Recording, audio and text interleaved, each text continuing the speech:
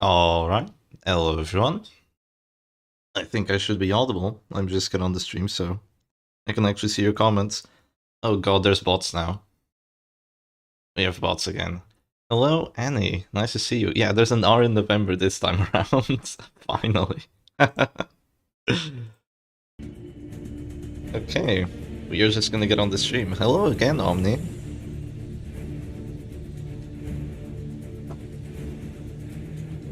Nice to see you. I think we have some matches undergoing already because the players just love playing so much. They were behind on some of the matches, so let's have a look, see what they're up to.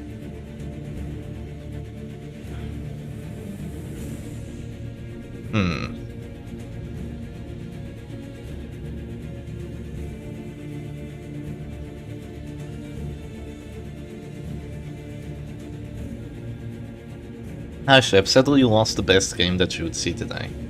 Oh, I'm sorry Corolla, hope your matches went alright.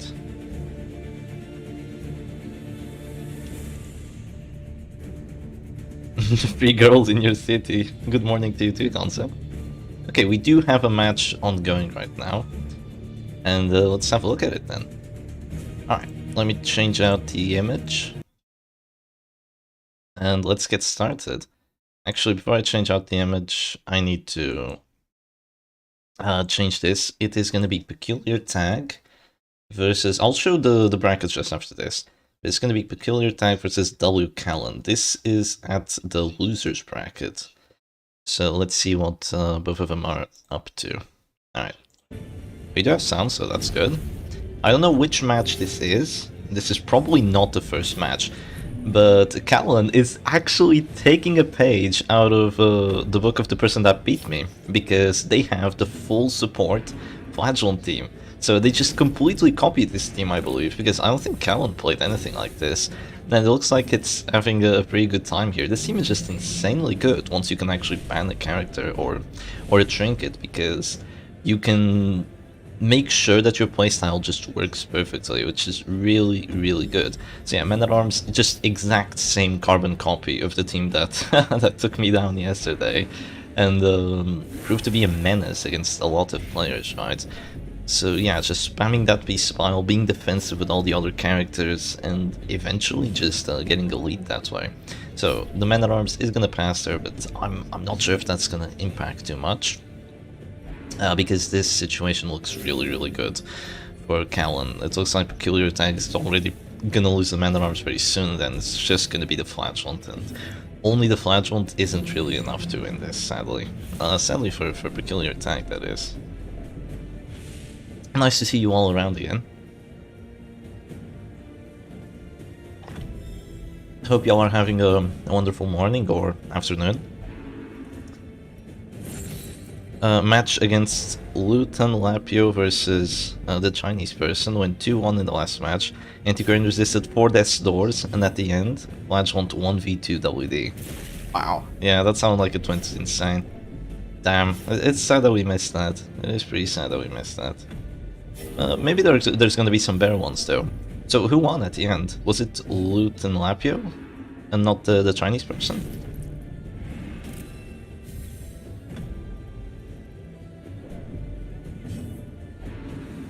Looks like just gonna be some defensive action here, keeping that Flagellant alive. You know, pretty much to be expected.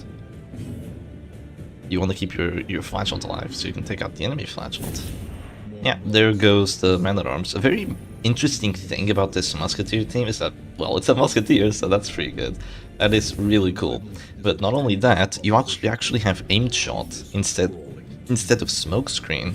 It is really, really weird, because usually stress teams with Musketeer or Arbalest make use of that smokescreen or make use of that aim shot, but not this one. Not today. Okay, so even though there's Rain of Sorrows, it looks like it just didn't do enough pressure to save Peculiar Tag this match, and now they're gonna be dropping to Death's Door. That's a very big heal from the Exsanguinate, and I don't really see them winning this, sadly. The Abomination is gonna go for some Death's Doors, and after that, it should be all over. There is a bit of a stun chance with that Spike Chain as well, and it does pull through, so that is pretty good. The Abomination actually gets up to 45% stun resistance with that numbing instance, so when he's afflicted he's only down to 30. 45 is almost respectable. Actually, I think it is respectable. You can kind of resist some stuns, and you can definitely resist double stuns. Most definitely. It's just not a great amount of stun resistance. But it is interesting having that numbing instance there. It is quite interesting. Flagellant meta thinking about you. Yeah, who would have guessed, right? Well, it's okay. After you lose the first match, you just ban Flagellant, and then you get hit in the face by WD, right? Yeah, that's kind of how it goes right now. So there goes another stun, doesn't get the death blow. And yeah, this Flagellant's just gonna stay alive for a bit. I'm gonna ask them what match or what round we are on, because I have a feeling this was played after Peculiar Tag 1. At least that's what I feel. I think Peculiar Tag 1 and then Callan just banned Tiger Finger or Brass Knuckles and just pulled out this team. Probably one of the first times they're playing it as well. Flagellant can't use Punish, so you're just gonna have to go for other abilities. It is gonna take a while to take out Peculiar Tag's Flash, but that's kind of what's interesting about... Oh, and Mr. D went through, but I lost to that Chinese guy, and no, he didn't play the WD in my match. Oh, Mr. D won. Okay, I see. Yeah, you lost to the Chinese person. Well, that's okay. They were a very good player. They didn't use LVD. Well, you know, there was always a chance they did. What did they play, actually? If you want to share. Okay. One more Hexagonate, Flagellant going down to 0. He's gonna run out of healing eventually, then there's no way he's gonna survive. That's the thing about this Eternal team, is that you have time. You have time to do everything you want. You don't need to punish now. You can just keep your other characters alive and then just spam manacles or something like that. You wanna know what's funny? If Callan was trolling, he could literally reset if he wanted to. He could just spam ranging shot like 20 turns in a row. He could keep using guards and keep using reclaims and suffers, and there was no way Peculiar Tag would actually be able to prevent that from happening. You would just have to suffer, and well, suffer. Ironic that I say that, right? You just have to endure the torture. Yeah, the match was intense. I'm looted live, by the way. Oh, okay, nice to see you around. But you did beat the Chinese person, so that means you won against them at the losers bracket. So you knocked out the person who knocked me out, right?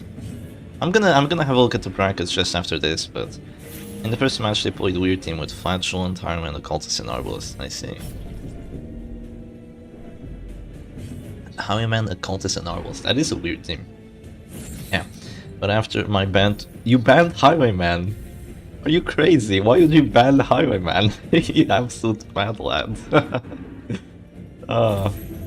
Banning Highwayman, I've never heard that one. Well, I banned Shieldbreaker, so it was weird too. So technically I beat you. You beat the person who carried the torch. You didn't beat me for purposes of getting the bounty hunter role on the Discord. Oh, it was Musketeer, not Arbalist. Oh, never mind. Oh, I don't know. Okay. Reclaim wasn't quite enough to keep him alive, and look at this. Look at this slugfest. Flagellant is just trying... Wait. Actually, if that Abomination died to the Act Out, it would be pretty difficult for Callan to get a death blow here. The only way he could get a death blow is with the Musketeer. So that might be how you kind of dismantle this team. You take out the Abomination and the Musketeer, and then the other characters are just kind of useless against any sort of stress heals, because the only thing you can do is bellow, and bell without any additional stress pretty much. Shieldbreaker is considered to be anti-fun, so it wasn't reasonable. Yeah. Well, the thing is, I banned Shieldbreaker, but wasn't prepared for Plague Doctor, so weird play by me. I'm gonna ask them what round this is on. Could you tell me what round this was on? What match are you guys doing? This was the last match.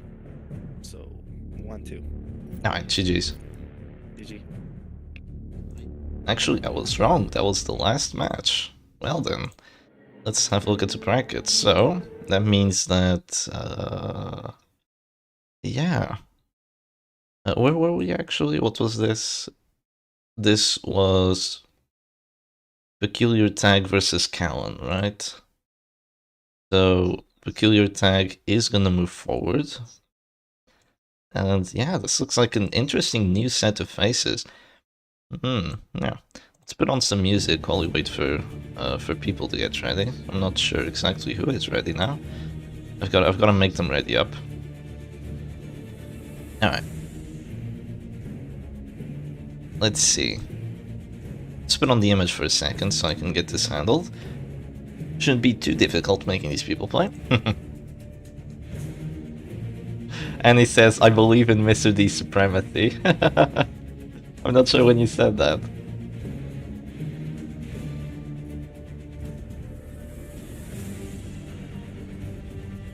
Mr. D says that the Chinese person is gone, but we still have Boat. We still have Boat. Boat is the first person that knocked me out, which is the other Chinese person. Yeah.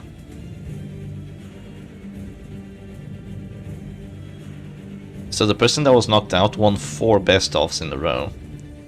After losing to Silac. Yeah. It was a really close match against Silac too. Unbelievably close.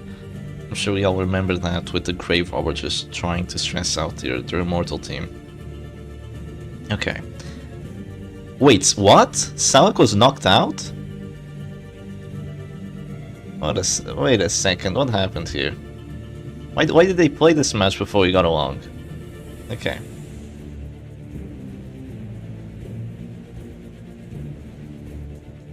I guess Silac was knocked out. Yeah. Let's have a quick look at the brackets. I don't know how that happened. Yeah, so Kappa Sigma beat Silac 2-0. And now it's gonna be Callan versus Luton Lapio. Yeah, that is insane. Rest in peace. Well, all the favorites are gone now. Silac and Shepard. They're both gone. He lost 2 close matches. Yeah, I believe that. He played because it would be really bad for my schedule. I understand, yeah. Alright then. I guess now we should watch either Tetris versus Mr. D, which I do want to watch, or we should watch Callan versus Luton Lapio, so let's see whoever's ready to play at this point. Alright, I think Mr. D is ready to play. That's nice.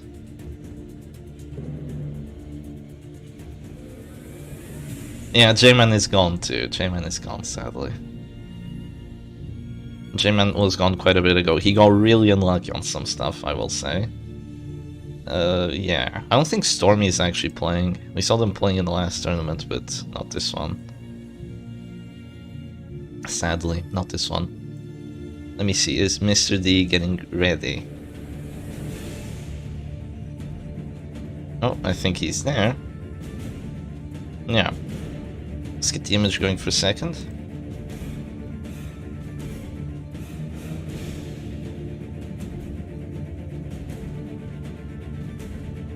Oh, Tetris is gonna stream. Alright. We're just waiting for them to set it up. This is gonna be a pretty good one. Luton Till is actually streaming as well. Are they gonna play at the same time?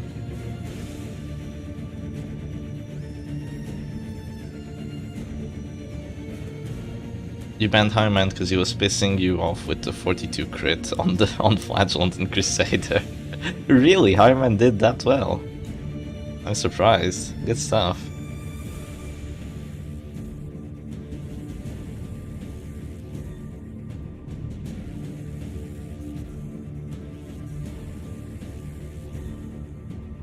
I always cheer on J-Man, Shep, and Mr. D during tourneys.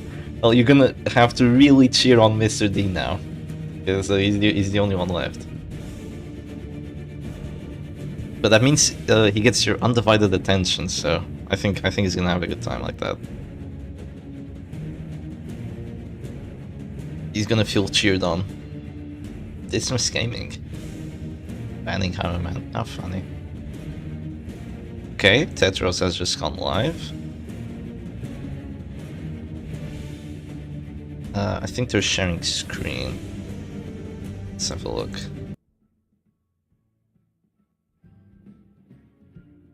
No, it's not screen. Alright, it's perfect. Let's take off the image, and this is gonna be... Oops, oops. Let me just write it. Tetris versus Mr. D. Best of 3. Their sound isn't the greatest, but that's alright. Okay, I'm back, Shep. Hey, nice to see you, Awesome Pork. Thank you for the $2 Australian. Really appreciate it, man. Hope you had a good rest last night. You left a little bit early, but... Alright. Tetris is gonna play a very aggressive DOT team. The sound isn't great, I'll say that. Where's Winter Bliss? Well, right there, you see, that's the Winter Bliss team right there. Omni Winter Bliss doesn't play Butcher Circus anymore. Yeah, it's pretty sad.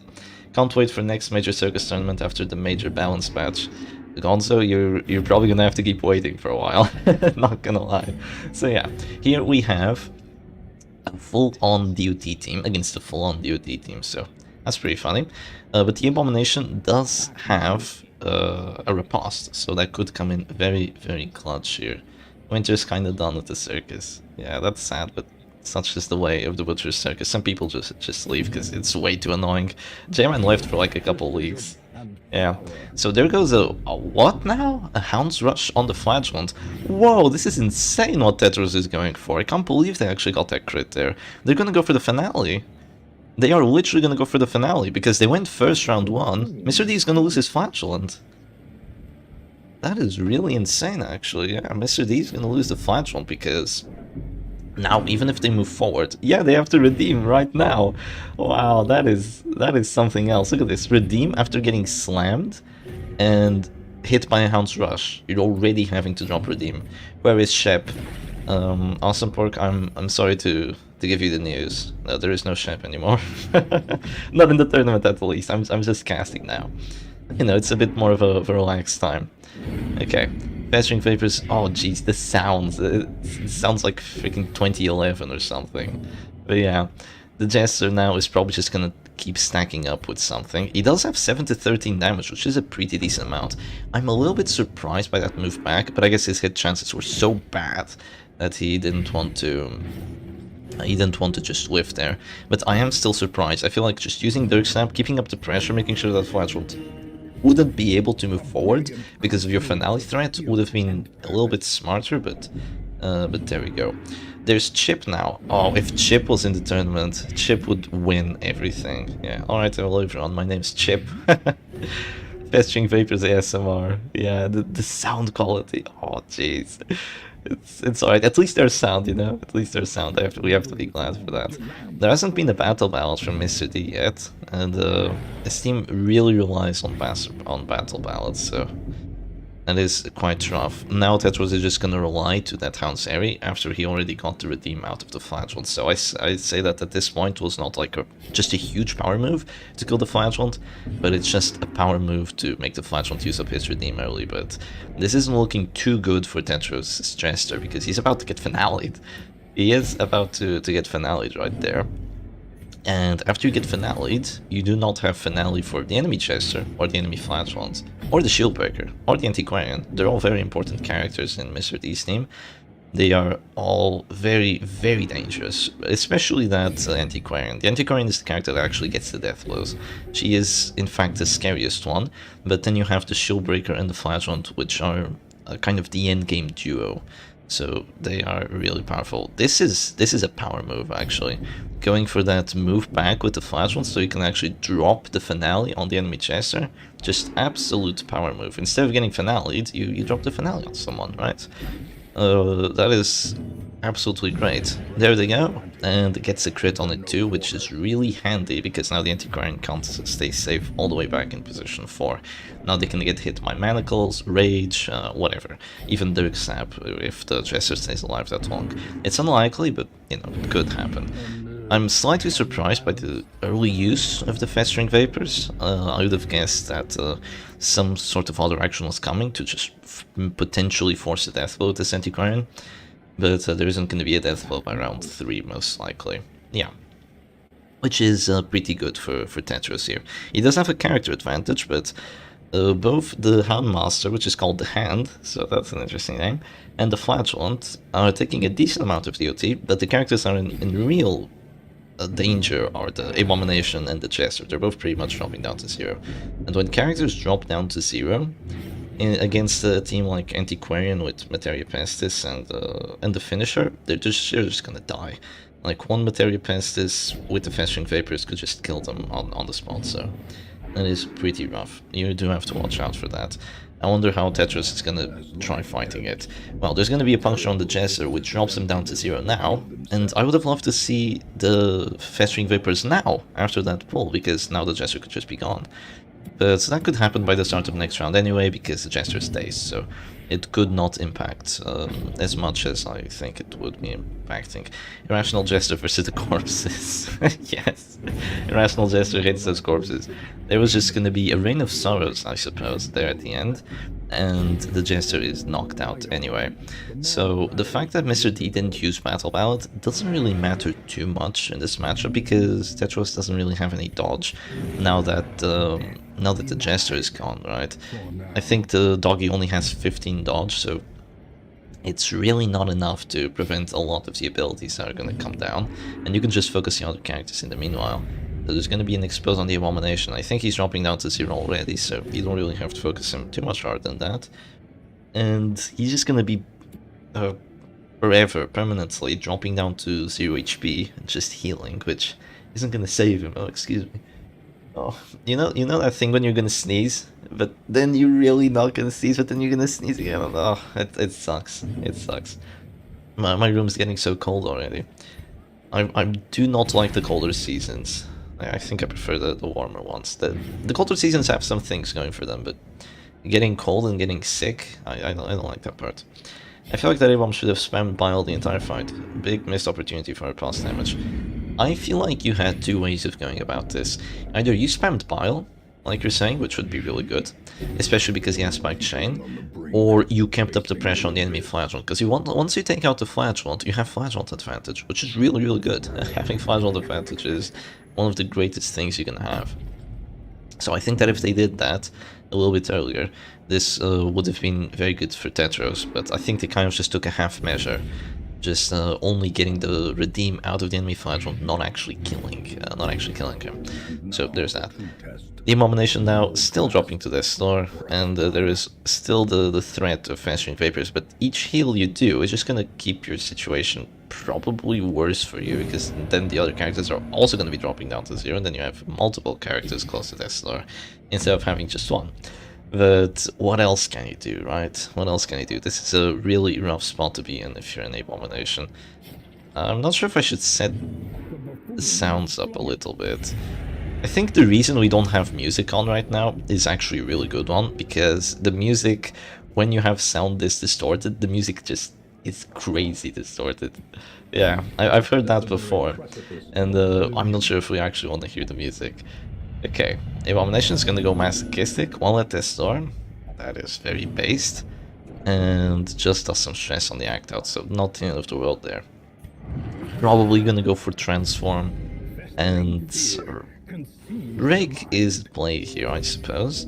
Doesn't quite get the Antiquarian to Death's Door with that, because she just healed from the Flagellant dropping to 0, and now the Flagellant gets to go for whatever action he wants and just gets to stay alive. Of course, Mr. D is a really, really good opponent. He's been around, he's been fighting against me for absolute ages. He knows what he's doing, so he's not going to let the Flagellant go down to like a risky 20%, so I do have a lot of money bet on Mr. D. Yeah, I have my 20 bucks bet on Mr. D, which is what I'm contributing to the tournament. So there goes the redeem onto the Antiquarian, just keeping her safe. But this isn't actually a confirmed win at this point, because afflictions are coming for Mr. D, and one or two afflictions could completely change the match here. Interesting that we see Tetris' Flagellant with Confessor's Gauntlet. I'm not sure if you should use Confessor's Gauntlet, especially when you have Battle Ballad. I mean, the extra 6 accuracy is always welcome, right? But it gives you 15% damage versus bleeding and 5% crit. Wouldn't you rather have Hemlock, which would give you blights? Wouldn't you rather have Spiked Mat, which would give you actual bleeds? Because if you just have Confessor's Gauntlet, if you get crits after they're already bleeding, that's good. But first you gotta get them bleeding, and without spiked bat, it's not the easiest thing in the world. You're gonna get the curse of the spiked bat because you don't have it. But yeah, Antiquarian is gonna get afflicted now, so this is when things could actually change, because it's been a few rounds since any characters were actually dropped. So things could indeed change, but just as I mentioned it, right? Say goodbye to the Houndmaster, and now the Abomination is the only character, apart from the Flagellant, that's still alive. So goes for a slam, doesn't get the push, which is really unfortunate there. I guess that is kind of the problem of having the Shattered Padlock instead of the net. The move chance is not quite as good, but that happened to me yesterday as well. I went for a push on Flagellants with my net, and I still didn't get the push despite them not having snuff. So, you know, sometimes you get lucky, sometimes you do not get lucky. What can you do about it? And the thing is, this Flagellant from Tetris is pretty strong. He still has his 3 Exsanguinates left, and he does have a lot of accuracy, but can he take on a Flagellant, a Shieldbreaker, and an Antiquarian? I'm not exactly sure. This is indeed a big advantage for Mr. D. Pretty big advantage. There goes an Exsanguinate. Oh, gets the death blow too. Death blow with the Exsanguinate. You hate to see it. In a stress team, what do you prefer? Crimson Hook, Bat, or Hemlock? I prefer Crimson Hook if you're going aggressive, because the extra stress on the Rain of Sorrows and the extra crit does actually cause quite a big impact. Not to mention the bleed chance, right? But if you're going for a DOT team, just bring Hemlock or Spiked Bat. I think Hemlock might even be the best play, because it's just, if it works, it does so much freaking DOT on the enemy backline, and it also does a lot of DOT with Punish. It's just amazing. That was chat. That was a chat. Exsanguinate, yeah. So there's gonna be a surrender here. Pretty respectable. There was no win condition anymore at this point, and that is gonna be 1-0 for Mr. D, I believe. They stopped the stream, but I think that's because they didn't want to get sniped or something.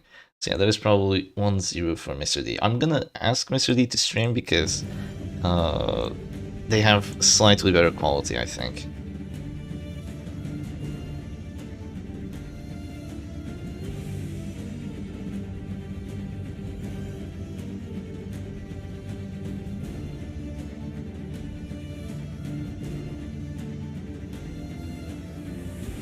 Notice me, Shepai.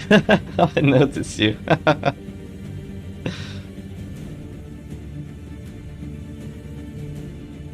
Oh, Mr. D stream isn't working. Oh, that's unfortunate.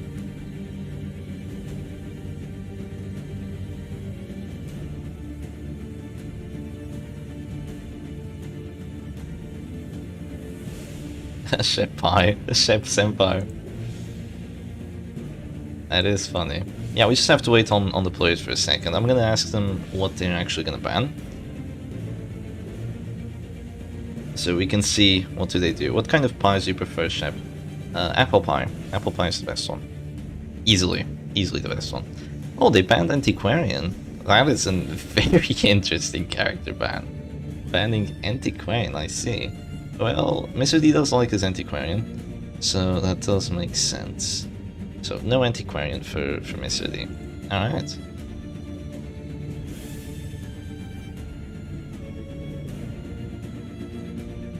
You know when you just have like a little slices of apple like on top of the pie, and then you have like I don't know what to call it, but you put, I know what it's called in Portuguese. I don't know what it's called in English, but you have that's sweet sugar, but the one that's yellow on top, and you also have those sticks, those canela sticks. I don't know. Gonzo, please translate. Canela. How do you translate that to English? You're Portuguese. You can help me out.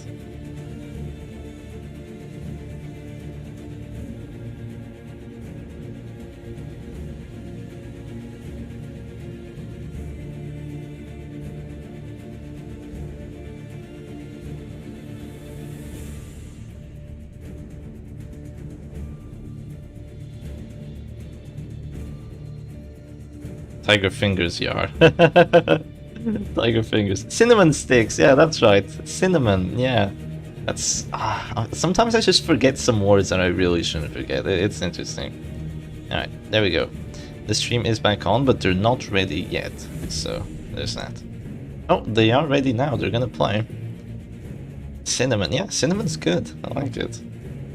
Familiarity breeds contempt. And does not forgive failure. Okay, on to the match number 2 between these two players then. And wow, Tetris is just gonna play the same thing against the stress team this time around, so depending on who goes first, this could be really bad for Tetris, but he does get to go first, so he doesn't have his entire team kind of disrupted from the start. That's pretty good.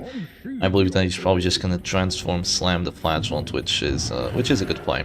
Interesting that Mr. D is actually bringing Reign of Sorrow's Crimson Hook on that flagellant instead of the defensive setup. I guess he was kind of afraid of running against more DOT teams or running against kind of like defensive teams instead of Mark. Because if you're on against Mark, you probably want to reclaim, but if you're on against a defensive team or another stress team or a DOT team, just about anything that isn't Mark, you're gonna usually prefer that Reign of Sorrows with the Crimson Hook because it just destroys their backline. It's really good. Shep stress number 4, am I right? Yeah. So there goes the slam onto the flash. Does get the push, you know, that's the Red Tiara's net treatment. And now Tetris has to make a decision. Do they want to move forward immediately and still use Battle Ballad? Or are you afraid of, after moving forward, is your Jester just going to get pulled and your entire team is going to be disrupted? Because that is a big weakness of running Abomination and Flagellant together, is that you can get disrupted quite heavily. But look at this, it's just going to be another finale bait, and they're just going to try going for the finale again. They slam, and they go Dirk, Stab, Hound's Rush, and they try to get the finale like that. It didn't work out last time, because Mr. D played it cautiously and just redeemed, like, immediately. So I want to see if it works this time. They don't have Redeem available just yet, so they can't do it. Obviously, with Mr. D's team, you have an advantage by keeping your characters alive, because eventually you're going to do way more stress than what your opponent is going to do. So the longer you can keep your characters alive, the better it is for you. Hello sis, nice to see you around again. Today we have really shitty sound, but it's only for this person, so what can you do? We have super bass boosted sound. At least we don't have gradient quality. Gradient quality was something else. It was something else very, very funny. So yeah, that's just Abyssal Artillery and the transformation, so there's a lot of horror being applied against Tetris' side here. And does he have enough to drop the finale is the question here. Typically, after you use one ability, you should have 9 to 16 damage, but against 10% protection, you'll have a little bit less. But the Jester does have Blood Red Coin, so he would do plus 25% damage versus a bleeding character, which the Flagellant was bleeding, because not only was there Hound's Harry, and the Abomination Slam also made the Flagellant bleed, because of that spiked... Wait, Spike Train? No, the Shattered Padlock, right, makes you bleed characters. So right now Tetris has kind of missed his chance on getting the finale immediately, at least. So he has to keep trying to go for it if he does want to still take out his Flagellant, which you really have to do. Taking out the Flagellant here would be very nice. Something else that would also be very nice would be taking out the Occultist, but if you have Reign of Sorrows, which Tetris does, you can use Reign of Sorrows, and you're eventually going to be able to drop a finale or something very, very threatening on Mr. D's Occultist. And once the Occultist and the Flagellant are knocked out, you're having a wonderful time here. So this is a perfect opportunity to just keep dropping that Reign of Sorrows, but I guess dropping Harvest here is really good as well, because look at the amount of damage and the DOT that's being applied, especially with crits. Blood Red Coin is just absolutely insane. You're pretty much never going to fail a bleed, because the extra bleed chance on Harvest is just wonderful, and the crit chance that it has is actually quite decent too. It's a surprisingly nice crit chance. So there's just going to be a D-transform from Mr. D's Abomination. I'm going to go for Manacles on the Flagellant, kind of to be expected at this point. I mean, Manacles on the Jester. It was to be expected, just to slow down that Harvest and to slow down that finale from occurring in the meanwhile. So there goes the Hound's Harries. They're happening kind of without a single concern for Tetris here. And there's a lot of DOT stacking up on Mr. D's side, but there's also a lot of stress stacking up against Tetris, because there's going to be a Demon's Pool now. That dog is eating a lot of horror. He is eating a lot of horror at this point. And don't go punish, go Reign of Sorrows. Yeah. Getting the bleed on that occultist is really good, because he's a very squishy character. He's one of the squishiest characters. He only has 29 HP. That might be actually the squishiest character, alongside with TNT Quern, I believe, because she also has 29 HP.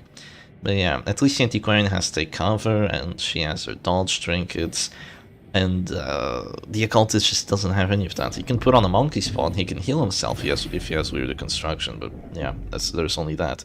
So Confessor's Gauntlet is a nice trinket, but it isn't quite enough accuracy to reliably hit the backline if you haven't used Battle Ballad yet.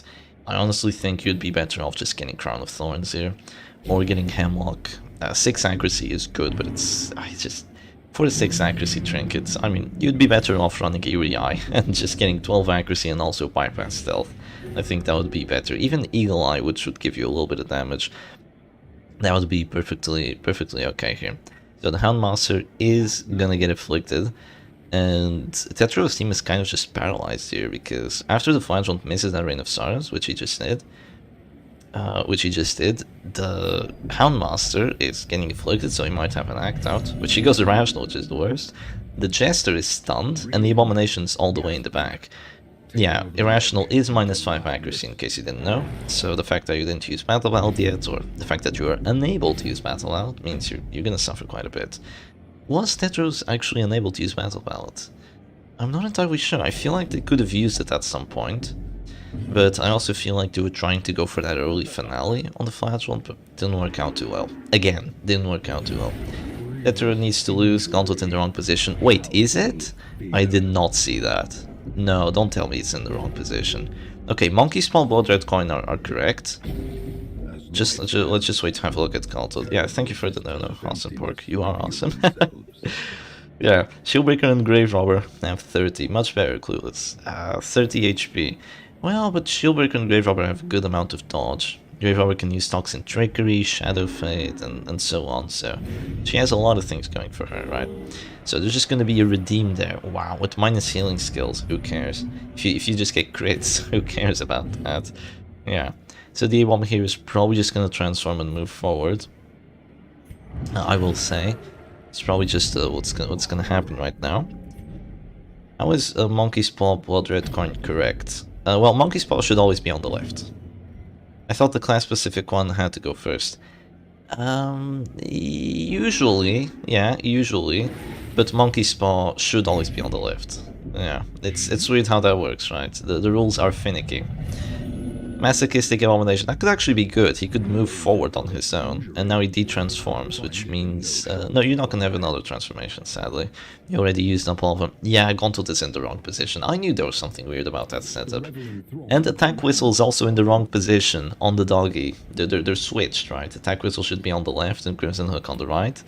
That is the unwritten, unspoken rule of the Butcher's Circus. And okay, that's a lot of DOT from the Reign of Sorrows, though. They're applying a lot of bleeds, and the crit chance did work there too.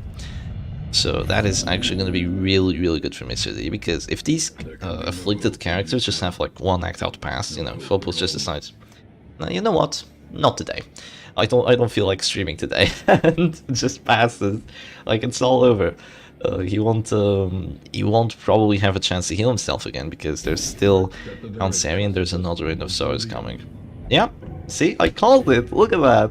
Would you look at that? He just passes immediately as I called it. And is it all over? Is my question. Is it all over? Just like I predicted as well. I think that at this point you probably want to use Battle Ballad, but is it a little late for the Battle Ballad is the question. What else do you want to do here? I really disagree with this move back. I think you had one shot to take out that cultist, which would be the fact that you went first, so you could drop Harry, and by the start of next round you could drop Reign of Sorrows. Now you're only going to get one chance, one opportunity to take out that Flagellant, and it's going to be a 25% chance. So yeah, I think Mr. D is really happy that that didn't happen. I will say really happy, because he's going to have a chance of keeping his occultist alive, because Tetros doesn't really have a lot of reach to the backline. Jester doesn't have reach to the backline apart from Finale. The Abomination does not have a single shred of reach to the enemy backline. the Flagellant needs Rain of Sorrows, but you know, the Flagellant's action is gone, and the doggy is the only other one who can actually reach it, so you only have two characters, one of them has already used their action, and I feel like he should have taken advantage of it, but right now, a Rain of Sorrows by the start of next round is potentially gonna hurt quite a bit. Yeah, it is potentially gonna hurt quite a lot, and after that, I didn't see what affliction the Jester got, but I see plus damage, so maybe he got abusive. Well, he has 35 dodge, so that's not really possible that he got abusive. So I guess that he probably got something like Hopeless to have -5 dodge there. Not entirely sure. Abomination just self-heals, and at this point, the Flagellant is on Mr. D's side, probably thinking, looks like I'm gonna have to do this all again on my own. Yeah, it's like, I'm gonna have to go 1v4 again, or I'm just gonna have to go with my trusty big doggy. Flagellant and Abomination at the end of the match are just such a power couple. I really like them. Not a power couple, they're a dynamic duo, right? Yeah. We can't ship on 2 men. We can, and we will. Jester is irrational. Oh, he's irrational, is he? Okay, that is minus damage then. I guess the plus damage on the details is coming from the Rain of Sorrows in that case. I mean, not Rain of Sorrows, but Red Coin. I was thinking about Rain of Sorrows happening. So picks the Houndmaster before he dies, goes for the Harry. There was no battle ballad, but gets 1 death blow, which I don't know is reasonable because that wasn't even a confirmed hit chance. So getting 1 death blow is not too bad there, but does not get the knockout on the Occultist, which was a character you really want to knock out at this point. Of course, Rain of Sorrows is pretty much going to kill 2 characters right now, but I think the Occultist is probably going to do something else. We can and we will. Thanks, King. Yeah, of course. Alright. No, there's just going to be an Examinate onto this Chester. Yeah, it does make sense. Mr. D is probably very concerned with that Chester finale, because if you do get your Flagellant finale right now, you cannot win, because you still have to deal with the enemy Flagellant, right? It's kind of the problem with playing against a team that has Chester and Flagellant on your opponent's side when you're actually playing Stress, because you need to deal with the other characters. You're already slow because you're a Stress team. You need to deal with the other characters, and wow. Wow, look at that. Act out finale on the Abomination. Like, that's not bad. The A-Bomb had like 20 HP or something. He was perfectly okay until he wasn't. But is that really the character you wanted to finale? Probably not, right?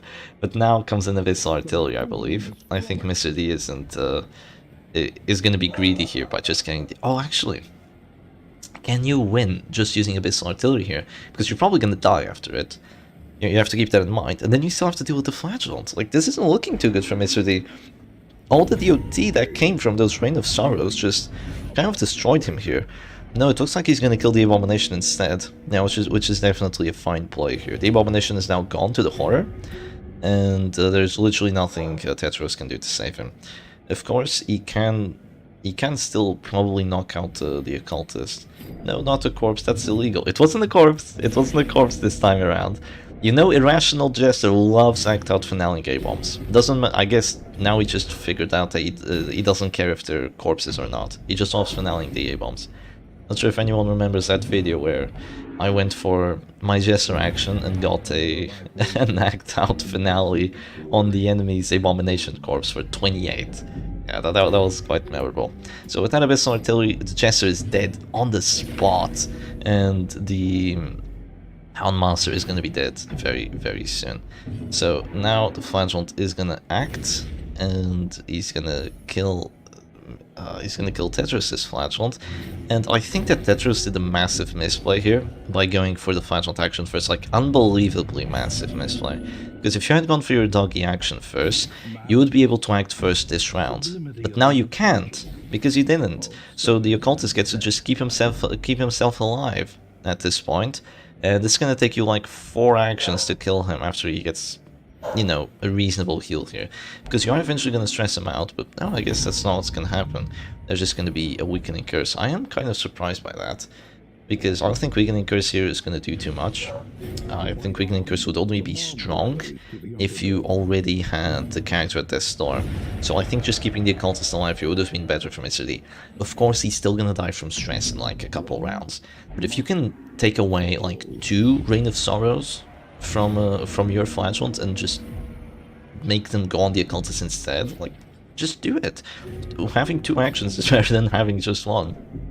So, now goes the Exsanguinate Wars. Both players have... yeah, I'm not sure who's gonna win this, because Tetris' Flashlight is afflicted, but that might actually be good here, because he's doing more damage, so he's pretty much always gonna drop Mr. D's Flashlight down to 0. So that's nice. Yeah, you can see that just 1 damage off, really sad, and now he's doing 5 to 13, look at that, 12! 12 damage, that's just an insane amount of damage, because he's the last character alive, he's close to death's door, he's Rapturous, and he has Confessor's Gauntlet. Confessor's Gauntlet's actually giving him plus 15% damage, so in this sort of situation, you want the Confessor's Gauntlet. It's more crit chance, it is actually accuracy for your Exsanguinate, and it is the damage to make sure that you drop the enemy flashlight down to 0. Mr. D goes for a Punish here instead of an Exsanguinate. I don't really understand players that don't go Exsanguinate when they're already... when they're already at this store and don't have minus healing skills, because right now you just give yourself a chance of dying on the spot. Tetris is wondering whether he should use his Exsanguinate or not. My rule of thumb is that if you're in a situation like this, 1v1 for Semi-Flashlight, you're just doing so much bleed, you're better off just using Exsanguinate every single time, because you're probably not going to survive.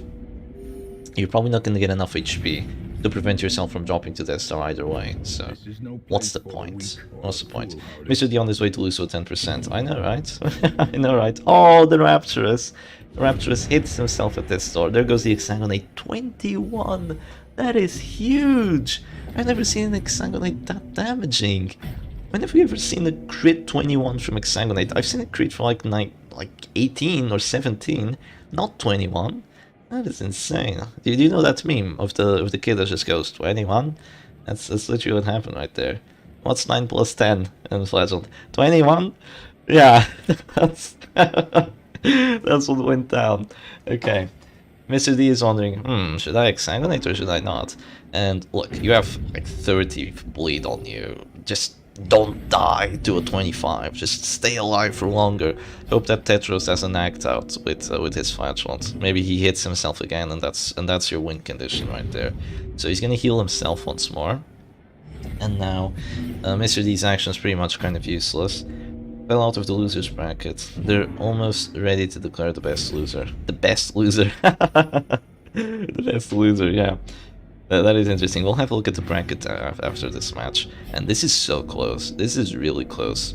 Tetris, it kind of has a disadvantage from being at this store, but oh man.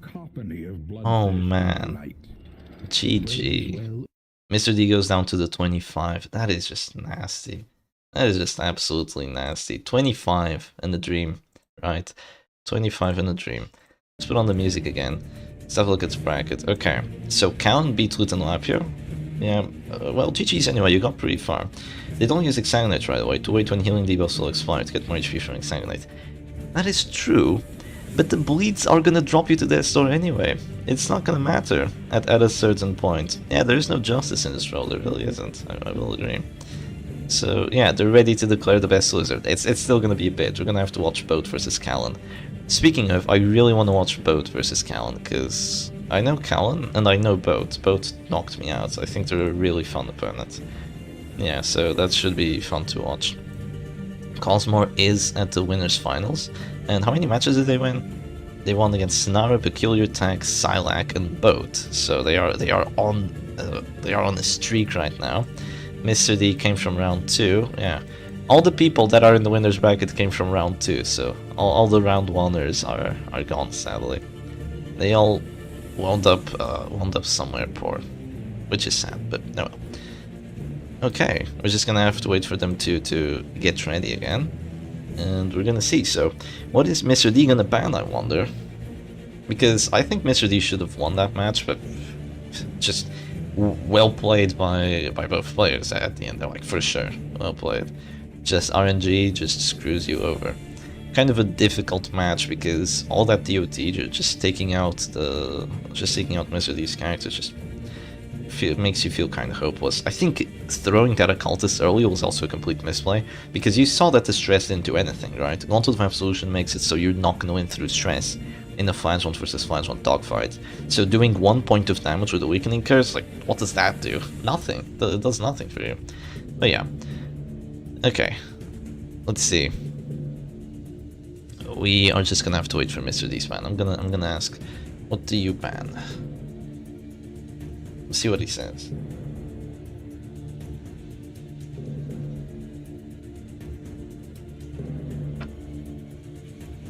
Mr. D banned Flagellant. Wow, really? That is surprising, because Mr. D does like his Flagellants. I see. So the second ban is gonna be Flagellant. Alright. Okay. I have a question for y'all. Do you write antiquarian? When you try to write it smaller, do you write it anti or do you write it AQ? Anti or AQ? Because some people have different opinions on that. I want to know yours.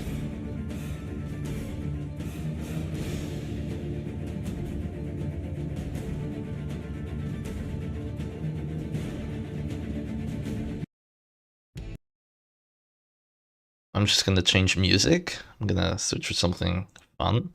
I think Crimson Court is alright. Anti? Ant? Anti. Anti? Oh jeez.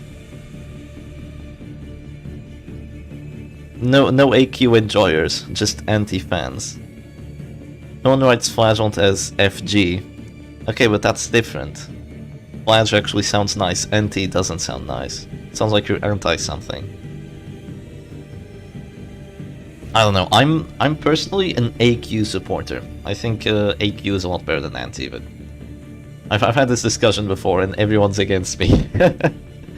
Crimson Court music, PTSD ensues.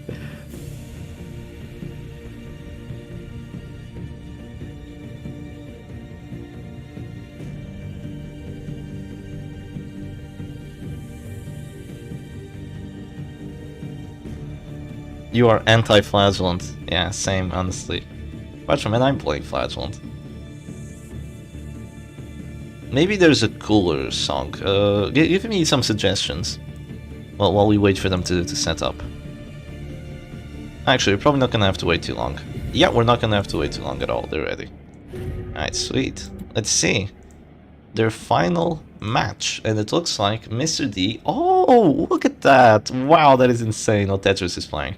Okay, Mr. D is playing the this very heavy control team that we saw yesterday with Abomination and the Cultists, so pretty nice stress team. And Tetris is actually playing Flazin Stress. Can you believe it? We haven't seen this in like a year. I remember Mike Field pronounces Flagellant as Flagellant. Yeah, he did. I think it was just for the funny there, because yeah, Cloaked says Flagellant as well. Oh, I love Cloaked Goliath. He was amazing. It would be nice to maybe invite him on one day. I don't know. So, who got to go first? Mr. D got to go not first, actually. Wait, did Tetris just let himself get slammed? Why was the Abomination in position 2? Why? You have a Grave Robber to use Shadow Fate. I don't know why people bring Flazin Stress, which is Grave Robber, Abomination, Man-at-Arms... wait, yeah, Grave Robber, Abomination, Man-at-Arms, Crusader. And just bring... excuse me. And just bring the Abomination in position 2. WD Darkest Mark. Yeah, I don't know why you do that, but oh well. For sure, I hope he gets back to streaming again. Yeah, it would be pretty fun. Some DD Tros music. Okay, so this Grave Robber has Finisher. Why does the Grave Robber have Finisher? She doesn't need to get death blows. She's here to do stress. I don't know what's going on with this team. I see some very questionable... Oh! Such questionable decisions. You went first and then buff command. Oh jeez. Thank you, Annie. Thank you. Yeah, this match isn't going too well for Tetris already, because he got slammed to the back and the Zealous was just a complete whiff. You know, the reason you run Rite of Execution and Carnival Mask is so the Zealous doesn't whiff, right? So you can kind of get away with not using command. That's the idea. Don't use lunge. Don't use lunge. Don't put your A-bomb out. No! What is going on here? What is this insane gameplay? It's okay. You can use lunge and then Shadow Fate. It's perfectly reasonable. And this is potentially going to get some serious pressure onto that Abomination, because after the Shadow Fate, there's probably going to be like a Slam, or maybe a Zealot into a Manacles, and that Abomination is going to be really close to dying here, which is quite good for you. Now, one thing Mr. D could do, which I would love to see, depending on whether he has used Command or not, is that he could just de-transform with the Abomination and stun the Grave Robber, which would remove 2 actions, not just 1, it would remove 2 actions. It would be amazing for Mr. D to do that, but I'm not sure if he actually trusts his accuracy enough to go for a play such as that. He's gonna de-transform. Is he gonna Beast File? Beast File is also okay, but a Manacles here is such a high roll. But no, it's only a Beast File. Okay, it does hit, that does land. But the thing is, if you were just to drop a Manacles there on the Grave Robber, the enemy Abomination doesn't get to do anything. It's so good. But you also want to Beast File so you can actually repulse the Zealous, right? That does make sense. I will say, if Mr. D had gone first, this match would not be even close. I must go soon, Shep. I have my last 2 exams coming. Last 2 exams. Hey, best of luck to you and Awesome Pork. Really, best of luck to you. Hope you do well on your exams. Hope you ace them. And it is perfectly okay if you have to go soon. Have a nice rest or have a nice study session if that's what you're gonna do. Alright, so that was just a Shadow Fade at that point. Because, you know, that's what you were pretty much expected to see here, to just make sure that the Abomination still gets his action. And I'm surprised by that T-Transform. I think I would have gone for the Slam on the Crusader. Just because Holy Land's Crusader is not even near as scary as Zealous Crusader. But, you know, stunning is always good as well, so what can you do about it? Look at that, everyone's wishing you good luck. You gotta do it now. Yeah, you gotta ace those exams now. Yeah. Okay. Men-at-Arms screaming at their own teams instead of at the enemy. Good to see that. That means we're gonna see a lot of crits. And speaking of crits, there we go. That's one. As long as you don't get killed by your teacher, you got this. My teachers are scary, but they're not that scary. They just kill you slowly through mental torture. Not actually physically. I'm somewhat joking. Somewhat.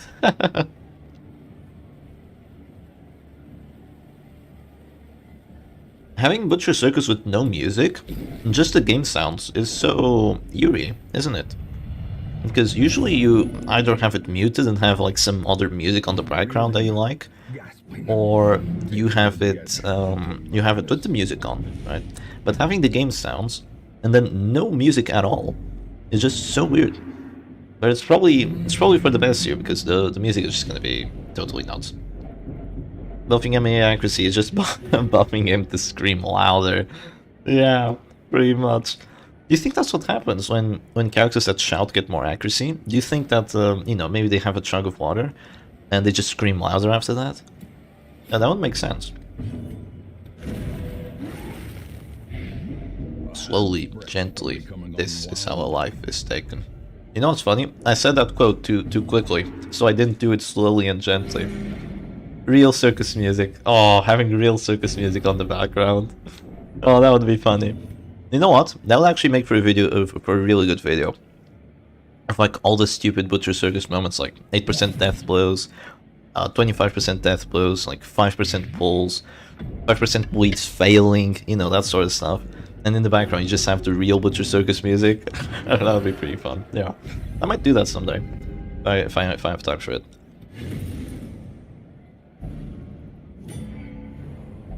Alright, there we go. So finally, Slam on the enemy Crusader. That was kind of a surprising. Stygian embraced her on the Abomination, but Tetris went for the absolute best play, which was making sure that the Crusader doesn't get to spam cells and making sure that the Abomination doesn't get to use Beast File to do more stress because of the Stygian embrace. That would have just been quite terrifying. Stygian healed for 3. Did Stygian heal for 3? I think the Occultist got a crit, Gonzo, so he had plus healing skills. That's probably what happened there. So funny that Emi is a Volkai with a shield and a mace, but the most useful thing about him is his screens. Yeah, his big shield and his big mace are kind of just, they're kind of just there to look cool, you know? Just to make him look intimidating, and that's why he has so much scream power, I guess. Because he doesn't really use them all that much.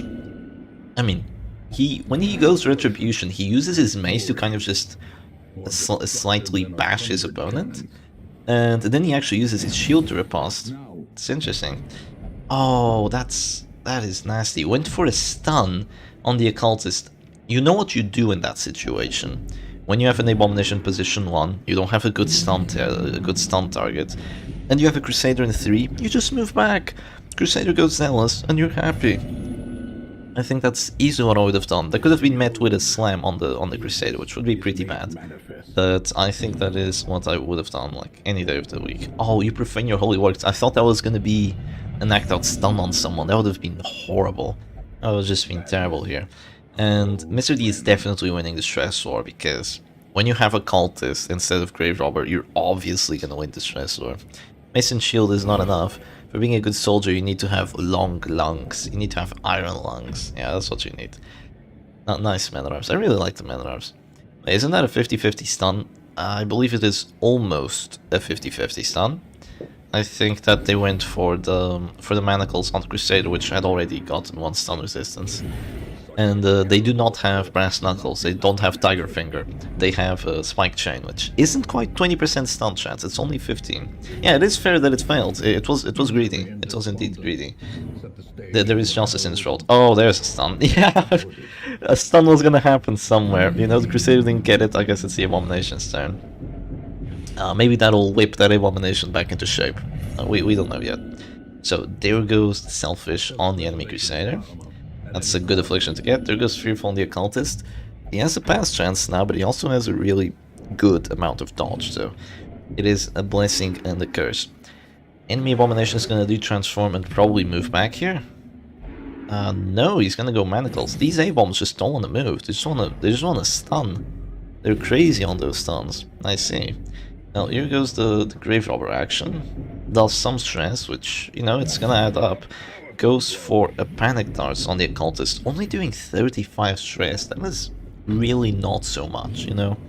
I think that having Finisher on this Grave Robber is like such wishful thinking, because you're probably not gonna make use of it.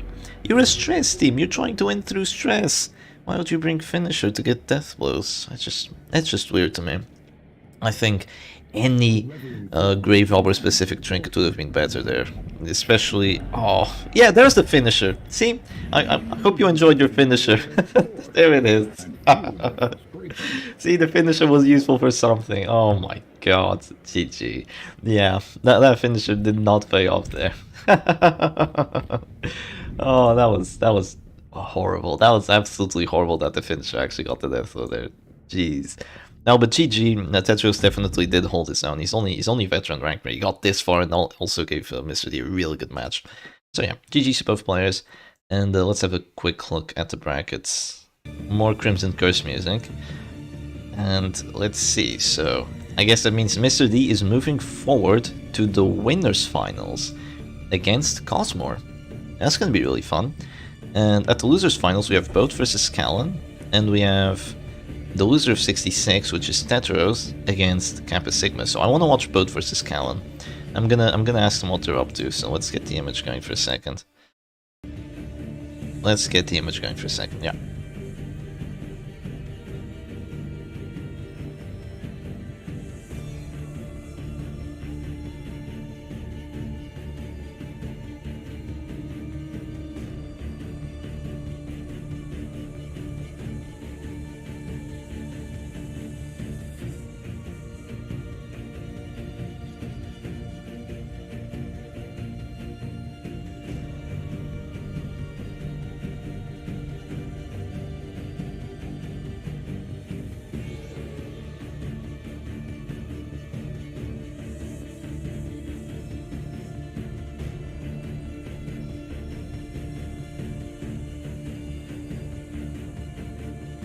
Buff Finisher plus 75 kill chance. Self-kill chance, yeah. I hope Mr. D wins. Well, he's on his way to winning. He's in a really good spot.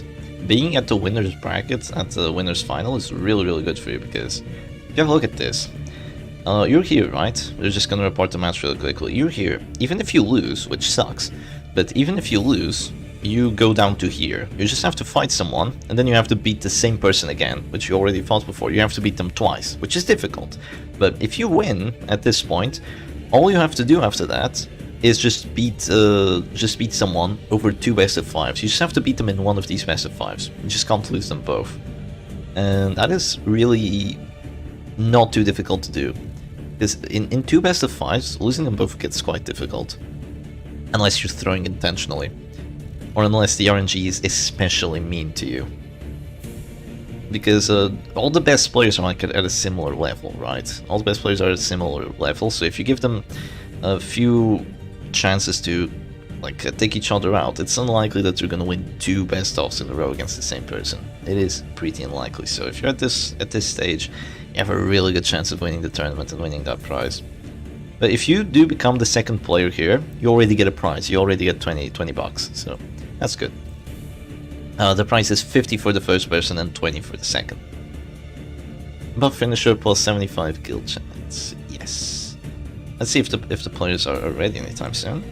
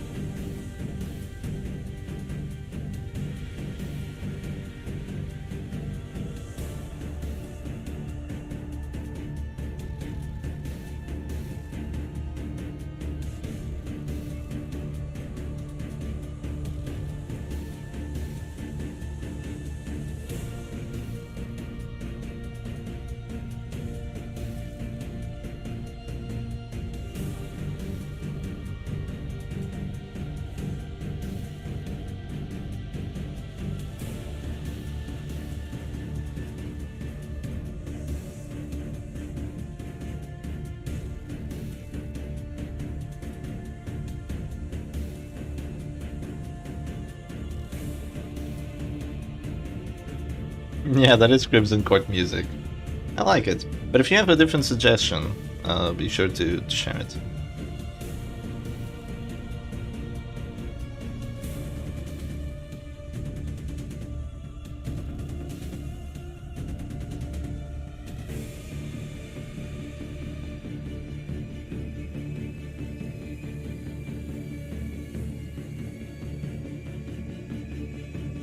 Yeah, Mr. D says he's gonna play after a while. He needs to do something, but we have other players supposedly ready to play, but I'm trying to find them.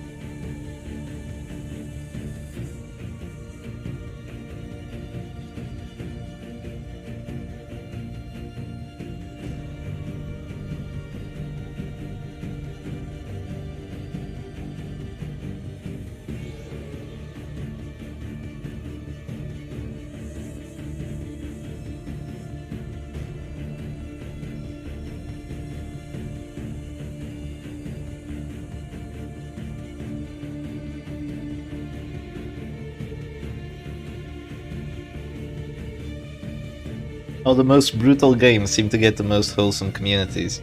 The Butcher Circus is really brutal. I'll give you that. You know, it's a game about 4 characters whacking themselves to death. Well, whacking other 4 characters to death, I mean. But communities are pretty wholesome.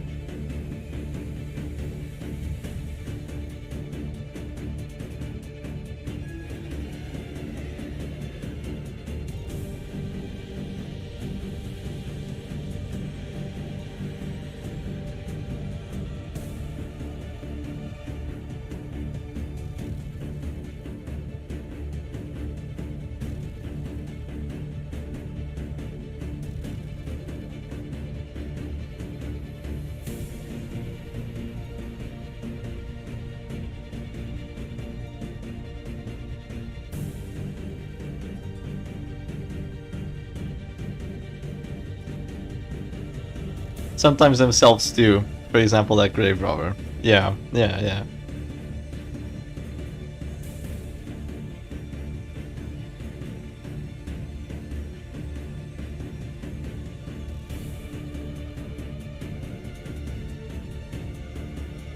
Okay, so we have a bit of a situation.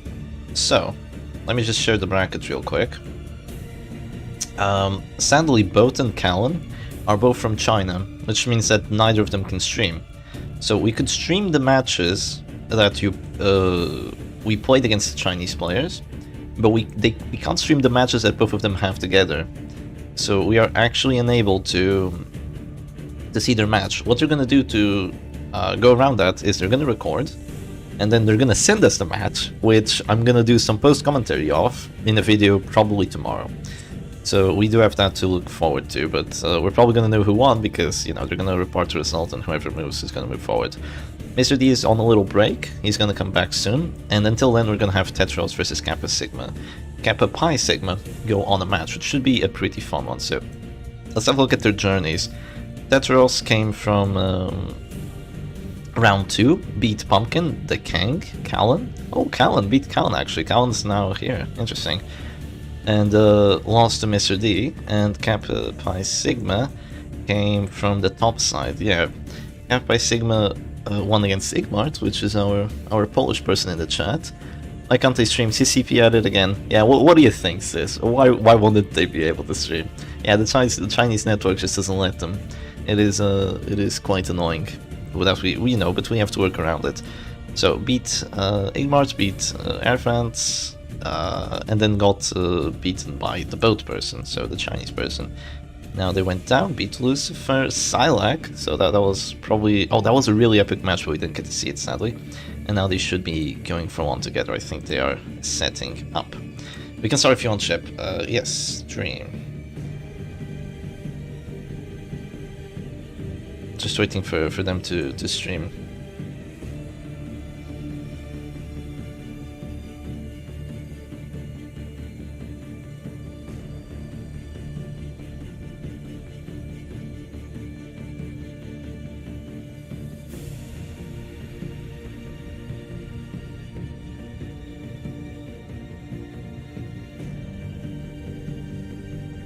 So it's going to be a best of 3 still.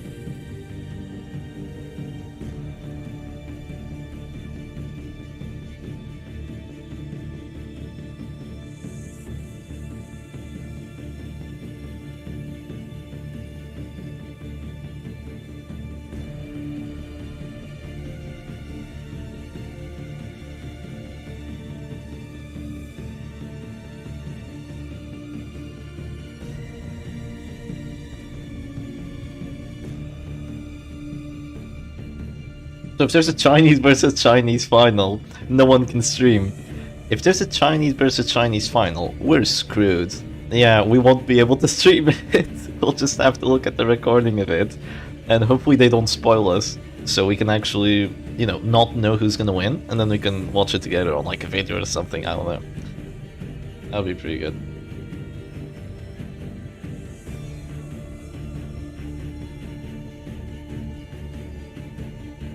So yeah, the players are just choosing their teams. This is a very high pressure match because both these players still need to go through quite a bit to actually win.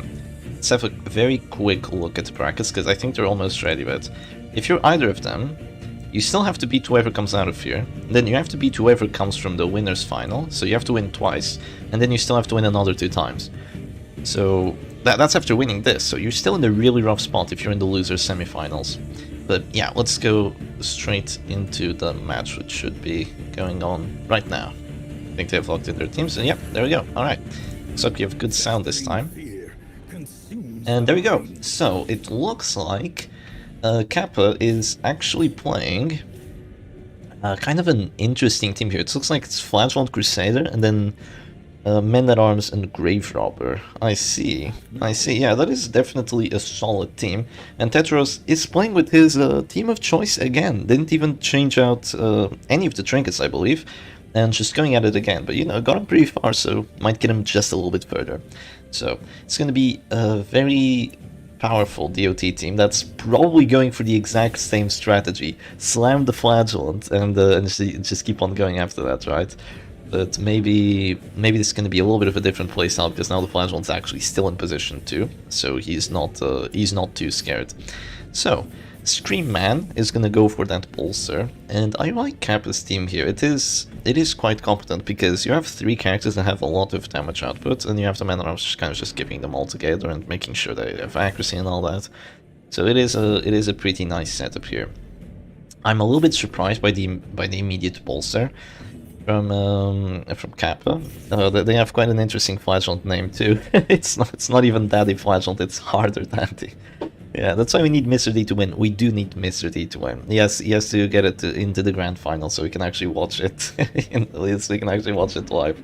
Or else the Chinese players are just gonna play on their own. So there goes the Reign of Sorrows. There is a battle ballad, but geez, those hits are quite significant on that Grave Robber. So she's already taking massive amounts of DOT. You don't want to go Toxin Trickery at this point because you just use Shadow Fade. You really want to do a lot of stress to someone. You really want to get a crit here, do insane amounts of damage, and look at that. Yeah, that's what you want to see. Crit 14 on the Abomination, 58 stress. So good, so freaking good to actually land one of those. And they're ticking down to 0, like easily ticking down to 0, and also getting afflicted soon. So that Abomination is already in a very, very rough spot. And now Kappa's Grave Robber actually has 59 dodge, which is not too shabby at all. Even against the Battle Mallet buff, it's the hit chances are still like a 70 or a 60 at this point, so that's good. There goes a Dirk Stab on the Man-at-Arms, which is a little bit surprising, but he doesn't have any sort of HP or any sort of protection, so he's actually quite susceptible to damage. He has Numbing Instance and Rancid Cure also, that only helps him out against stuns, stress, bleeds, blights, and debuffs, which, you know, having resistances to all that is great, but against actual direct damage, you only have the Block of Light helping you out. Which, you know, is definitely solid here. This is a very defensive-minded Crusader. His Zealots really aren't going to do too much here, especially without a command buff. Like, with a command buff, they can still hurt quite a bit. But without a command buff, having Pit Fighter's Helm and the Glorious Banner means that your Zealots are kind of just tickling and they're not really doing too much stress. But you are going to be really tanky. But the thing is, are you tanky enough against Hound's Harries and bleeds from other characters? That is kind of the question here, because you're probably going to get slammed. After that, you're probably going to get be-spiled, so I'm not sure if this Flagellant is going to be perfectly okay, but we'll see. I really think Kappa should have used Command earlier with his Man-at-Arms, because if you use Command, both of those abilities would have been likely to hit. I think he's looking over at that Abomination HP. Another match with 2 Flagellants. They have to keep banning Flagellant. The thing is, WD would destroy both of these teams. You know, that's kind of the thing. WD would have a really good time. Against Kappa's team, maybe not so much, because there's a lot of protection from them. I mean, not protection, but there's guards from the Man-at-Arms, there's reclaims from the Flagellant, and there's a very, very tanky Crusader, as well as a Grave Robber that is very dodgy. So against WD, Kappa's team would actually have a pretty decent time. But against Tetris' team, like, WD would just destroy it, you know. It's a point of pride for me not to use Flagellant most of the time. Well, it might be a point of pride, but you don't want to intentionally make the game harder on you. Flagellant is definitely a very good character to have around, a very good character to play. Because he's just so damn strong, right? Okay, Hugo's Crusader again without a command buff, going for another Zealous. please just use your command buffs. I know you want to drop Bellow, but command buffs are the way to go. That Jester would be at 0 HP right now if you had used the command buffs, because both Zealous's likely would have hit. Plus 20 accuracy, plus 4% crit chance is nothing to scoff at. The reason you have this Man-at-Arms here is to make sure that your other 3 characters have enough accuracy, enough dodge, and enough survivability to, you know, survive, and not only survive, to also thrive, and make sure that they apply a lot of offense to the enemy's side. But sadly, that Jester just seems to be dodging a bit much.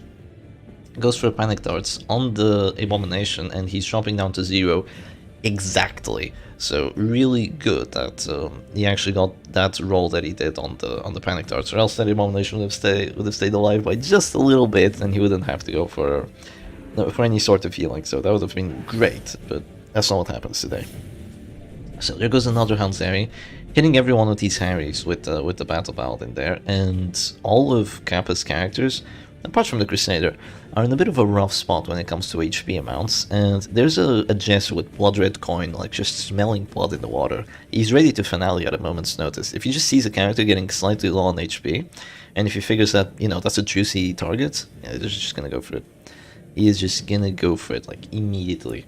He is the predator, they are his prey. That Flagellant is in a position to get finale. Not just yet, because there's Block of Light, but especially after that redeem, but there's always that looming threat of the Jester, which can just go for the finale, especially when you have Blood Red Coin. It's just so powerful. And the problem with Kappa's team is that there's no disruption. There's no stuns, there's no pushes, there's no pulls. There's guards, which kind of counts as disruption, because you can guard the character, but oh, the DOT. You know, I'm gonna have to say that's unlucky, because Rancid Cure-All should be guarding against most of this DOT, but it isn't. Rancid Cure-All is a good trinket, but it's just not being enough. Especially because the Tetris here actually has really good bleed chances. So a team like his isn't really going to be hindered too much by that Rancid Cure-All, because there's just so much aggression. Even if you don't get the bleeds on the Man-at-Arms the one time, you're going to get it the second time. And even if you don't, you're bleeding all the other characters out like crazy. So it is quite a good matchup for Tetris here. He just has to not throw it, and he has to get a character advantage with that Blood Red Coin. He needs to keep the pressure in the game, because that Blood Red Coin finale is his biggest advantage at this point, especially considering that the Jester hadn't eaten pretty much any kind of damage so far. I think Kappa's just looking at the numbers like, okay, 10, 10, 10, 10, 10, don't forget, he's at 10, I need to do 3 damage, 3 damage, he's just going wild, just looking at those numbers, just a little bit more, oh, if I had gotten a crit there, he'd be at 0 now. Yeah, it's understandable. You want to take out the Jester as quickly as possible, or else he's going to destroy your entire team with Harvest and, you know, all the other shenanigans that he likes. So, Tetris has 4 actions to choose from, chooses the Jester, and finales the Grave Robber. It is surprising not using finale on the Flagellant, but Tetris has gotten this far because he knows how to play this team well. He knows when he can go for the character advantage and not be greedy. At least that's what I believe. And he knows that if he goes for that finale right now, the Grave Robber's action is gone. He still has a Jester, and he still has a Flagellant to deal with the enemy Flagellant, so he doesn't really have to worry too much about losing because, you know, Gauntlet of Absolution OP, because he also has it, right? Losers round 7. Oh, hello, I always want to cry, nice to see you around. Well, in the bracket, this is losers round 7, which also means losers semifinals. After this, we have the losers finals. Yeah. But before we actually do that, we're gonna watch the winners finals, so that's gonna be really fun. It's gonna be Mr. D versus Cosmore, and I don't think we've actually seen Cosmore play, or maybe we only saw him play once, so we don't really know what his playstyle is like. I think that's going to be pretty fun. We definitely know what Mr. D's playstyle is like. You know, I've played with him like every couple days for the past, I don't know, months. Yeah, we've been playing for a bit. So there goes Bellows, probably the Man-at-Arms' last action, considering there's a Beast Smile and the Reign of Sorrows coming. And there goes that Beast Smile. The Abomination is actually guarded here, which is an interesting move, but it doesn't make sense, because if you heal yourself again, which you probably don't even have another heal, if you do that, you won't really stay alive, because between Zealous and Punish, well, you're still gonna die. You're still gonna die because the stress is still gonna come, and the damage is still gonna just completely override your Absolution heals, and you are gonna go down. But if you guard the Abomination, you can shift away the pressure from the A-bomb to your doggy, which is perfectly okay for you because the doggy was fully alive, and you can just keep on spamming Beast Smile, and after that keep on spamming Hanseri. I'm only on the tournament Discord. If there's some other server to be in, I don't know about it. I don't advertise my server enough. You know, it's under the description of every video, but I don't go every video like, join the Discord server, it's fun. Join it, we're gonna have so much fun together. It isn't a scam. I'm not gonna kidnap you. Yeah, I don't do that enough. But if you do want to join the Discord server, it is a pretty nice and cozy place. Only join if you're nice too, of course. So, Abomination is gonna transform. Also, no trolling allowed in my server. Absolutely no trolling. So the Abomination is gonna transform and go for a slam onto the Flagellant. I don't see it on this video's description. Gonzo, this isn't a video. This is a live stream. You fool! I've outwitted you. Yeah. But in terms of the match, let's get back on the match here. Flagellant getting slammed is quite significant because that's -1 action for Kappa. But the Crusader does get a solid heal. It's interesting running Glorious Standard without the Inspiring Cry. I don't think Inspiring Cry would really help in this matchup, but it is still interesting. Yeah, it is still quite interesting. There goes the Hanseri. Got a crit on the Flagellant, I believe, actually. It was on the corpse. It was definitely a crit on the corpse. Yeah, join to post clueless emote. We have a lot of clueless emotes. That's probably our greatest asset. Not sure if you all know the clueless emotes, but we have like 20 of them, and they're all different. They're like a family together, so that's pretty fun. And look, someone just joined the circus. So I mean my server. So thank you, Gonzo, for advertising it, I guess. Joined for Clue Goth Girlfriend. Yes, we do have a clueless goth girlfriend. So if you want to join for that. Alright. Flagellant in the back decides to use Reclaim. Interesting play, but it is going to make sure that he doesn't die without using his redeems, which is great.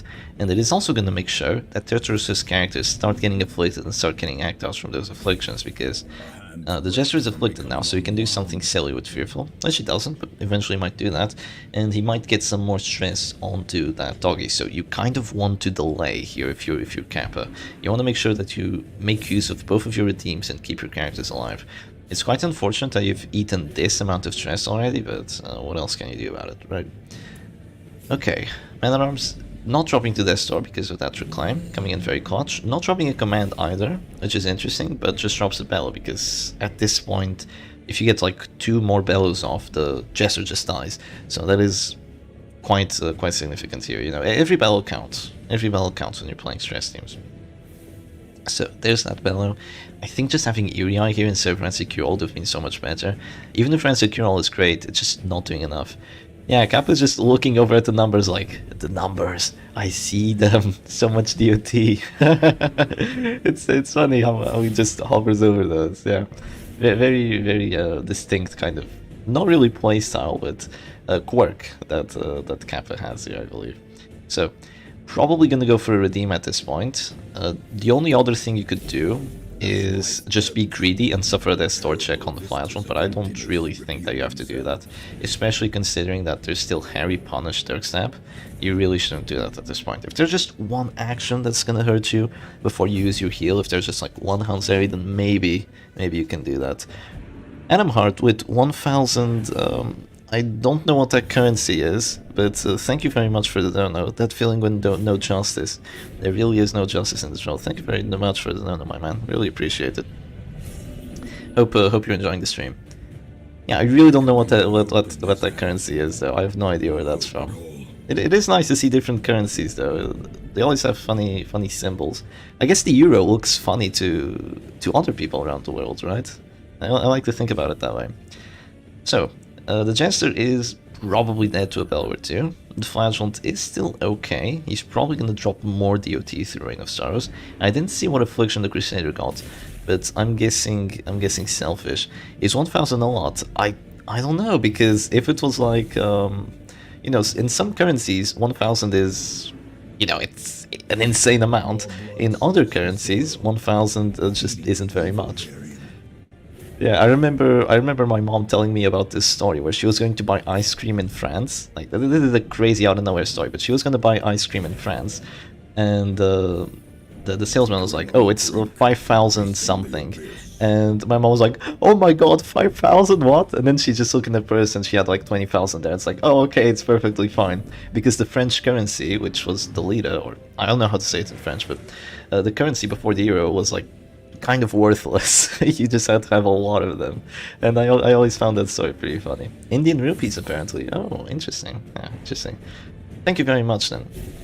Okay, goes for the Slam on the Crusader, which is oh, it's very much appreciated, Atom Heart. You didn't have to donate. I don't. It doesn't matter if it's not too much. Yeah, 12 euros is very well appreciated. I really appreciate it. It makes me feel valued. You know, that really counts for me. So a lot of heart attacks I've been having, that's -2 characters right there. I guess the Abomination stressed himself out, and the Bellows did cause quite an impact. This is a close match. This is a really close match here, because Tetris Flagellant is actually afflicted. Those Zealots just ended up doing enough stress, which is surprising. I don't think he got hit by a single Panic Dart, and he didn't even get hit by Transformation Horror, because, you know, there wasn't an Abomination. But just the Zealots were enough to actually afflict him. It's himself to Death's Door, which is actually going to give him a damage buff here. It's going to give him crit chance and damage, so that's going to be really good for him. But what is he going to do with it is the question. Is it going to be a punish? A punish could be quite scary here on the Crusader, because your crit chance right now is probably like 30. So if that crits and gets a bleed, the Crusader is screwed. Okay, does not crit. Does it get a bleed though? Yes, it does get a bleed. So that is still a very decent amount of damage, yeah. Okay, the Man-at-Arms is gonna go... 12 is still a decent chunk of change. Well, especially in Portugal, you know, the Portuguese economy is so garbage that, you know, if you consider like 12 euros in the US, well, 12 euros isn't gonna do anything, but if you consider $12 in the US, that's like nothing. But 12 euros in Portugal is actually quite a bit, you know. It's funny how the economy just works like totally differently between these countries. I know there's a lot of other countries that are like that, but the other countries in Europe aren't like that at all. They actually have good economies. It's just Portugal that's messed up, you know. But oh well. Only I get to speak poorly of my country. I and the other Portuguese. You don't get to speak poorly of it. It's funny how Portuguese people seem to do that, because we just speak very poorly of our country in between each other. But when someone asks about our country, say, "Oh, it's amazing, you're gonna love it." Yeah, I think a lot of people do that, though. I think a lot of people from a lot of countries do that, yeah. So there goes, more bleed on the Crusader. He's almost stressing out already. He's eating a lot of DOT. I'm not sure how many heals the Flagellant might have. Our economy may be bad, but we are cozy AF. Yeah, see, there you go. So there goes another punish. No crits from this Flagellant. He does have the Confessor's Gauntlet. This is the kind of situation where you'd expect to get a lot of crits, right?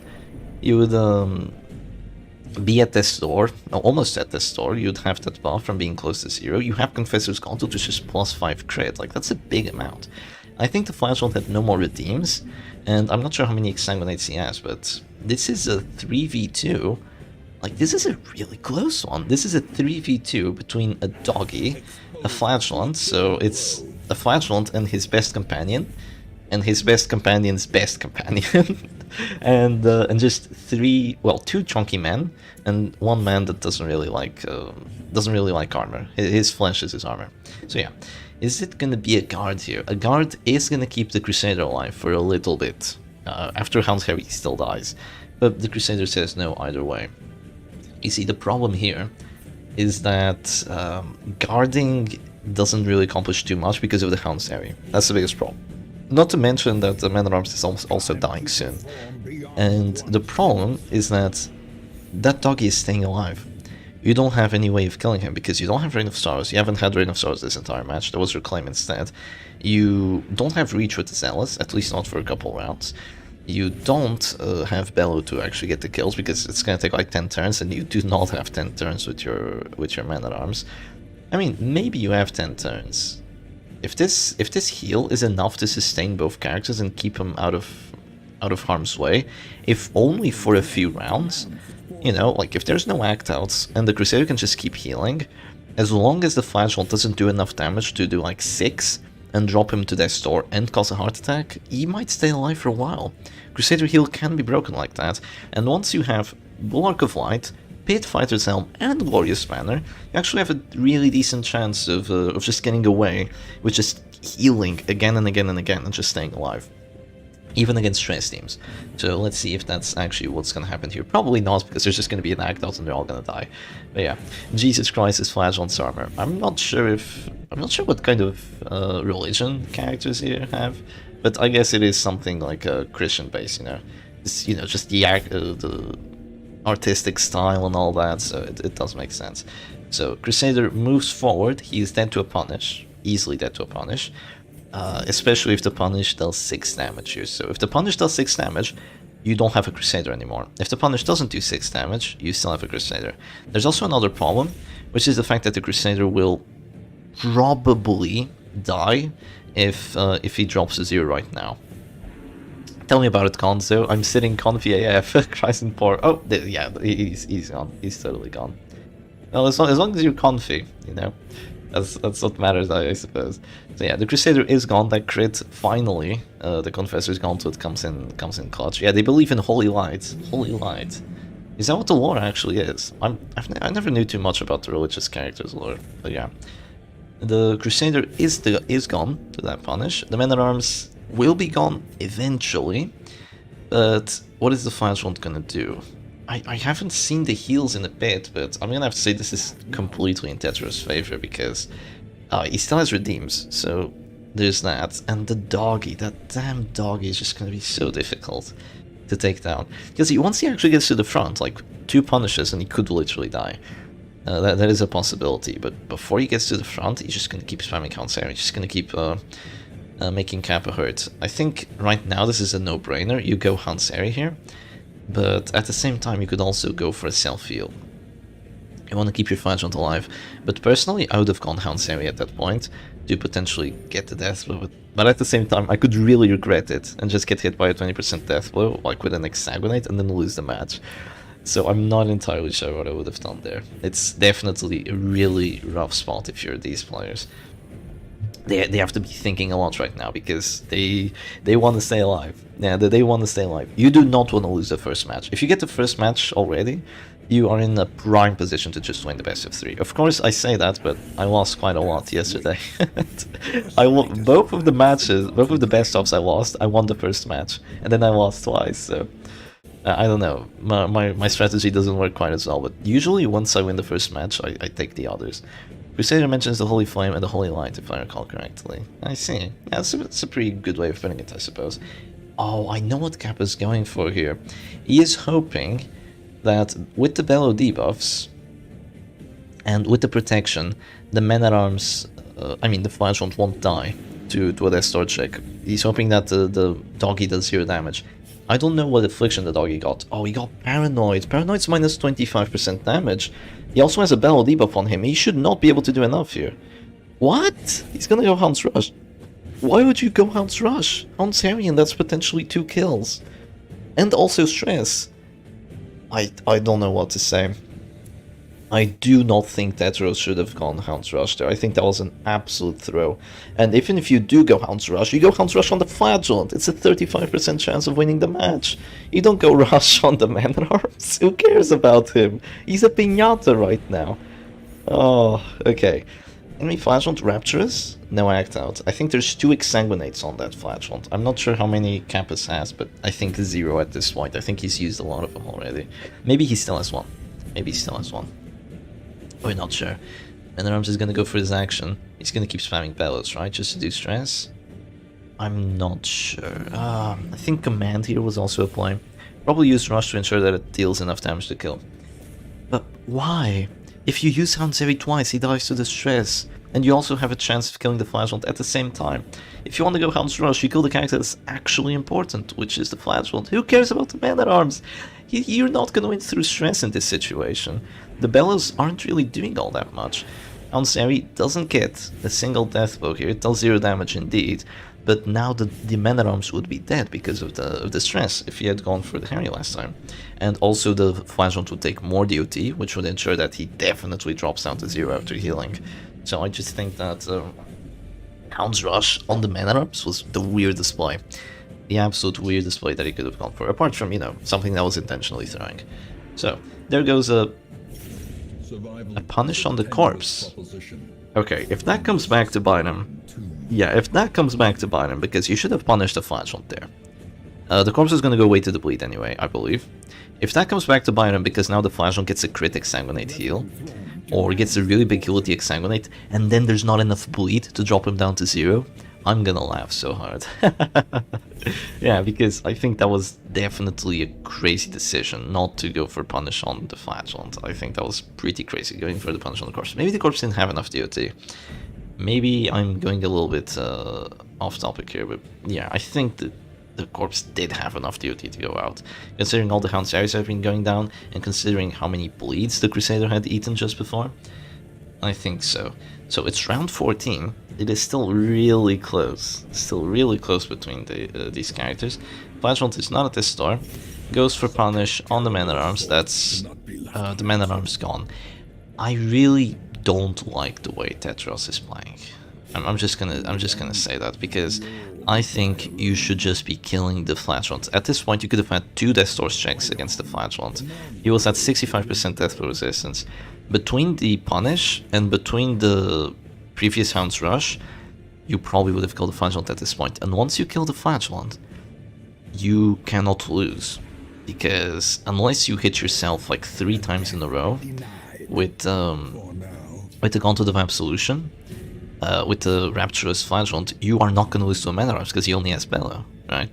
So Bellow isn't really going to kill you because you have Gauntlet. So I think Tetris did a wonderful play here, going for that heal. Well, it is kind of wonderful, kind of not at the same time, because he could have gone for his action. I think now you have to Exsanguinate, like no doubt about it. Sure, you want to punish. I mean, at the same time, punish might get a death blow here if you do enough stress. So it is really rough for these players. Yeah, it is really quite rough. Oh, but now there's 2 Death Store checks. Yeah, how many Exsanguinates does that Flagellant have? I think it's just 1. Or is it 2? Has he used 2 already? Oh, I don't know. Paranoid? No, it's just a bit of stress. That's not going to do anything. This is a Hound's Rush turn. Okay, 1 Death Store check, and now it's a 40. It's a 40 and your Flagellant still has Exsanguinate. This is just so rough. Whoa! Whoa, no way! Flagellant actually hit the doggy and doesn't kill the oh my god. How quickly the tide turns. The Flagellant actually killed the doggy. Can you believe it? Yeah, now this is an Exsanguinate turn. Like, no doubt about it. This is finally an Exsanguinate turn. Yes, don't think. Just Exsanguinate. It's obvious what you want to do. Oh, he failed the bleed. He failed the bleed on that. Where is the justice? Where is the justice? He failed the bleed. The Flagellant hit himself at the store. What the hell is going on? Okay, there goes the Exsanguinate. Does he get the bleed? Yes, he does, but it's not enough. It's not enough. But this is rough for Kappa now, because he didn't apply bleed with that Exsanguinate, because the enemy Flagellant was at this store. And now he applies the bleed, but he's still gonna have to do 2 actions. Until he's still gonna have to do another action until he can actually get a Death Star on the enemy Flagellant. But look, they don't have Death Star resistance anymore. I mean, they don't have Exsanguinates anymore, so it's really coming down to the wire.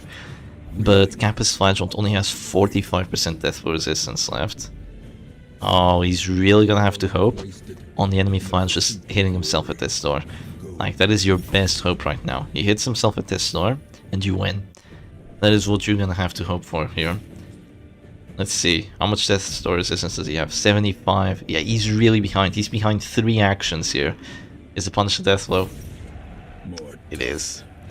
It is. Flagellant versus Flagellant, the iconic last 2 dudes. Second only to MAA versus MAA.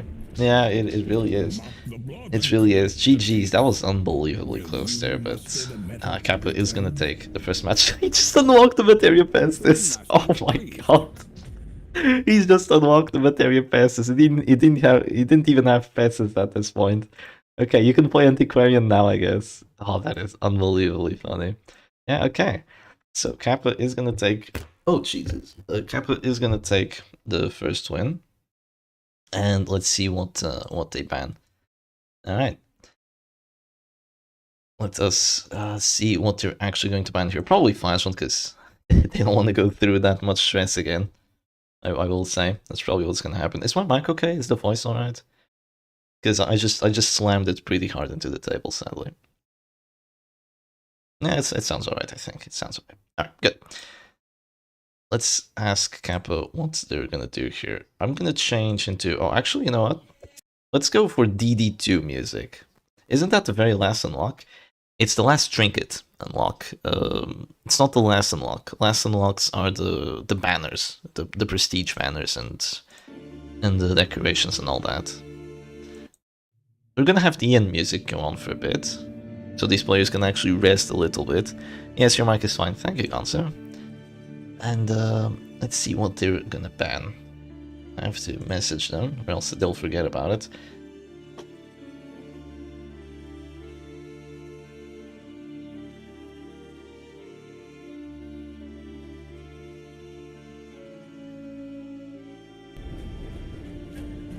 Alright, Jester was banned. Jester was banned. Play Terran Madness. I don't know what Terran Madness is, I'm sorry, okay. Ban Jester, and they're going for the match already. Let's remove the image so we can actually see what's going on. And let's go. So funny that the voice chat's name is General, because the person who actually made the server is French, so we probably just forgot that there. Are you not playing? I was, Adam Hart, but I was knocked out, sadly. I was knocked out by vile Chinese competitors who played absolutely perfectly, and I had a really good match against. But yeah. Yeah, I did get knocked out. So it looks like Kappa just... Wow, okay. You just banned... Tetris just banned Jester, and Kappa's like, okay, sure, I'll play the same team. This is a trailer song, to be honest. It's the DD2. Terran Madness. I'll have a look at what that is. Yeah, we'll have a look. But, okay, Tetris is playing... Okay, this is Silek Special, but Musketeer. What the hell is this variation? I guess that does give you accuracy buffs. Are there any characters that haven't been played in this tournament? I think someone played Hellion, but we didn't see her. Yeah, I think that's the only character that we haven't seen in the tournament, which is Hellion. I think we have seen all the other characters being played. We even saw Plague Doctor being played after Shieldbreaker was banned. And she did okay. Yeah, she did pretty okay. Because, you know, once Plague Doctor is banned, I think Bounty Hunter and Plague Doctor are banned. So if two pool characters are banned, like, Plague Doctor becomes really good, right? So, this matchup is interesting, because I think Kappa is absolutely ready for this.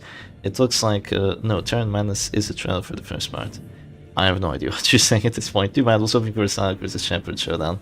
Well, Adam, both of us have been knocked out. Would you believe it? Yeah, the favorites have been knocked out already, which is quite sad. Both me, Silek, and J-Man have been knocked out, but we still have Mr. D.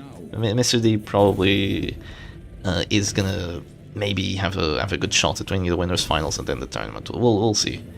There's still quite a few matches left to go. So right now, Men at Arms gets marked, and there's gonna be a named shot. Hits for 44, which is a huge amount. Was there no Block of Light? No, the Crusader just got stunned. So if the Crusader gets stunned, there's no Block of Light, right? And oh, there's J-Man. Nice to see you around, J-Man. Hope you're doing okay on this fine Sunday. we have a saying in Portuguese. I'm sure a lot of you have heard this already, because I think I've said this like twice, but if you rhyme without knowing you're gonna rhyme, you're loved without knowing it as well. That doesn't rhyme in Portuguese, but no, that doesn't rhyme in English, but it rhymes in Portuguese too, which is even funnier. Okay, Mark for Death on the Grave Robber. Changing targets. Do you really have to change targets here? Because after you shoot, there's regen, another bellow, and then you have to pull. After you pull, there's still a heal from the Crusader, and you don't do enough damage because of the regen. Yeah, being in position 4 is weird.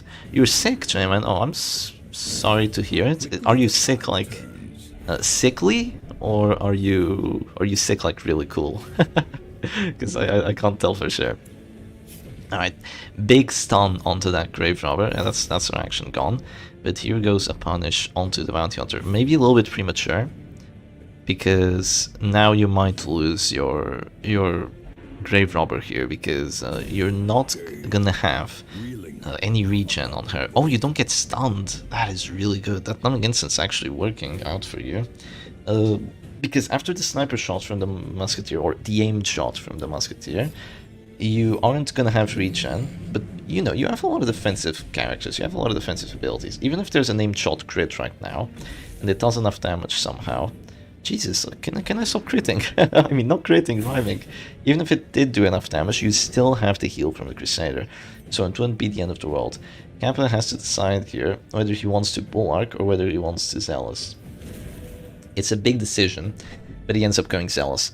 Honestly, I have been an advocate for using Zealous other than instead of Bulwark, just to do more stress, like right at the start.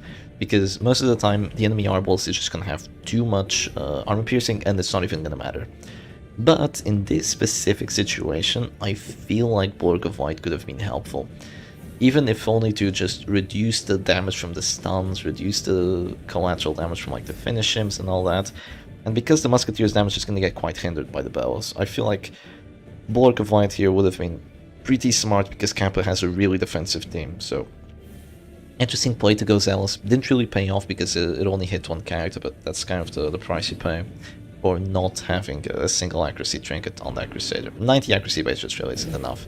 So here goes a Dazzling of Light. It does 2 damage. With the Bulwark it probably wouldn't have. So there's that. And now you have to save her, which... The only way you can do that is with Redeem. If you guard right now, she dies. Because... Please don't guard.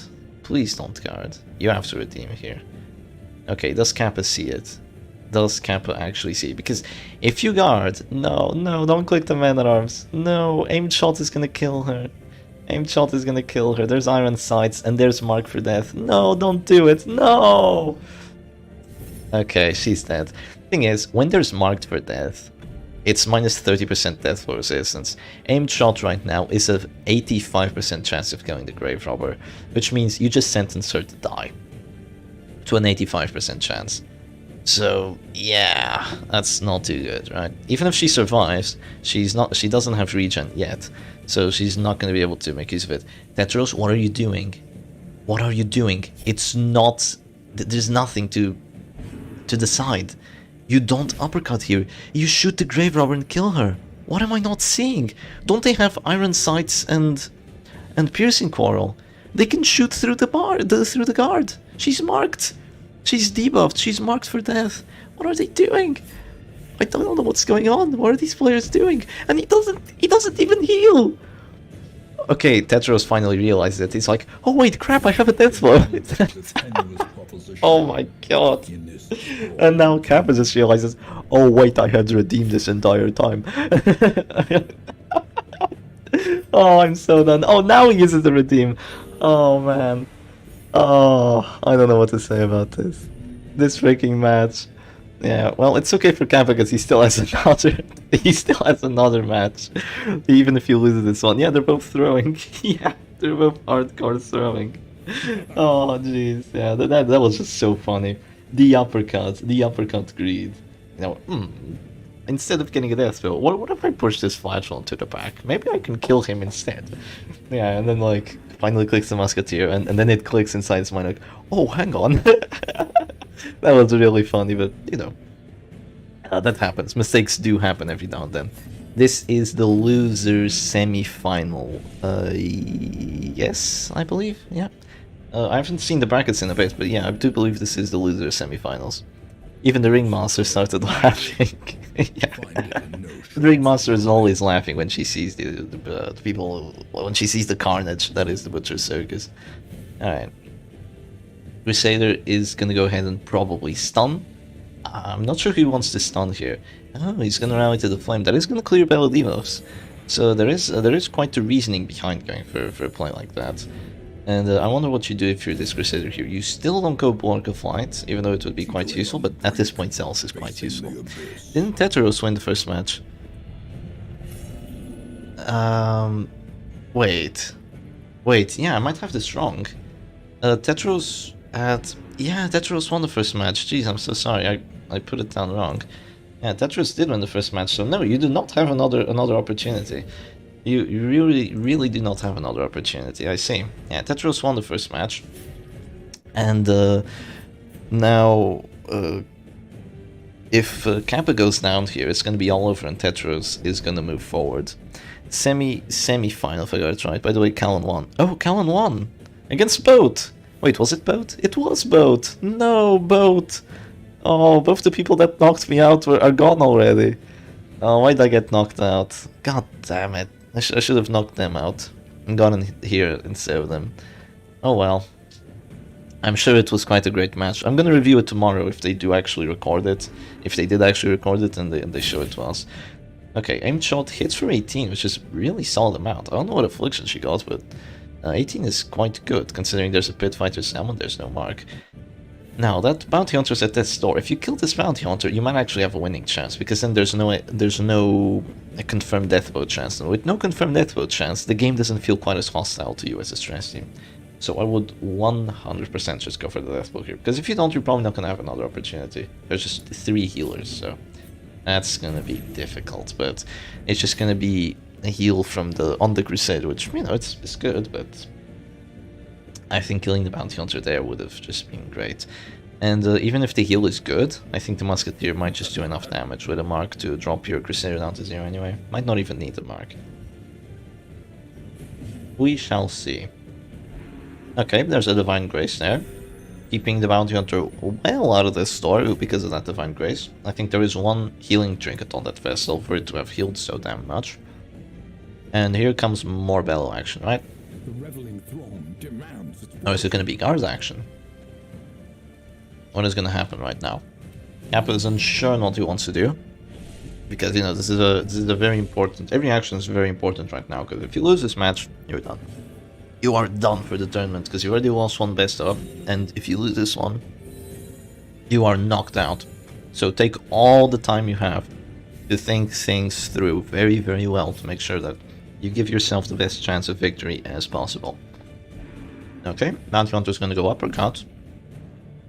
Does a nice punch on that little bounty on that little flagellant. Only 1 damage, but it's more than 0, right? And it does disrupt him quite a bit.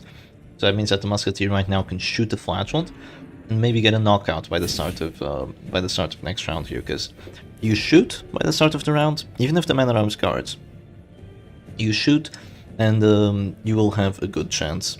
When in doubt, bell it out. Those are the J-Man words. You should indeed bell it out. No, I don't think those are the J-Man words, but those are the words that, yes, adopted as well. Is this going to be a bellow or another guard? Or a guard, I mean. No, it's just going to be another bellow. Yeah. Bellows here are really quite helpful.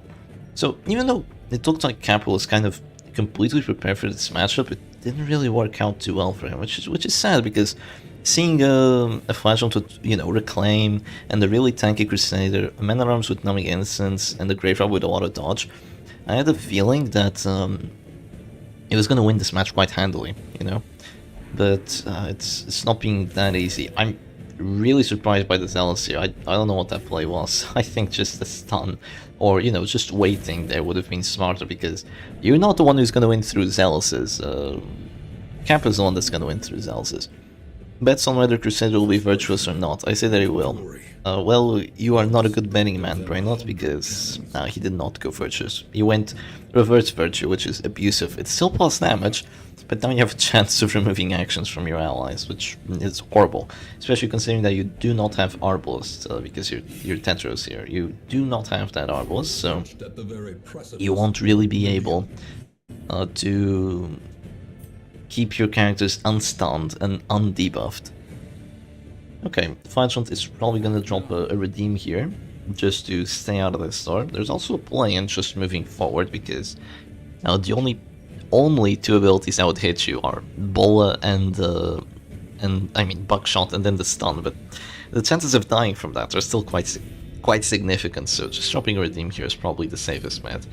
But at the same time, this Flagellant is just gonna get ratted out here, because even after you do that, you're probably gonna get stunned somewhere, and you're probably gonna get shot somewhere. Maybe not this round, because the Musketeer has to heal, I believe, but soon. Abusive Crusader can stun other characters. Abusive Crusader is the stunning other characters character. Once he has that Sacred Blade for the extra stun chance, he just goes ahead and smack. He just cleans people profane tongues. He says something like that, like, I'll do something blah blah blah to your profane tongue, and you know, just stuns them. It is really quite powerful. It is a horrible act out to get.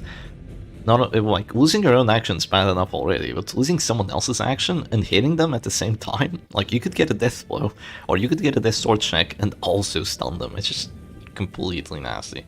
And keep in mind that when a lot of characters are afflicted, their stun resistances go down, so it becomes even worse because of that. Okay, a bounty hunter is pretty much dead to a zealous, considering that it would crit. Or, you know, he's dead to a zealous and a bellow. But there goes a mark for death on the men-at-arms. Really? I don't know, I feel like Tetris isn't really gonna clutch out a kill here. I don't feel like that's gonna happen. I guess that the flashlight being guarded does make sense. That definitely does make sense, because that means you won't die quite so easily, but the zealous's keep on being spammed.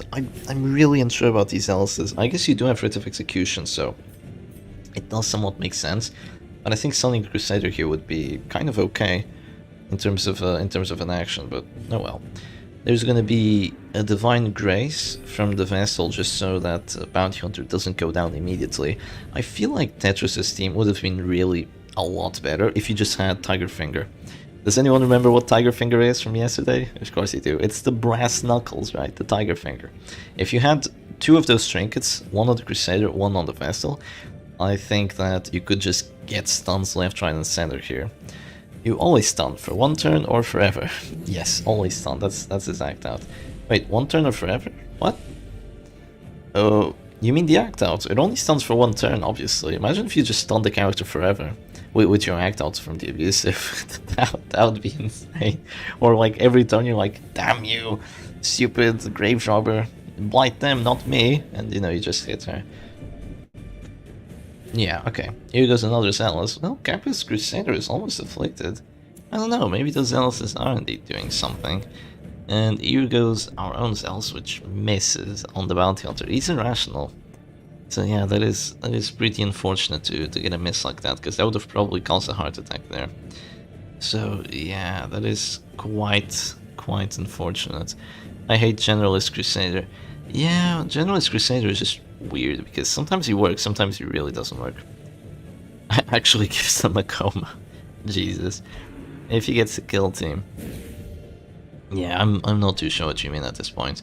But the Crusader is gonna lose his action, and he is also gonna go afflicted, so he's gonna go for that hopeless. Could have been worse. Could have been worse than hopeless, but yeah. Now there's a reclaim. Can you keep your flashlight at this door here is the question. Because you have a lot of stun resistance on your men-at-arms. Actually, you know what? I think Kappa actually has a pretty good winning chance here. I just think Bulwark of Light would have been so good, like round 1, he could have Bulwark of Light. Maybe not round 1, but round 2, he could have Bulwark of Light. If the team that kills, they mean that they're not gonna move anymore. If the teammate kills, yeah, that does make sense. Does make sense, I suppose. Yeah, Tetris is just trying to... Yeah, that's not gonna work. That's not gonna work. Not with finish him. I mean, it does a little bit of damage, but...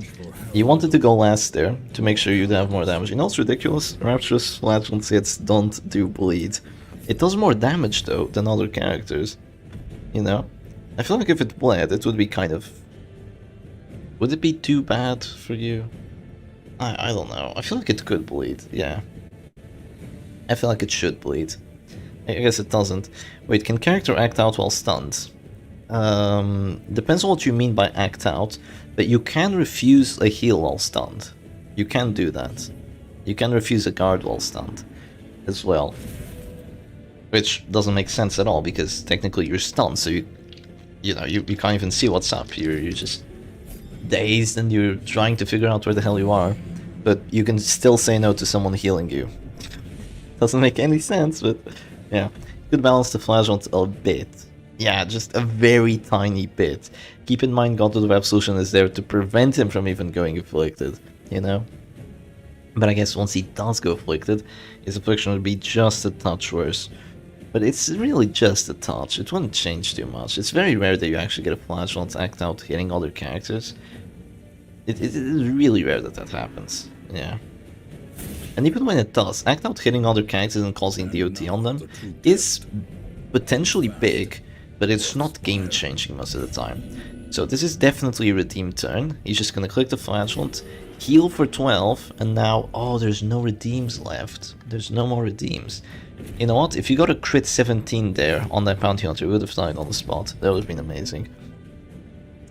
I think that they can also yell at their teammates while stunned. I'm not entirely sure on that, but potentially. Can you guard a character who is... Can you guard a character who is guarding someone else? Yes, but then that person that was being guarded first isn't going to be guarded anymore. So there's that. Also, one very interesting thing that can happen, that you probably don't know, is that the character that's stunned can guard someone. Yeah, the original guard is removed. A character that's stunned can guard someone through the use of Protect Me. So you can have a stunned character, you use Protect Me, and he's still gonna be guarding. Because if you're guarding and you get stunned, the guard goes away. But then after being stunned, if you use Protect Me with the Antiquarian, he's gonna start guarding the Antiquarian after that. Which doesn't make any freaking sense, but you know, I guess it works. You're gonna have to stun him again. So you're gonna have to get a double stun. Like a legit double stun, not a stun after getting a stun. A legit double stun. Stunning a character while he's stunned. To actually get him to let go of the second guard. It's really that happens. Taken over the edge. And also, I believe that Protect Me has synergy with the Man-at-Arms Protector's Kite. So you can do that on the Man-at-Arms, and it's actually quite nasty if you can pull it off. It's pretty cool. Because you might get the first stun, but nothing is guaranteeing you'll get the second. Actual meat shield. Yeah, actual meat shield. Yeah, pretty much. Okay, there goes the Dazzling Light. This is really close now, because the thing is, Tetris just clutched out one kill, but then was unable to clutch out any other kills. And now, he's down the Bounty Hunter, so he doesn't have that kill pressure anymore. And his characters are all at very high amounts of stress, apart from the Vestal, but the Vestal's if she's the last character alive, she's gonna lose anyway, so it doesn't really matter all that much. As long as she's afflicted, she might already be going for Acthouse. So there's another aimed shot. It's okay for this Man-at-Arms. She's just gonna click, regen, and probably gonna drop another Bellow here. Oh, there's a pass, there's a pass. I was criticizing the Zealous's, but they did work. Makes sense because Antiquarian, when using Protect Me, hide behind the big yelling man. It does make sense, but if the big yelling man is stunned, how would he protect her? You know, it's literally meat shield tactics. That's literally what it is. She just hides behind him. Yeah, that's how it is. Alright. Stunning blow onto the Crusader. Does it stun? I mean, stunning blow from the Crusader onto the Flagellant. It does. Oh, that is really unfortunate. Only with one stun trinket and with one anti-stun trinket, and it still gets the stun. I think Exotic Snuff on the Flagellant might really be the way to go, actually. Because Numbing Instance is cool, but Exotic Snuff is so good. Oh, I can't believe I'm saying that. But after watching that Immortal team, I'm kind of a fan of Exotic Snuff now, because those stun resistances are just insane. When you don't have Tiger Finger. If you don't have double stun trinkets, a stun resistance character that already has big stun res is just brutal. It's impossible to stun. You're just gonna lose actions on it. Oh, the pass. This could be a game-changing moment. It could, but there's another game-changing moment there. Heal for 12. That's why I have limited uses, because people are like, stop being behind this. Yeah, stop being behind this. Dazzling Light's gonna do 0. It doesn't really matter too much if it's doing 0.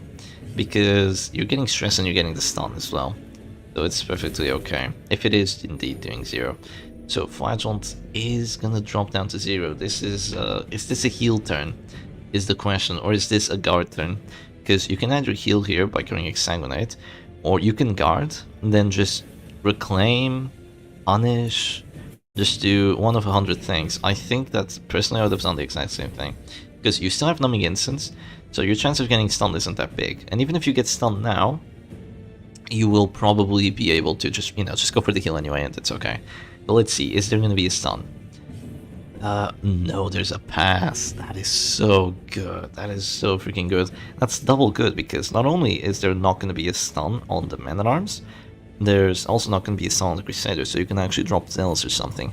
And once that Bounty Hunter corpse goes away, one Zealous and the Musketeer is dead. So that is gonna be so much value off of that. So much freaking value.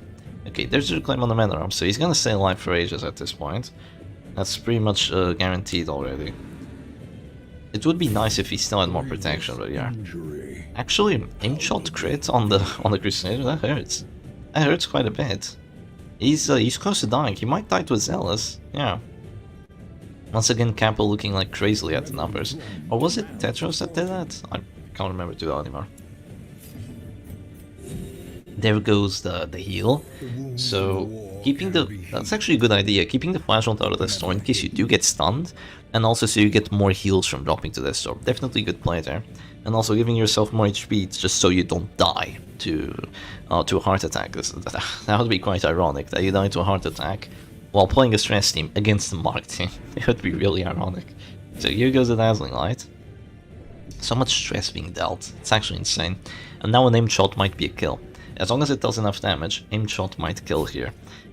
There's no heal anymore, so it's just going to be a punish instead onto that Crusader. Does apply the bleed, so that is really good that it applied the bleed. And now there might just be a Bellow. I think I would have gone for a Bellow first, because it would have saved the Crusader because of the damage debuff, but now he might be saved regardless. That crit could come in good for you, could come in clutch for you. Doesn't do enough stress though. Gory Spanner potentially working against you at this point, but moves forward! So the Crusader doesn't get the death blow yet. That is insane. That is really insane. This Musketeer crits like the third time in the past 5 turns. Musketeers like to crit. They do like to crit. Yeah. You know, she's kind of like an Arbalest, so if Arbalest likes to crit, Musketeer likes to crit. There could actually be Zealous now. Zealous could potentially do something crazy here, but wow. Crit heal for 13? It might just save you. It might indeed just save you here. What is gonna happen? Because if the Crusader gets shot down to 0 now, he dies from the stress. He just has a heart attack. The Man-at-Arms passes, so you're not going to be able to guard again. That was a really important pass right there, because now the Flagellant might get stunned and might just die. But I'm not too sure if you're going to be able to stun him, because he's going to have 95% stun resistance, because he's going to be at this star. Vestal passes, Jesus Christ, the passes. The RNG in this match is just insane. Absolutely freaking insane. I don't know what's going on. I don't know who's gonna win this. I have no idea. This is really spicy, yeah. Yeah, she could deathblow Flagellant, but I don't know if she's gonna have the chance. Okay. Flagellant's gonna click. Heals the other characters. Is he gonna go Exsanguinate here? Now, there's no point in Exsanguinating the corpse. Well, actually, no, there's no point in Exsanguinating the corpse. You still had the same hit chance there.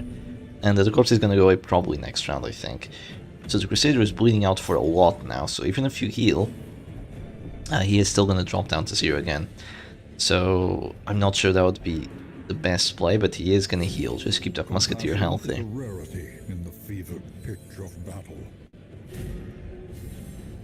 Crusader might stay alive. Depends on the Musketeer's damage output. If she does enough, he's gone. Yeah, that's enough. Yeah, that is way more than enough. Crits for 25, yeah, say goodbye to your Crusader.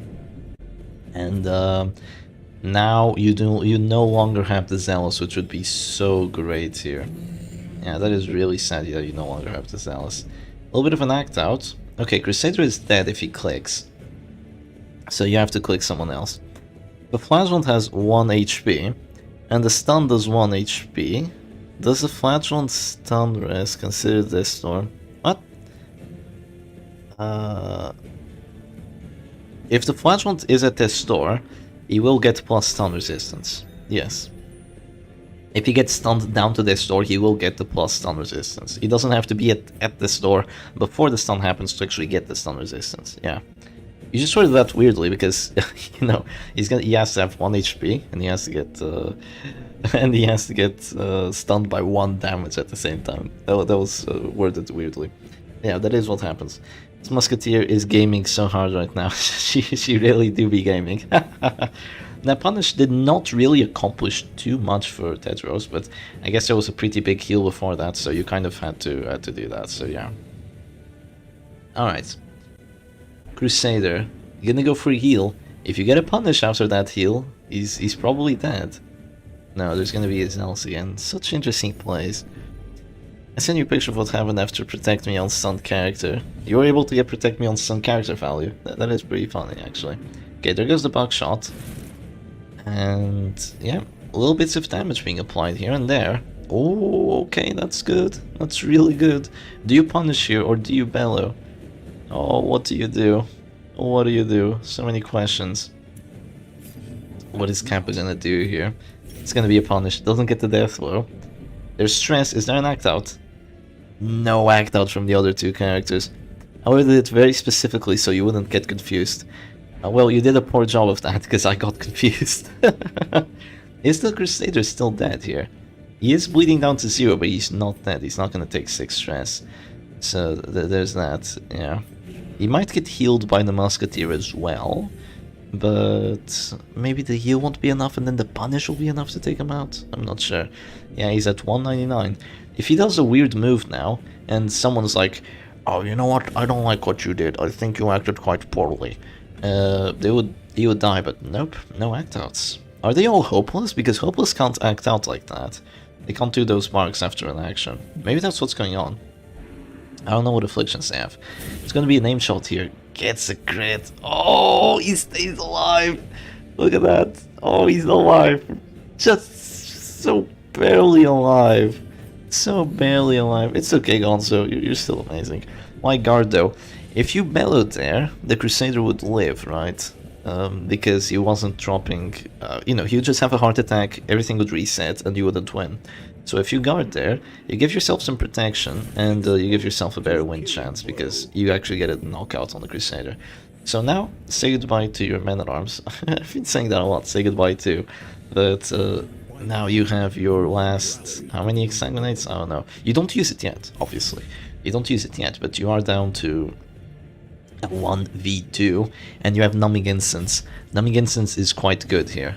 Oh, immediate pass, that is so good. Keep in mind the Crusader died round 17, so let's remember it. Would you exsanguinate here? What would you do, chat? What would you do? Would you exsanguinate? Would you punish? Well, Kappa exsanguinated, and it worked out pretty well. You know what? I think Kappa had a good play there, because Tetris is doing, like, tickling amounts of damage, and if you get stunned there by being unlucky and then you just get hit onto this store, then you just get death blowed immediately, like, you're gonna feel really stupid, considering that you could have just given yourself like 30 HP. So yeah, that is quite nice. He still gets stunned though, which is annoying. Let's get your on action to get another 3rd crit in a row twice in the match. Look! There's more crits! Random Traveler, you were saying crits? Yeah, there you go. Hope you enjoyed them. Look at that, just, oh, so nasty. But at least Kappa's exsanguinate was a crit, so... he does get that bigger health pool, so he's able to eat a few more of those Musketeer crits. Keep in mind that 1 punish, Musketeer is gone, and 1 punish, Musketeer is gone. Oh, come on. Oh no, she's gonna move back with Buckshot. Crusader's corpse won't be gone until round 22, so you're still gonna have to wait a bit. Look at this Musketeer, so selfish, bring the Vestal in harm's way. And yeah, the Vestal is gonna eat that, and oh, she's almost had a heart attack, right? It really depends on whether you do 7 damage or not, because you could really not do enough. The Vessel just passes. This Vestal has passed like 100 freaking times already. He has passed at least 3 times this match. At least. Those are the times I actually remember. Yeah, this Musketeer kind of deserves a montage, no, I'm not gonna lie. So there goes another punish. Musketeer is gone. Act out, that's a heart attack. The corpse is gonna go away, and... I think it's all over for Tetris. Unless Tetris... Oh, she moves forward! Why? Why does she move forward? Look at that, she gets another crit! Oh my god. She just keeps getting crits! But yeah, the Crusader corpse is gone now, and... Do you take enough stress? Oh, you do. And you get death blood immediately anyway, so... GG for the Flagellant, and that is 1-1. Jesus Christ, this is a long best of 3. It's only 1-1 between these two. Well, let's get back onto the music, and let's see what Tetris is gonna ban. Yeah, let's see what happens here. That was so close. Okay, I have a very funny image to show you, because Carollo sent me. Let's have a quick look at the funny image. Let's get some music going. Look at this. stunned man at arms. He's guarding the antiquarian, I think. She's like behind him. It's really poorly poorly rendered, but she's guarding the antiquarian. And this is the previous tournament. You know, congrats, Shep, you did it. This is after I won the tournament. It's my happy emoji congratulating my happy emoji, right? Because I was providing part of the prize. I won my own tournament, you know? Amazing stuff. Okay. Let's put the image back on and let's see what Kappa bans. Occultist. Occultist was banned. Yeah, Tetris was banned, Occultist. So Jester and Occultist. Occultist wasn't even played. Why did you ban Occultist? Weird stuff. Omni would not be happy. Omni would not be happy. Okay. There we go. And now we just gotta wait for the players to, you know, make their choice to see what they want to play. You know what might happen? Kappa might just play the same team again. It might unironically happen because he doesn't play Jester on this team, he doesn't play Occultist on this team, so he might just bring the same thing 3 times in a row. The Vestal was trolling. Yeah, she was. It is true art, isn't it? It's quite a masterpiece. I had completely forgotten about that other meme, it just showed up there. Musketeer carrying the game so hard while Vessel throwing the match. You know what? If she had 2 stun trinkets, that match would have been over ages ago. Yeah, no Tiger Finger ban. It really is sad, isn't it? But these players don't use Tiger Finger. They just like 1 stun trinket, not 2. They crazy like that. Double stun is so good. Why would you not take it every single match, every single day? Yeah. Okay, yeah, Callan won 2-1 against both. That is quite sad for both. I did want to see them move on, but I guess Callan took the W. I've played against Callan before. They're also really competent. Terror and Madness. Wait, what? That's an actual music? I see. Now let's have a listen. Of course it has an ad. I didn't know. Is Terror and Madness the trailer then? Yeah, it's the trailer music, right? I guess that does make sense. Alright. Here we go with some trailer music.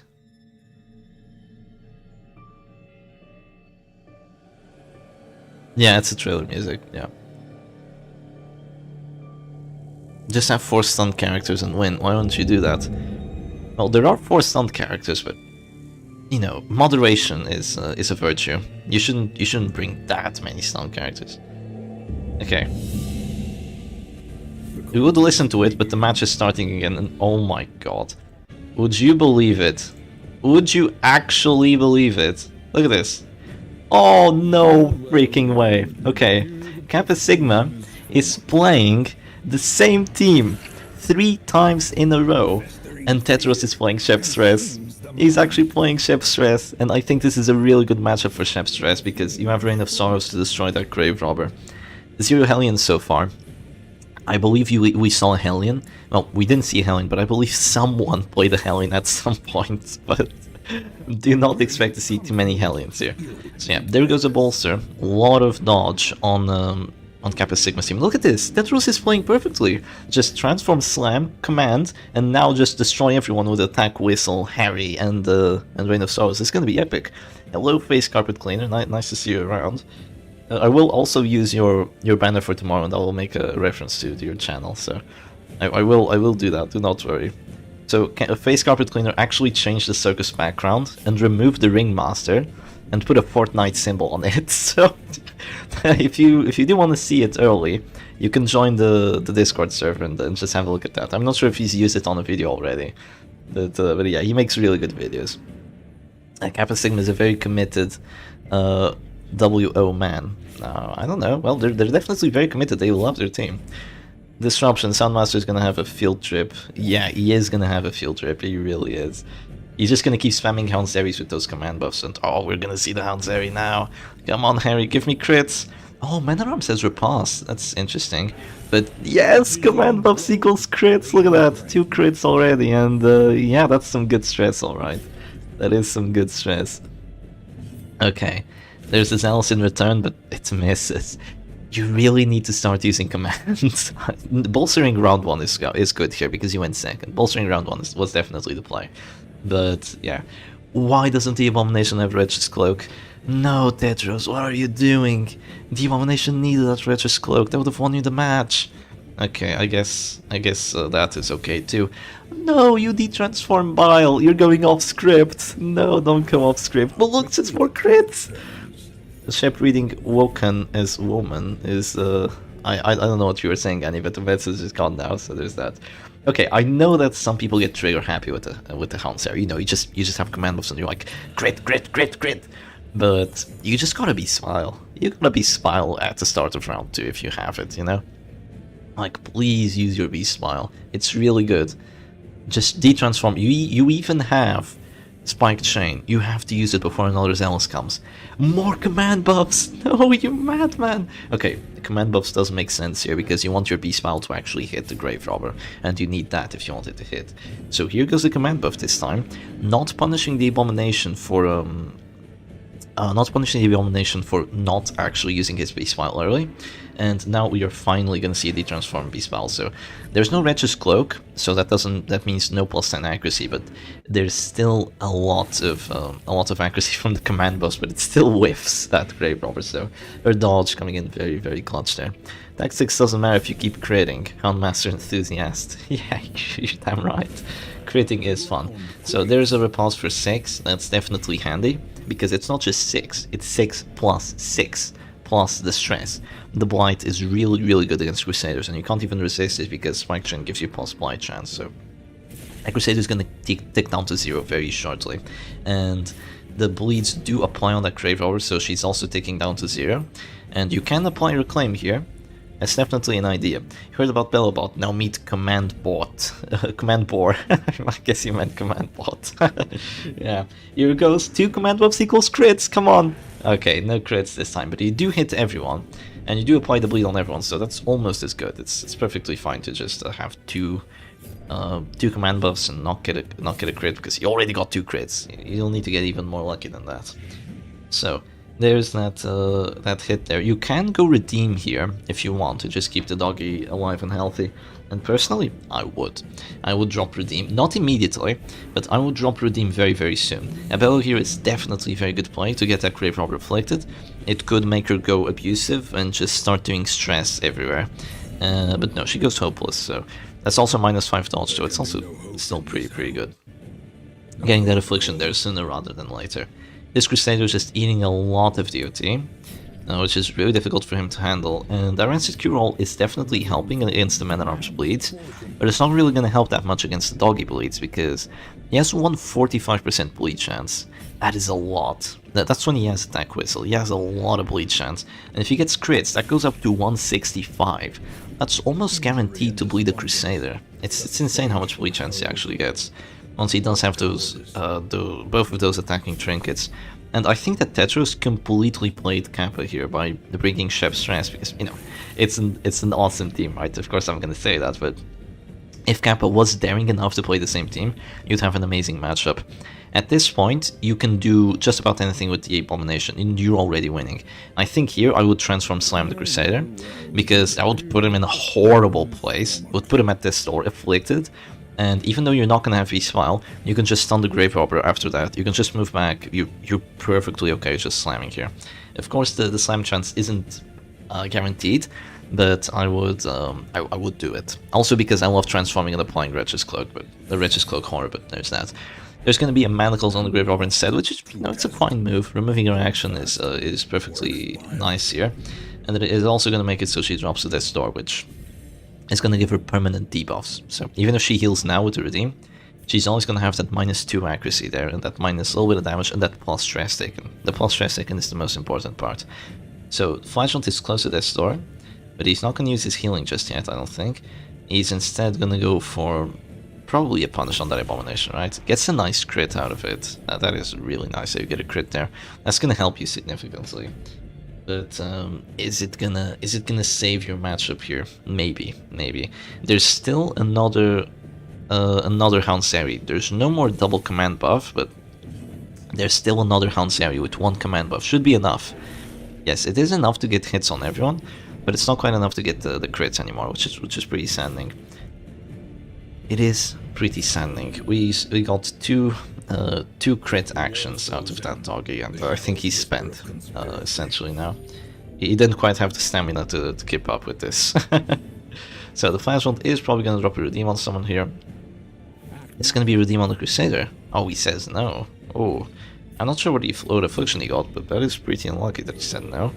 And there's going to be a big Redeem heal on that Grave Robber. That definitely helps, but it might not be enough to save you, because another Reign of Sorrows is coming, and that might just be enough offense to take her out. There's also a Transform Rage, potentially. There could just be another command buff, and then Transform Rage is going to be quite nasty.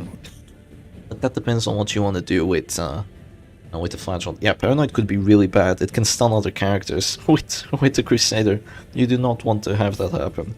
You do not want to stun other characters.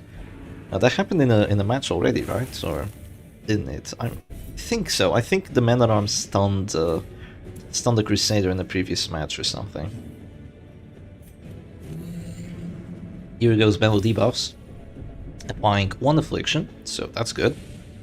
That you get afflictions on the enemy side as well. I'm slightly surprised by that B-Smile. It was B-Smile, right? I think that was quite unnecessary there. Because, I mean, it's not bad, but the Crusader was blighting down to 0 anyway, right? So, you really weren't forced to go B-Smile at that specific point. But, yeah, it's not a bad move by any means. I think here you are going to be forced to heal with the Flagellant. This is kind of the problem of the Crown of Thorns Flagellant, which is that he is taking way too much DOT, because he hasn't really been hit by anything, I don't think.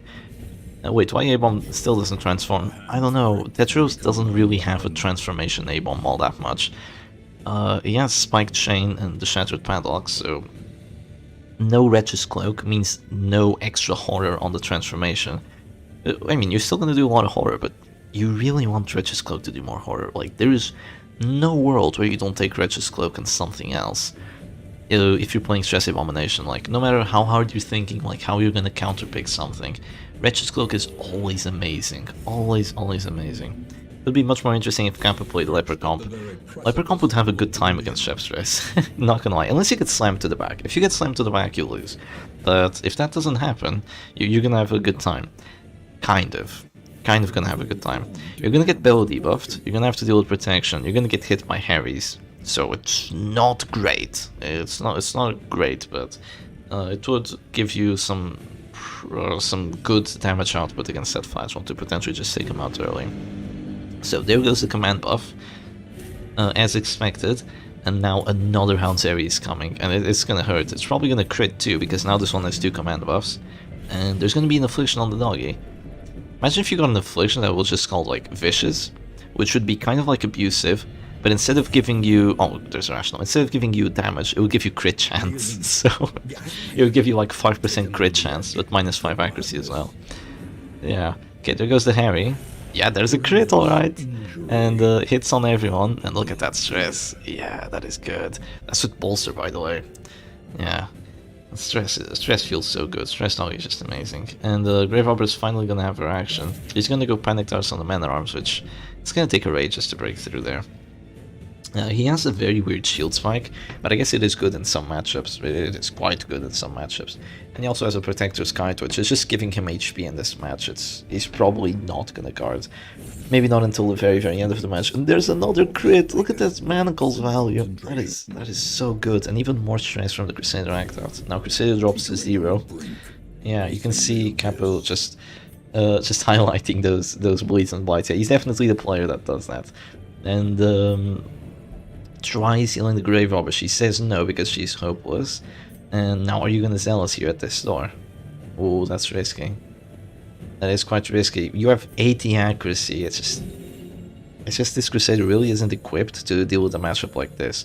He can deal with damage matchups pretty well because Pitfighter's Helm and Glorious Standard work quite well in those matchups, but against Stress, nah, you're just getting destroyed here.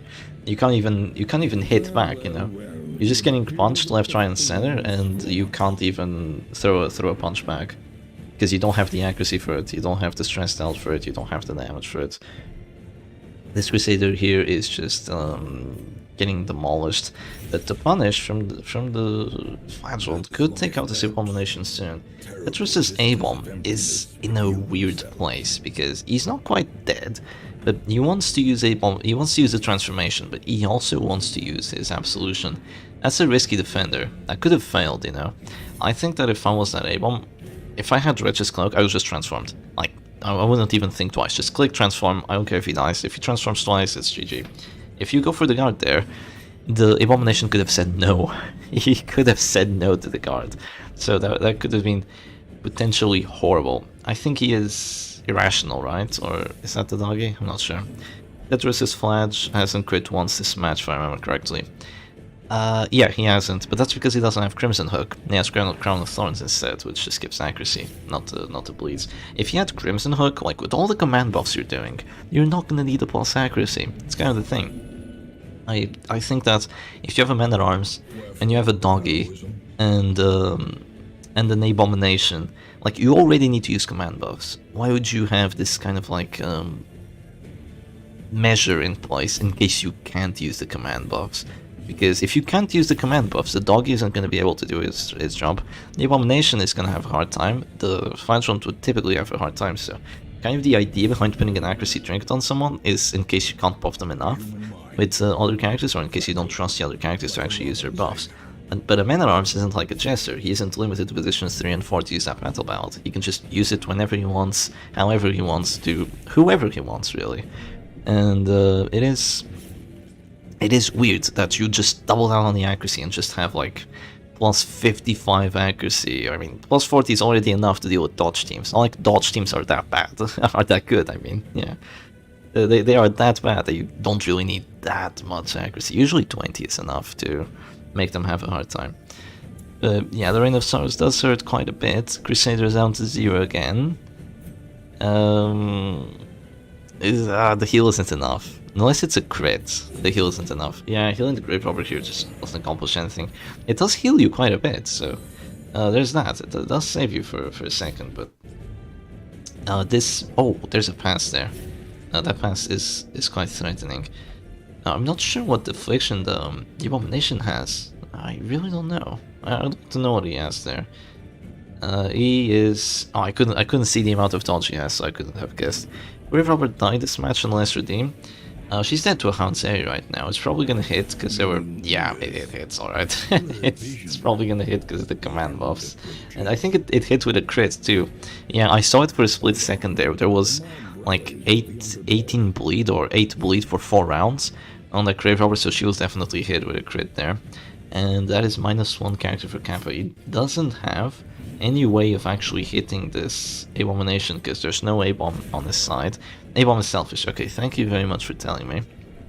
Yeah, selfish isn't going to say no to the guards. So going for the guard there that previous round was definitely the play because selfish can always pass, and it did pass. So going for the guard there, well played by Tetris for identifying that selfish could have screwed him over completely. Yeah, because selfish isn't going to say no to a guard, right? It's selfish. Okay, Man-at-Arms passes. That's honestly fine. There's no more insane amounts of dodge on Kappa's team. A Bella would be helpful, but losing an action there isn't the end of the world. Especially since you have so many guard turns because you actually have Protector's Guide, so you're perfectly okay here. The Flagellant dogfight is gonna be advantageous for Kappa, but it's probably not gonna be a dogfight. It's probably gonna be like a 3v1 goon squad going onto Kappa's Flagellant here. Is this gonna be like... Did we really go down to like 3 Flagellant 1v1s kind of? Kind of, right? Because the previous match wasn't really a Flagellant 1v1, but yeah. A-bomb transform slam could be painful. Yeah, it is quite painful. The Flagellant now has to use redeem on someone. But, you know, it's not the end of the world. But after this redeem, there could just be Reign of Sorrows, and the Flagellant will drop down to this store. Not immediately, but he will drop down to this store again kind of soon-ish because of those bleeds. And the other character is also going to be hit with Reign of Sorrows, which is also going to apply more stress, and it's gonna keep doing a lot for Tetris here. So Man-at-Arms says no to the heal. I guess that's gonna have to be on the Crusader then. I don't think that the Man-at-Arms... No, the Man-at-Arms is good here because then you can actually bell and actually kill the A-bomb. But I'm not sure. Why not slam Crusader though? Well, maybe Tetris doesn't think the slam chance would be enough, because Glorious Standard does give you a lot of slam resistance, right? I mean, move resistance, but move slam, same thing. I'm not entirely sure. It would be nice to push the Crusader to the back, but pushing the Flagellant is also really good. So I think both plays are reasonable there, and also it also makes it so he has to stay in the back and heal at the same time, which really gives you a lot of advantage. Like Kappa Sigma would force to redeem, that is an action redeem advantage. I think you definitely have an advantage here. You definitely have an advantage by putting that character in the back and by forcing him to redeem. You're saying that you would be forced to redeem to keep the Crusader out of their store, but I don't think Kappa would go for that. You'll just heal yourself with the Crusader. Yeah, move equals slam. Yeah, it's pretty much the same thing, right? Slam is move with damage. Yeah. Also, it's also reverse push. If you want to look at it that way, it is a reverse push. And it is. Wait, no. It's a reverse pull. I'm sorry, it's a reverse pull, not a reverse push. Yeah, my bad. So there goes the Zealous. Finally, there is 4 afflictions on the side of the Chef's Dress team, and I don't think the Crusader is too long for this world, because between Count Series and Bellows, he's gonna have a heart attack pretty soon, and same thing is gonna happen to the Man-at-Arms. So after that, it's just a case of making sure you have a good setup to win the Flagellant duel at the end, I believe. It is going to be somewhat like that. I think here you're actually okay with doing one of two things with your Abomination. Either you slam again and keep putting that Flagellant in a weird spot, or you just detransform and stun the Crusader, which makes sure that he doesn't heal himself at this door, which would be, you know, relatively annoying. Now let's see what Tetris actually wants to do here. It's actually just going to be a command buff so you don't miss. Also makes you do plus damage because you're guarded, by the way. Yeah, look at that command buff. Giving you plus 25% damage, because when you're guarded and you use a command buff, the characters that are guarded gain plus 25% damage for 3 rounds, on top of the accuracy and crit. So pushing that Flagellant back to the back with the extra crit chance of the spiked chain, I mean, of the shattered padlock and the command buffs, means that the Flagellant has to receive a heal at this point, which is enough to keep him out of the snore, or is it? Was it a heal for 6 or for 8? I couldn't quite see. I couldn't quite see how much it was, but considering that Kappa isn't freaking out, maybe it was a heal for enough. Yeah, it was enough, but now he's gonna bleed, so there's that. The command from Tetris was an MAA act out? Was it? Well, you know, Man-at-Arms knows what to do, right? He knows what to do better than we actually do. He knows when it's time to bell, he knows when it's time to command. So there's that. Okay, there's gonna be another bell there. I can't believe that was an act out. Like, that was a really good act out then. Yeah, it's funny when the afflicted characters actually do the correct act out, because sometimes they're forced to. Like, if you have a Flagellant at the end, and you know, you have no more exsanguinates, there's only one enemy character. Like, if you go for an act out action, like, there's only one thing you can do, you can only punish. But when you have so many choices like that Man-at-Arms, just actually doing that is quite surprising. One thing that is also a little bit surprising is that guard again on the Abomination, because he might not live to see it come to fruition, or, you know, just to keep him alive. That card could have been a waste there. Depends on what act-outs would happen here, but maybe he stays alive for just a little bit. He's not going to take enough stress. He's going to go to 199 stress. Or actually, due to Flagellant's minus 30% healing given. 4, I'm not sure what you mean by 4. But, oh, that's minus, oh, okay. Yeah, 199 stress. Oh man, Rage the Corpse? What? What? What was that? What was that for? So you punish? Why don't you Rage the Corpse? She was gonna go away anyway. Now your Abomination's dead. I have no idea what just happened there. Why did they Rage the Corpse? Why wouldn't you just detransform stun instead if you wanted to get a Death Star hit? Didn't you have Reign of Sorrows? That crit is massive. Yeah, that's 2 death blows there. I have no idea what Tetris just did. Yeah, I have no idea. That wasn't an act out. That was not an act out. The big brainy play. Yeah, look at that. It's working out so well. No, it wasn't. It wasn't an act out. Was it? I didn't see it. I didn't see it. Was it really an act out? I don't know. Maybe Kappa just clicks so quickly that we don't see the act outs actually happening. It just looks like the player did that. Yeah, it didn't have the icon, right? I don't know. Maybe Kappa is just consistently like click, click, click, click, click, click, click, click, click. Paid actor. It's a paid actor. Maybe misclicked. It was there. Well, if J-Man says it was there, then it was there, you know? But I personally didn't see it. But yeah, now... How did the flash one go to the back? How did that happen? Did the doggy move forward? Oh my god. Butcher Circus is that stressful. Yeah. J-Man swears it was. Okay, makes sense. Alright. I think this is still advantageous for Tetris here, because Hound's Arian, they're basically both dead. Those other two characters. And not only that, the Flagellant of Tetris, I think, has better heals at this point. And we've seen before that having a doggy in the back just spamming Hound's Arian, like, we've seen this play out, like, literally match round 1, right? We saw Flagellant and the doggy fighting against Flagellant, Crusader, and Men-at-Arms, and the doggy won the previous time. And he's probably going to win again. Doggy has way more stress on him this time around, but there's that. So Kappa goes for a heal, just to keep himself alive, that does make sense. But if the punish does enough damage, he would die immediately. Is that what's going to happen? I mean, against all that protection, it is difficult, but you do have Rapturous, and you do have Crown of Thorns, so you're doing plus damage, because you're bleeding. No, there's going to be a punish on the Flagellant, just to drop him down to 0. I see. That is also a good play. Watch that again, Enable act out because he transformed and then Kappa did rage. Oh, no, if you do transform on an act out, you're already gonna go for some weird action. Yeah. He was transformed and... Oh, that was a play! That was not an act out. I don't know. J-Man says it was. You saw the Affliction Crown before he took stress. I don't really know. I'd rather just go with the narrative that that Tetris is actually getting an Affliction IRL. I would rather just go with that. Okay, there goes a punish, because, I mean, you've gone to 3 matches, all down to the wire. Like, that is just difficult. That is really difficult. We might, like, the way this is going, if every single match was this long, we would not be able to finish the tournament today. But hopefully that's not what happens, because the finals are gonna be best of 5, right? So... Imagine this, but in the best of 5. So long. At least they're not playing eternal teams, you know. At least there's that. Okay, there goes the Exsanguinate. Crit heal for 30. That is really clutch. That could help. That could really help here. But, oh, do you guard? Do you guard this...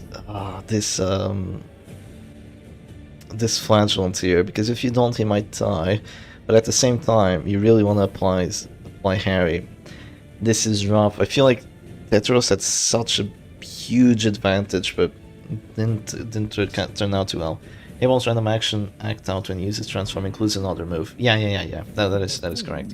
Okay, Troy's going for a guard. Rapturous says no because he's Rapturous. Houndsary gets a crit on the Flagellant, but not on the Crusader. Crusader actually dodges. Paranoid coming in clutch with that dodge chance. And Zealous, oh, a 20. Oh, it was a 20. If you had Writ, it would have been a 30, by the way. That could have just been the kill and potentially the win there. Like, this is such high stakes, because whoever wins this gets to move forward. Whoever doesn't is out of the tournament. And, ooh, it's the doggy. Oh, he's close to dying now. Zealous is definitely going to kill him. The Flagellant isn't dropping down to 0 unless you actually go Harry on there. Maybe even Harry won't be enough, because you probably won't do 2 damage with it. Yeah, that crit heal from the Exsanguinate, so nasty. It goes Exsanguinate on the Flagellant, so now he's definitely dropping down to 0. And he gets healed for 24, so that's really good. Crit on the wrong character. Yeah, it was a crit on the wrong character. I can't believe the Crusader is still alive. He was in such a rough spot, and now he's actually okay. He's only at 177 stress, and he has a 24 HP, so you're never gonna kill him through HP, and doggy passes. Oh my god. Ugh, Kappa's Flagellant isn't afflicted. One more Exsanguinate, has 1 Exsanguinate left. If you do not heal, you're gonna potentially suffer the death blow. Oh my god, gets a crit on the Exsang. So now that Flagellant is immediately at the store. That is brutal. This is a huge turnaround. Like, I do not see Tetris winning this anymore. I cannot believe it. I mean, he's gotta keep trying, because he still has a doggy in the back, right? And he still has a Flagellant, which has a lot of death resistance still, and still has Exsanguinates. So yeah, I don't know, I wouldn't call this GG just yet. I think that both players still have really good winning chances. Oh, 2 dodges, no, no. Where's the doggy that got so many crits at the start? Okay, Paranoid, just a bit of stress, and no, it's over at this point, yeah. So, kills the Flagellant there. Oh, is it over, actually? Is it over? Yeah, 3 for 3 crit X-Tanks, wasn't it? Jesus. And Tetris says, "You got some luck there, my friend." He says that, that's so funny. The Ghost Reclaim on the Crusader, what a wonderful play. That is literally the best play you could have done, like Kappa is playing this perfectly. You go Reclaim on the Crusader in case that your Flagellant does die, and you get crit, and you have a heart attack from it, you can still regen out of their store and stay alive, right? That's what the idea behind this is. So it goes for Zealous. I tell you, if the Houndmaster had a stun, this could have been good here, but oh, it's weird. Do you believe in Paranoid now, my brother? I kind of believe in Paranoid now. So yeah, even if you drop a Zealous here, it is gonna help, but as long as the Paranoid Zealous actually hits you, you're fine. It would be so nice to see Paranoid just doing Bulwark now. Yes! I called it! I called it! Look at that, I called the Bulwark! Would you believe it? Okay, if this Hound Theory does 2 damage, like with a crit, it's GG. 1 damage, it's not enough. Oh, it's not enough. 1 more Hound Theory and you win. Just 1 more Harry. 1 more Harry, and Tetris would have won. I cannot believe it. Just 1 more Harry. Bulwark of Light act out. Round like 17 Bulwark act out. Jesus Christ. Yeah. I believe Paranoid can can do some crazy stuff. That's what I believe in. Oh my god. Well, that is gonna be 2-1 for Kappa. Kappa does take the W there. So yeah, let's have a look at the brackets once more. So Callan won, Kappa also won, and we're gonna have to wait on them. And now we're gonna watch Cosmo versus Mr. D, so I'm gonna tell them. Alright, GG Kappa, you can take a break now. We're gonna watch Cosmo versus Mr. D next. GG's. Yeah, thank you. I really need a break. My heart is gonna explode. Yeah, I can believe that. Have a good rest for now. Yeah, sure. Alright, there we go. And let's see if Mr. D is getting ready. Let's get some music going. We were listening to the Terran Madness one, right? So let's get that. And yeah, we're gonna watch Cosmo versus Mr. D. So let's just see if they are getting ready here.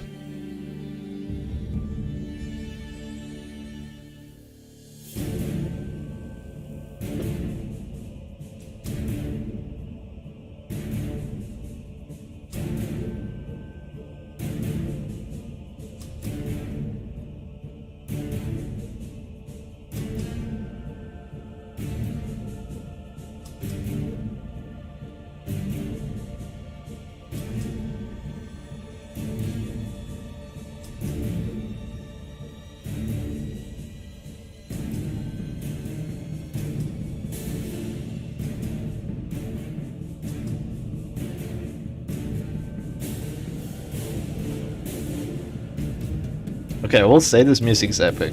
Yeah. I wanna finish listening to this one, then we can hear Town in Chaos. I do like this one. Well, good pick, Annie.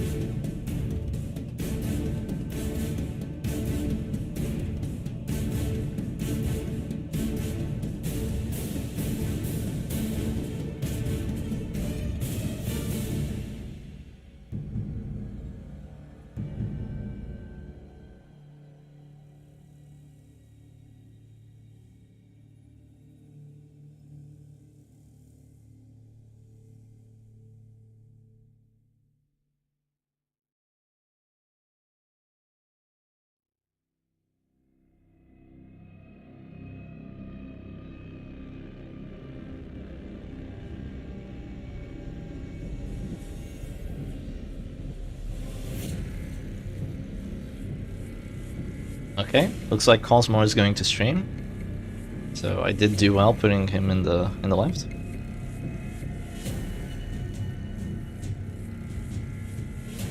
Just got here, is it over? No, Selfru, it isn't over. Let me show you the brackets in just a second. That's not Town and Chaos, that's... Which one is that? Final Combat, yeah. We'll listen to Town and Chaos after that. Now the theme is really good, yeah. Alright. So, this is what's going on right now. We're gonna watch Cosmore versus Mr. D. So we have two Russians. The Russians are gonna go on the brothers' war here to fight against each other.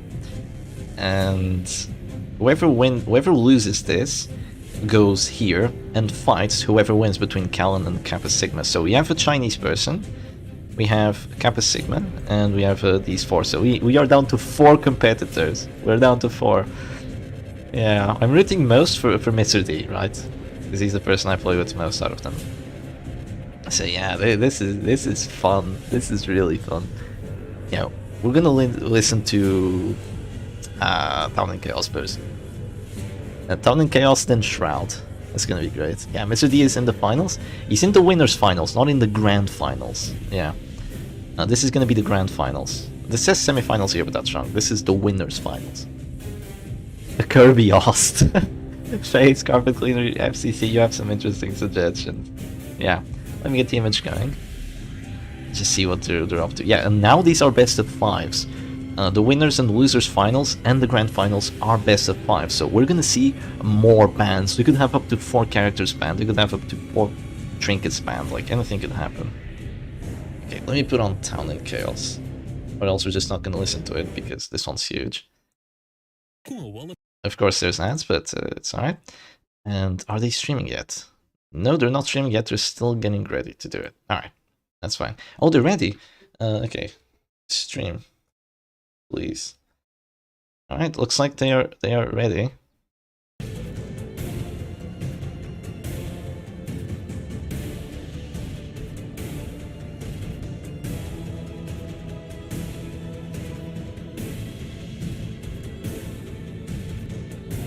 I'm gonna drag Cosmore out of somewhere and put him somewhere else. So I'm just with him alone. Whoa, finals have 4 bans? Yeah, if it goes down to the final best of 5, yeah. Well, best of 7 is, but best of 5 is second best. Best of 7, yeah, best of 7 is just kind of long, you know. There's also something that we did, which is a best of 10. And the funny thing about it is that it's not a best of 9, it's a best of 10, for some bizarre reason.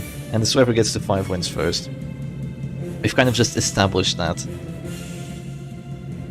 Can't wait to see what strats come out of those bans. Yeah, we could have some insane strats. If it goes down to the final match of the best of 5, it's gonna be fun. Okay, Cosmore is streaming. So, let's just pause this for a second. Remove the image, let's not forget to do that. And, they're not ready yet. God damn it. Best of 10 does not exist. Best of 10 does exist. There's no best of 9s. It's a best of 10. Trust. Okay. They're not done just yet, but almost. Why would you have a best of even number? It makes sense. You just have to believe. Alright, we see a lot of Russian going down. Well, I see a lot of Russian. Cosmore says, may the justice be with us. That's what he says. And let's go, let's do this. Let us do this. Alright, well this looks like overall already a good matchup for Cosmore. I think you can see it, right? I'm pretty sure, yes. Best of 10 is a thing, you just have to believe me. Alright, so we have Halo Comp versus Winter Bliss DOT. Do we have it? Yes, we do have it. Mr. D always has a little bit of a trouble connecting, so we just have to wait, you know, just a moment for it. But here we are, on to the winners finals. Whoever wins this might very well win the tournament, because we're gonna have a massive advantage. And okay, I will say that going first for Mr. D here and not going for a puncture on the Jesser is kind of insane. Kind of insane, because you allow Battle Ballad against your dodgy characters, so... personally, I think Mr. D should have gone for a puncture there, but, you know, going for just just battle ballad into battle ballad means that he's probably confident that he can win this without even having to prevent the enemy's battle ballad. You know, he did go first, so that's really good. Yeah, it's a DOT team. It's the Winter Bliss team. It has a lot of DOT with that Materia Pestis in the backline, a lot of DOT and survivability with Shieldbreaker and Flashlight. So there's a pull from Cosmore onto the Jester, a little bit of a weird pull, I will say, because you won't get to shoot this Jester, you're not marking someone. This Bounty Hunter is a true Chad, and he doesn't have Mark for Death.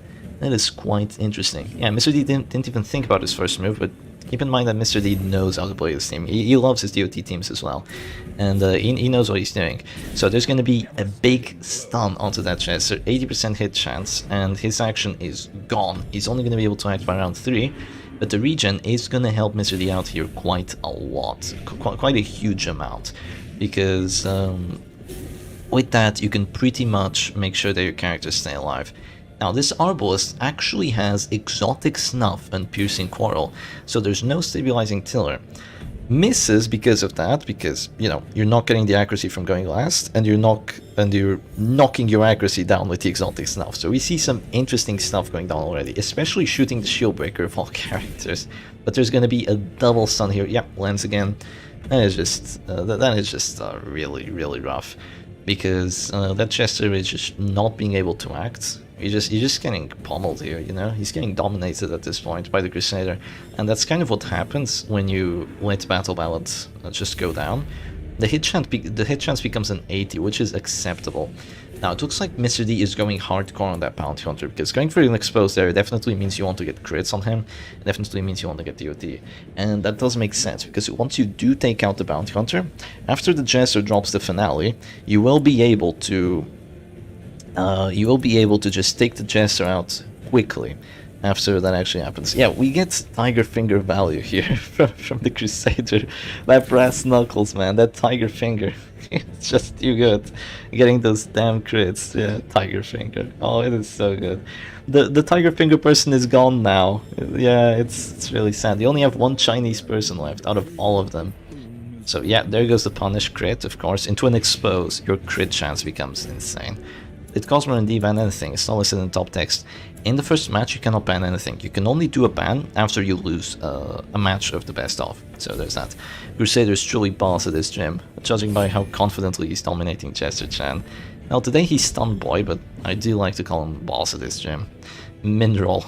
What was the mineral there? That punish was definitely not a mineral. let me tell you that much. Okay, the Antiquarian doesn't really know what she wants to do here. She wants to stay alive, she doesn't want to get finale'd. So she's actually going to drop Protect Me on the Shieldbreaker, I see. I think both players are playing a little bit too quickly. I will say, just a little bit too quickly. You need to slow down a bit, keep on thinking, and see if you can make use of your time, because you have 30 seconds each and every action. And there's a lot to digest in a matchup like this. And yep, that's goodbye Bounty Hunter. That is so clutch. That is so clutch. Mr. D definitely did the correct play by going for a guard on that Antiquarian, because the Antiquarian is the most important character of the Winter Bliss DOT team. She's the character that actually gets death blows. She's the one you need to keep alive as long as possible. She's not the easiest one to keep alive, not by any means. She has 29 HP and 15 dodge. But if you can keep her alive, the other characters do the DOT, you get the death blows. And now, Cosmore is down a character in a matchup where you should be winning like crazy. He goes for the self-heal with the Arbalist, and now it's just really difficult for Cosmore to win this, I'm gonna have to say, because having a Flagellum still alive, having all those characters still alive, just being at a character disadvantage against the DOT team while playing Halo comp basically means that you're gonna lose. And if you're going for a stun and fail it, the 80% as well, it's just, I would see this as quite hopeless. I wouldn't surrender, because you can always just get a finale crit on the Jester, just take him out that way, and after that you're back on equal terms of characters, kind of equal terms of characters, but yeah, it is a rough place to be in. So 11 to 20, is he gonna go for it? That is the question. what is gonna happen here. What is the play for Cosmar? He has funny names on the on the characters. The Arbos is the Gauss Cannon, so that's probably a reference to Fallout. And then you have Stab Boy, Stun Boy, and I can't remember what the Bounty Hunter's name was, but there's that. So there goes a Puncture onto the Arbalist. Probably not gonna get a pull because she does have Snuff. Oh, the misery. Yeah, it really is. And that was just a really intense first 2 rounds, and now Cosmar is taking his time to think. He's trying to salvage the match, and yeah, misses the stun again. You know, 80% chance of getting it. Sometimes it works, sometimes it really doesn't work. And it looks like it isn't working anymore for Cosmar. This match is a little faster than the last one. You know, just a little faster. Just slightly faster. You know what? I shouldn't be complaining about them playing quickly, or else we're not going to finish the tournament today, because after this, you can bet that Mr. D is just going to bring Immortal Comp, and Cosmar is just going to bring Immortal Comp, and we're going to have a 40-minute slugfest after that. Yeah, I don't really want to see that happen. You know, it is funny to see it happen like once or twice, but hopefully that doesn't happen again. Alright. This Arbalist has a few characters you can choose to hit, but what you really need to be looking for right now is you need to be applying every single cell on your brain to where am I going to get a death blow. That is what you need. Was it triple miss on the Jester, or wasn't it just double? Missed finish him. Oh, it missed finish him. I didn't see that finish him miss, but yeah, that is really good. Well, you know, you should always bring Monkey Spawn on the Jester, especially in a team like this. Like, 40 dodge is just great. You're gonna dodge some very clutch abilities, and that Monkey Spawn is gonna win you some matches. Some matches it's not gonna do much for you, but there's really nothing else you can put on the Jester to make him more survivable. You can give him some HP, but it's not gonna change much. You want to see a round 45 in this tournament? You can't go to round 45. You can only go to round 41. So yeah, okay. They're thinking, do they want to finale the Shieldbreaker? That's gonna remove her action. Down the Shieldbreaker is good for you. It's definitely good for you, especially if it's a crit. Like, if it's a crit, then the Antiquarian is in danger, and that's really good. But then your Arbalist is also gonna die. Oh, it's rough. It is quite rough. There's just gonna be a Dark Stab on the Jester, I guess. That does also make sense. Yeah, if you're Cosmar, you need to get a kill somewhere, but you need to make sure that after you expend your cards, because you only get one shot of finale.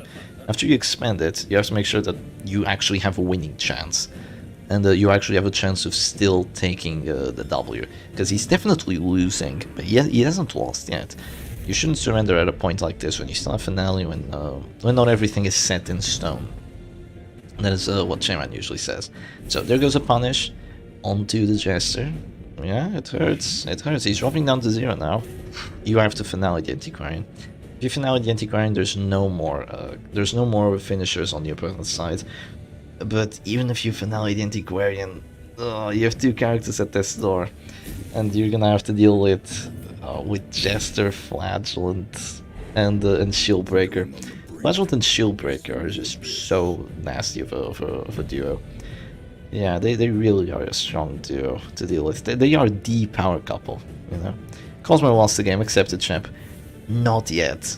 Not yet. I refuse to accept it. Because right now there's no heal on the Jester. We could just have Arbalist click, Bola, kill, Jester, finale Antiquarian, and then the Arbalist gets lucky, resists 2 death doors, shoots the Shieldbreaker, the Crusader stuns her, and the Jester just kills her immediately. Like, you never know. Halo Comp is so explosive that things could change in a heartbeat. You should not surrender at a point like this with your damage teams. Not until there's no hope, you know? You should not surrender at a point like this. But let's see what happens. I definitely respect Cosmar for not surrendering at this point, because some people would have surrendered by now. But I'm glad he hasn't. He's gonna go for a heal. He's looking at those hit chances. Almost passed there. Almost a pass. Yeah, it's a very slim chance, but a chance nonetheless, yeah. If you have a chance, you should go for it. You're trying to give yourself the best chance of winning every single time. And if you throw it away, then, you know, you're definitely not gonna win. Okay. Shieldbreaker. Can't really go Puncture, but she can go Expose. Doesn't get the death blow, but the crit is gonna cause an affliction. The Affliction is quite bad here. It's gonna be Hopeless. Could be worse. Hopeless could not change too much. If he shot Flash into Finale, if... Oh, there's the kill with the Dirk Stab, so no Dresser anymore. And now the Antiquarian does have her Stealth. Is that a kill? No, look! The Arbalist actually resists 2 Death's Door checks, so she's gonna stay alive for a bit.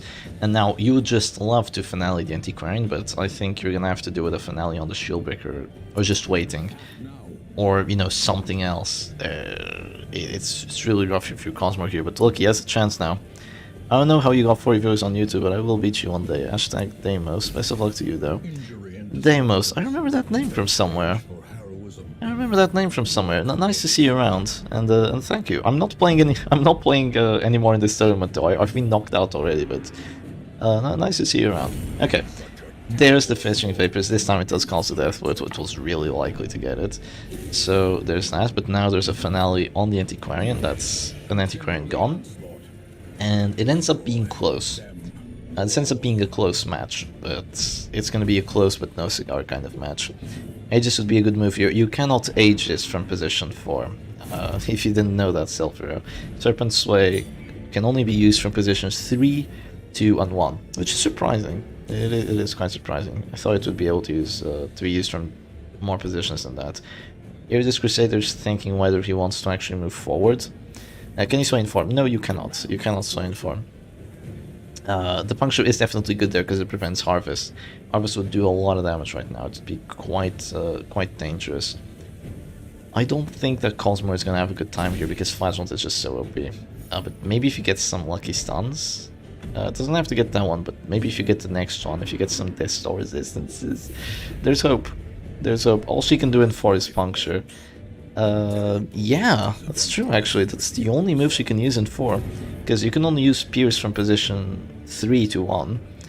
But you can use it against position 4, because, you know, reasons. What do you do if you're Cosmog here? Do you Dirk Stab?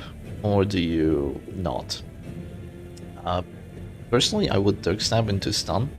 Maybe Mr. D's probably gonna redeem after you Dirk Stab, so it's gonna make it really difficult for you to win because he's just gonna keep spamming Puncture on your chest or kill him eventually, and his characters are just gonna have way too much HP. But I'll just decide to Dirk Stab the corpse instead. I think just moving back there would have been preferable, because then you could at least have Harvest. Even after a Puncture, you could at least have that Harvest. But no, that's just a death. Well, now it's GG. Now it is GG for Cosmo. I think that he played well, trying to salvage this match. But just the first 2 rounds was just too difficult. In base game, yes, but I don't think you can in Circus. You can pierce rank 4. You can pierce rank 4. Not from rank 4, but you can pierce into rank 4. You can attack that position like that. So let's put the image back on.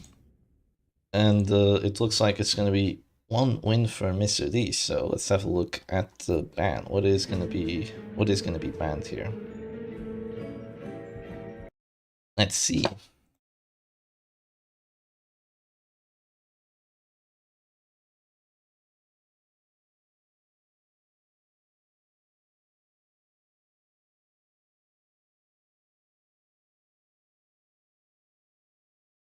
Well, let me put some music on. Aton and Chaos is fine. I don't think we had heard it already. So let's do that. Oh, it's a little loud. Yeah, it did be a little loud. Turn it down just a touch. And let's see what they're gonna ban.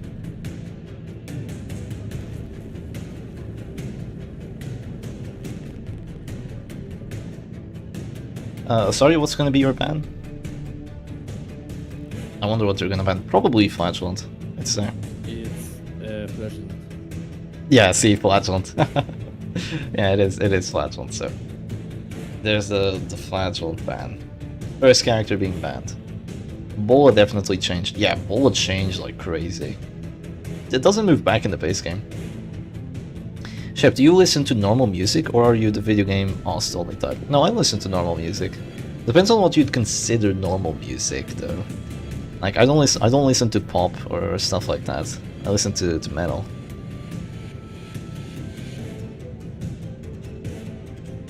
also listen to Linkin Park, so there's that.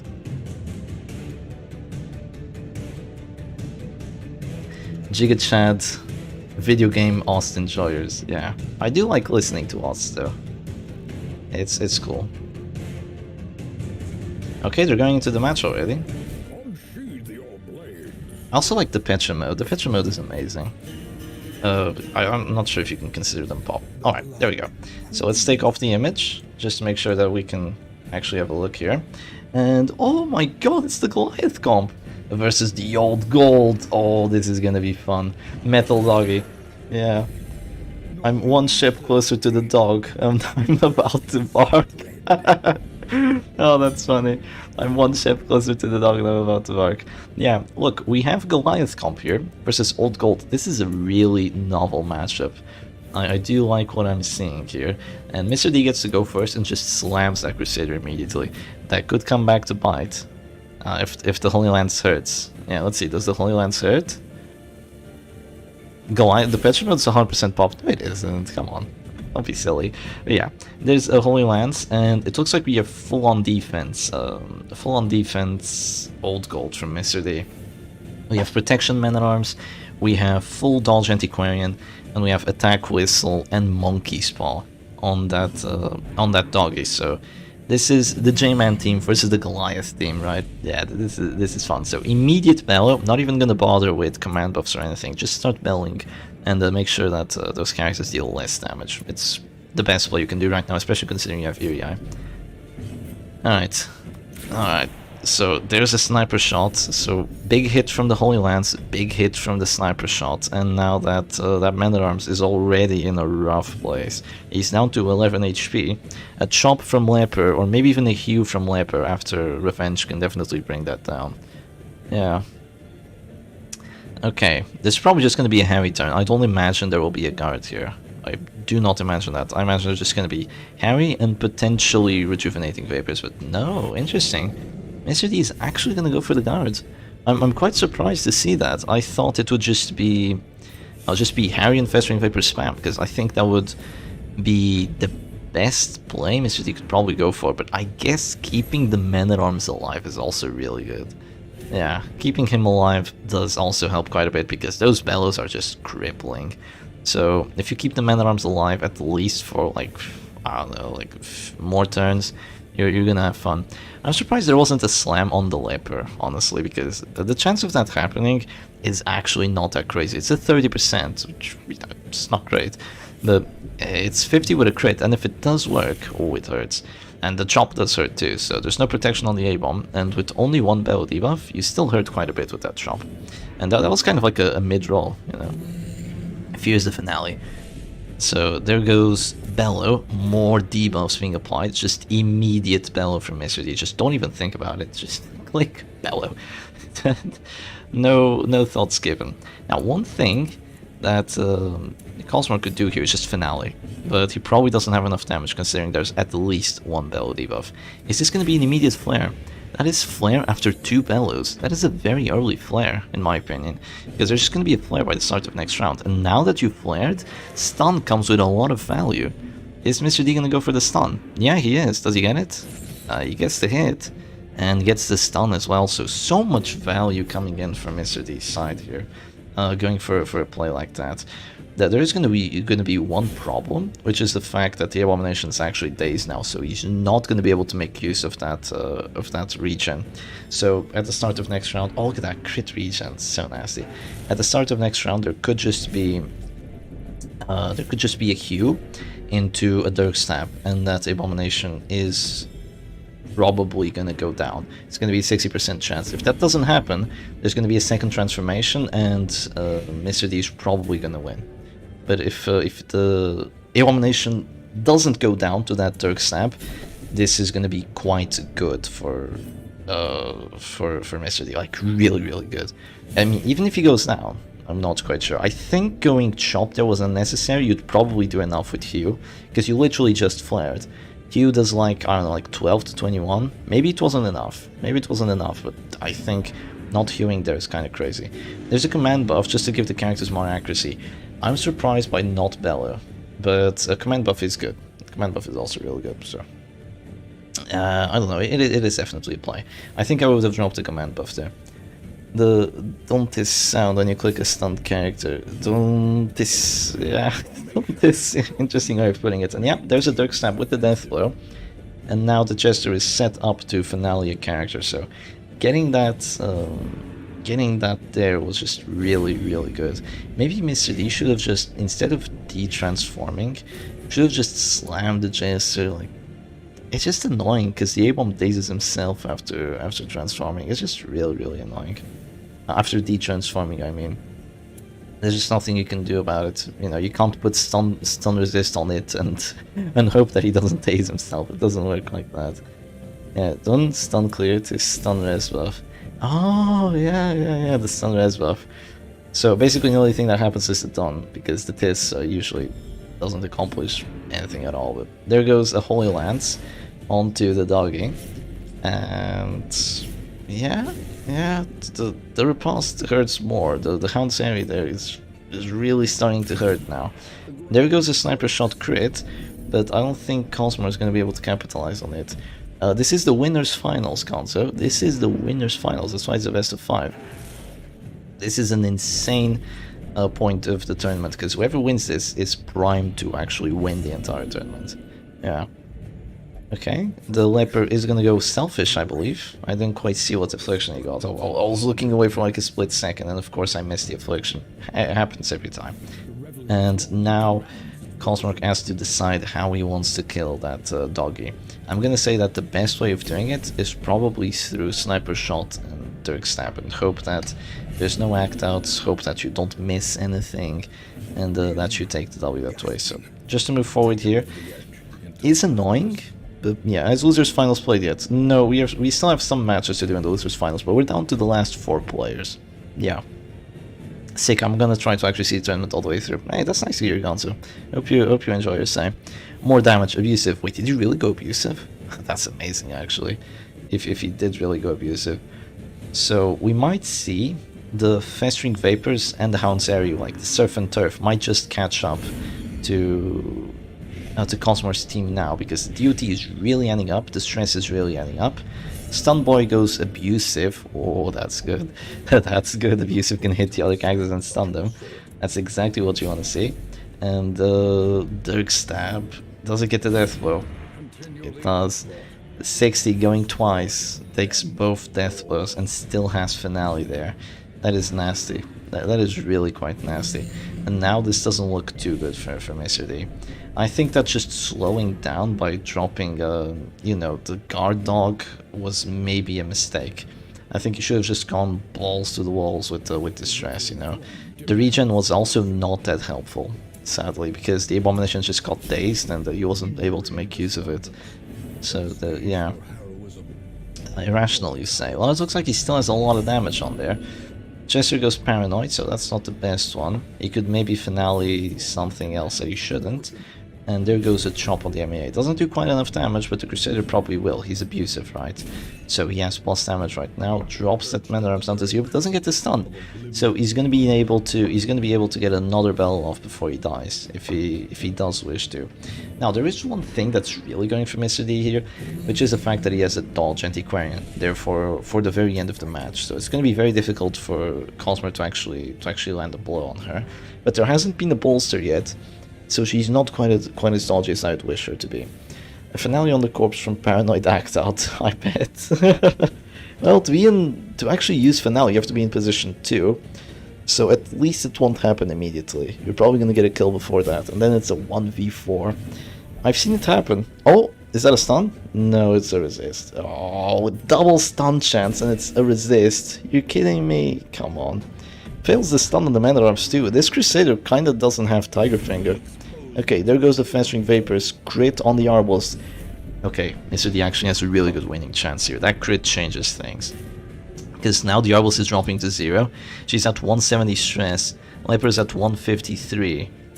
If the kill on the Man at Arms somehow fails, Mr. D is probably going to win this. Okay, let's see. Act out. Stress, that's good. That's a good act out. And there goes a heal on the Jester just to keep him alive. It does make sense to heal the Jester here. You do want to keep him alive because he's the only one that actually has a good kill on that Antiquarian. He can just drop Finale, hit her very reliably, do a lot of damage. Oh my god, 60... No, that one was a 75, but gets another death blow with the Jester. What an MVP, he's just killing everything, that Jester. And now the Leper still has his Solemnity heals, does stress on all the other characters, which is really good, but is it going to be enough? Is he going to go Solemnity? Is he not? Is he not going to go Solemnity? No, he is going to go Solemnity. He was just having a look at the damage numbers, just to see what he was looking at there. Perfectly fine. And here goes Festering Vapors. No death blow, but that is one act out. Oh, Jester act out. Okay, that's one character. No extra stress. No extra stress from the Arbalest dying. Oh man, no extra stress. If that was extra stress on all the characters, this would have been amazing. But no extra stress there. Means that the Antiquarian is actually gonna have a rough time trying to finish this off. Crusader stuns the Jester. Yeah, resist that. You're not gonna resist that stun. Okay, there goes the heal now. Crit heals himself, so he's actually gonna stay alive for a bit. But what happens after that? Oh, this is so close. Leper is still taking so much duty. He's gonna heal himself again. Another heal from the Stam Leper. He's clearing stress at the same time, so at least he's down all his heals now. He doesn't have any more. Here goes another Festering Vapors. Let's see, any crits? No crits, but still hits the Jester pretty hard. And the Crusader is alive. He's barely alive. Yeah, just barely. He won't survive if he drops down to 0 and doesn't heal, and there's just a Festering Vapor start of next round. Yeah. Abusive MVP. Abusive Crusader, yeah. MVP for Mr. D, that is. This is so close. How much damage is Finale doing? It's not enough. It's 14 to 25. I think you harvest at this point, but the chances aren't great, but you can also hit the corpse, and you'll also gain Finale buffs. So that could work. Yeah, you hit the corpse and you also get the Finale buff, so at the very least you have that. And now the Holy Lance. No Holy Lance is going to be a heal instead, just so the Crusader doesn't die, obviously. I'm kind of throwing him off here. Oh, there's an act out. Oh man. Festering Vapors could get the death blow here. Oh, it is so close. Okay. Is it going to be a heal? Is it going to be a chop? Okay, chop and the corpse is gone. Now you can actually hit the... You can actually hit this Antiquarian. All you need is to hit her once with the Leper and just Finale. But are you going to get a chance to do so? Is the question. What is Mr. D going to do? Is it going to be stealth? Is it actually going to be stealth? It's not a terrible idea. Abusive could get another act out. It's going to be stealth. It is going to be stealth from Mr. D here. Oh, this is so close. This is so freaking close. Yeah. Mr. D has already won one match. So if he takes this one, he's almost gonna win the best of 5 immediately. If he takes this one, he's gonna be at match point to actually take the winner's final. Okay, heals the Jester, and now he can't hit anyone. He just has to move around. He just has to move around. That's so funny. I think the best thing you can do is just move forward with the Jester, and then I don't know, either move forward again with the Leper or... He moved back and passed. What? He moved back 2 positions and passed. How? This game sometimes. I don't really know. There goes Festering Vapors, misses the Jester. Doesn't get a single crit. The Centigrade hasn't gotten a single crit in ages. And now the Crusader might get a stun. Does he actually land though? Does he land the stun? Oh, you're not gonna go for the stun! Oh, you madman. Oh, you absolute madman. Doesn't go for the stun. Is the chop gonna be enough? A little bit of stress being dealt. Chop is a 69 to hit. Oh my god, it was a 69 to hit. She has 95% death blow resistance. Do you still get the death blow? Oh my god, you do. Wow. Wow. Yeah, that was brutal. That was just brutal. Did he click on the passes he was getting an act out? I don't know, sometimes a character can move and pass with an act out. I don't know why that happens, but sometimes it just happens. It is really weird, but they do that. They do that. And yeah, that is going to be 1-1. Jesus, 1-1 for these players. Alright, let's get some music back up and going. I'm gonna finish listening to Down in Chaos. And let's see what bands are gonna go down now.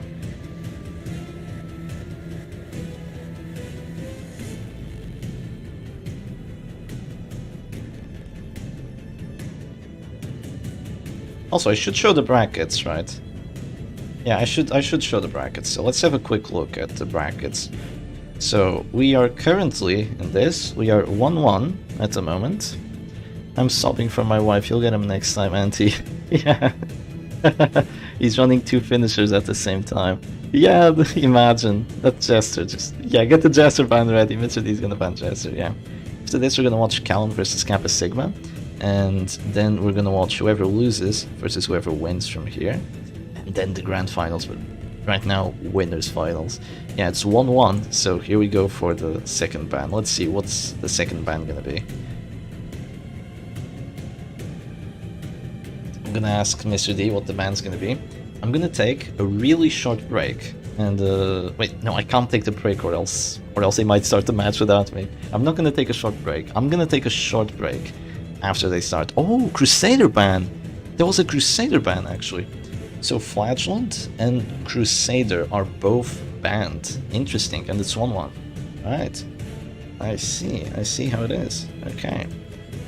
Looks like we're actually gonna have a Crusader ban here. That is very interesting. We haven't really seen Crusader get banned. Even though he's such a good character, people usually ban the other ones. Like, they ban Flagellant, they ban Man-at-Arms, well, not Man-at-Arms, but they ban Bounty Hunter, they ban Arbalest. Take a Bianca break. Yeah, I'm gonna take a Bianca break. I've got to give her some pets. I haven't really given her too many today. We also don't have Bianca today on the stream. She might show up for the grand finals. No healer, boys. Yeah, no Flagellant, no Crusader. Maybe a Mark team? Oh, you can still play stress teams without these two. Like, Mr. D was playing one. I'm not sure.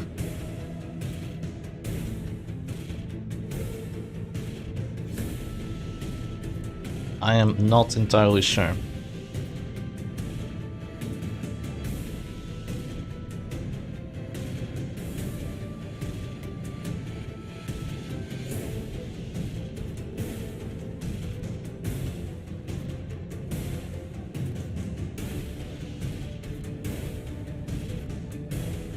You could see Hellion now.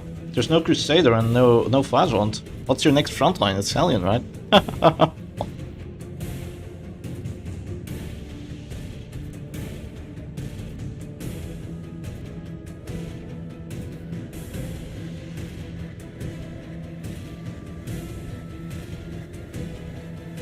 Someone suggested the Shroud theme.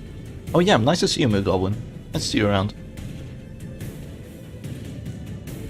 Sadly, I haven't seen Last Stand being played in a while. I think I was the only one that actually played it. Yeah, believe it or not.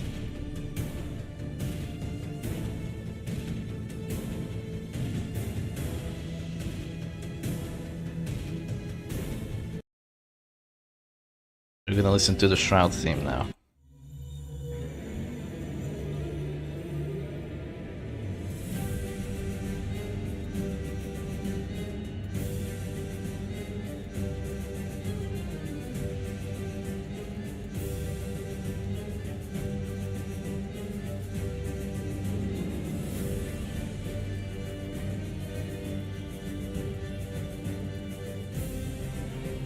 Hellion can crit so hard if it lands. If it hits is my favorite ability from the Hellion. Okay, both players are thinking it out. That's definitely good. If there's frontliners banned, you have to think, like, what teams are going to be best, what teams are going to suck, what am I probably going to play against, and what should I actually play. Because both of them probably have more than a couple teams in their arsenal, but they don't exactly know just how many teams their opponent is comfortable with and comfortable playing, and they don't know exactly what they're going to bring, but they can predict it. So there's a lot of mind games going on right now. Oh yeah, Corolla was the only one that played against the Hellion, I think. There was like one heli in this entire tournament.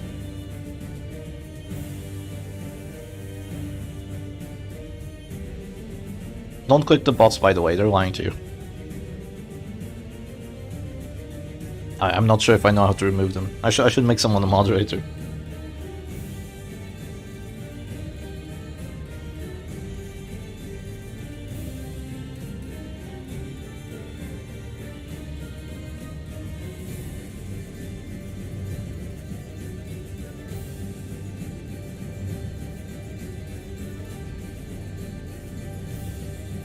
I'll make Omni a moderator. I think you won't mind. Okay, Omni, you now have the power. You now have the power to bonk all the girls.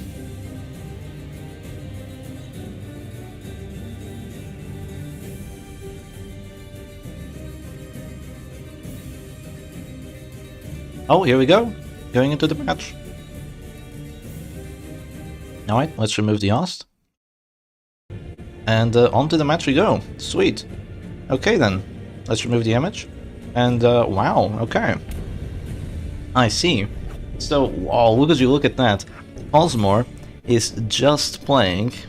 Cosmore is just playing the Goliath comp, but with a bounty hunter instead of a crusader. So it's Goliath comp, but a little bit different. I have played this before. I think this is Goliath comp like number 3 or something. So there's that. Yeah, I clicked and got a virus on my PC that forced me to play Hellion. Feels bad, man. Oh, that is the worst possible virus. And Mr. D is playing Old Gold, but instead of an... wait, this isn't Old Gold, this is Kalashnikov stress. Right? With the maximum amount of stress output. Because you have Occultist, you have Doggy, Abomination, and Man-at-Arms. Like, this is the most amount of stress you can output. This is really cool that we're actually seeing this. Okay, against the Mark Goliath comp, this is going to be an interesting matchup. Could go well for either player, really depends on crits and how quickly the characters die, because if Mr. D can keep his characters alive for like, I don't know, like 2 rounds, if he can keep all his characters alive for like 2 rounds, he's going to be able to do enough stress to just destroy what Cosmore has in play. So goes for that pull, doesn't get it despite there being no snuff on the Arbalist. Yeah, Ship Stress has a Flagellant. This is Kalashnikov stress, just a lot of stress being dealt. A whole lot of stress, yeah. Ship Stress needs the Flagellant. Gonna be real though, for that Cultist to stay alive. Yeah, it's not gonna be easy for him to stay alive. But yeah. This is a Halo comp with Leper instead of Crusader. No, this is a Goliath comp with Bounty Hunter instead of Crusader. If you see Leper, it's a Goliath comp, okay? Yeah. You can also have like Goliath Stress number 500 if you want to. Men-at-Arms? What is he gonna do? Probably just Bellow. You could also guard. There's no stuns anymore. There's no stuns. Your Men-at-Arms is really valuable here. A guard would come with insane value. Well, you know, they're still stabilizing tiller, so you can still shoot through it, right? But you know, it would still be quite valuable. And it would make the Leper pretty much useless, because you'd have to deal with all the protection you have. Occultist Grave Robber single stress nuke team. The problem with single stress is that, you know, it's not very efficient. You're much better off just spamming AoEs most of the time. And to have Occultist and Grave Robber in the same team, you let yourself be so susceptible to a lot of things. But look at that command buff. Was that 2 crits right there? Jeez. Oh, the finale isn't a confirmed chance. It's not confirmed. It's gonna be a Dirk Snap though. There we go. Early finale. Yeah, there was a potential early finale. But there was no early finale because it literally had the chance of failing. Quite a decent chance too. So it makes sense that it wouldn't happen. Why wouldn't you drop Harvest first, losing tiller value? Well, I think that what Cosmore wanted to have happen here was just getting that. No, now there's going to be a finale. Was getting that Occultist killed just immediately without having to worry too much. You would just be able to shoot, get him down to 0, Dirk Stab, get the kill, be in a good spot. I think now dropping the finale was a little bit crazy, because now you had the finale for the first kill, and you still have the Arbalist out of position. There's a lot of horror on your side, and the character that you did kill was quite good, but he still got 2 actions off, and now you have to deal with both doggies, and you have to deal with the Men-at-Arms, all of which are full HP. It is really difficult to win this match from now on if you are Cosmar. Really quite difficult. If that shot crit, it would have been a definite finale or Dirk Stab in case of guard. Yeah, absolutely. That occultist would have been in a terrible place, but as of right now, he's still dead. But at least he got a finale out with him, and it was a finale from round 2. Arbalist would bola and Jesser would stab if the men-at-arms guarded. But yeah, if he guarded after the shot came through, or if he guarded and then the shot still did enough damage, it would be rough. Caltrip's value here is nutty. Are you sure? I'm not sure you can Caltrips at this point, especially not with the riposte down with a crit, you know. Maybe before that, maybe you'd take away at that man-at-arms, and that would be quite helpful. But yeah, if you still hit him for 20, then yeah, you can still get him pretty hard. Okay, there goes another Harry crit. 2 Harry crits. Was that 3 Harry crits? That was 30 stress on the leper and 30 stress on the bounty hunter. What the hell was that? That was insane. That was just brutal right there. Look at this, it's round 2 and there's 4 afflictions pretty much. Oh my god. Masochistic bounty hunter. Yeah, this is Kalashnikov stress in a nutshell. You know? If you just give it like half a turn to do stress to you, you're just gonna eat way too much and you're just gonna die.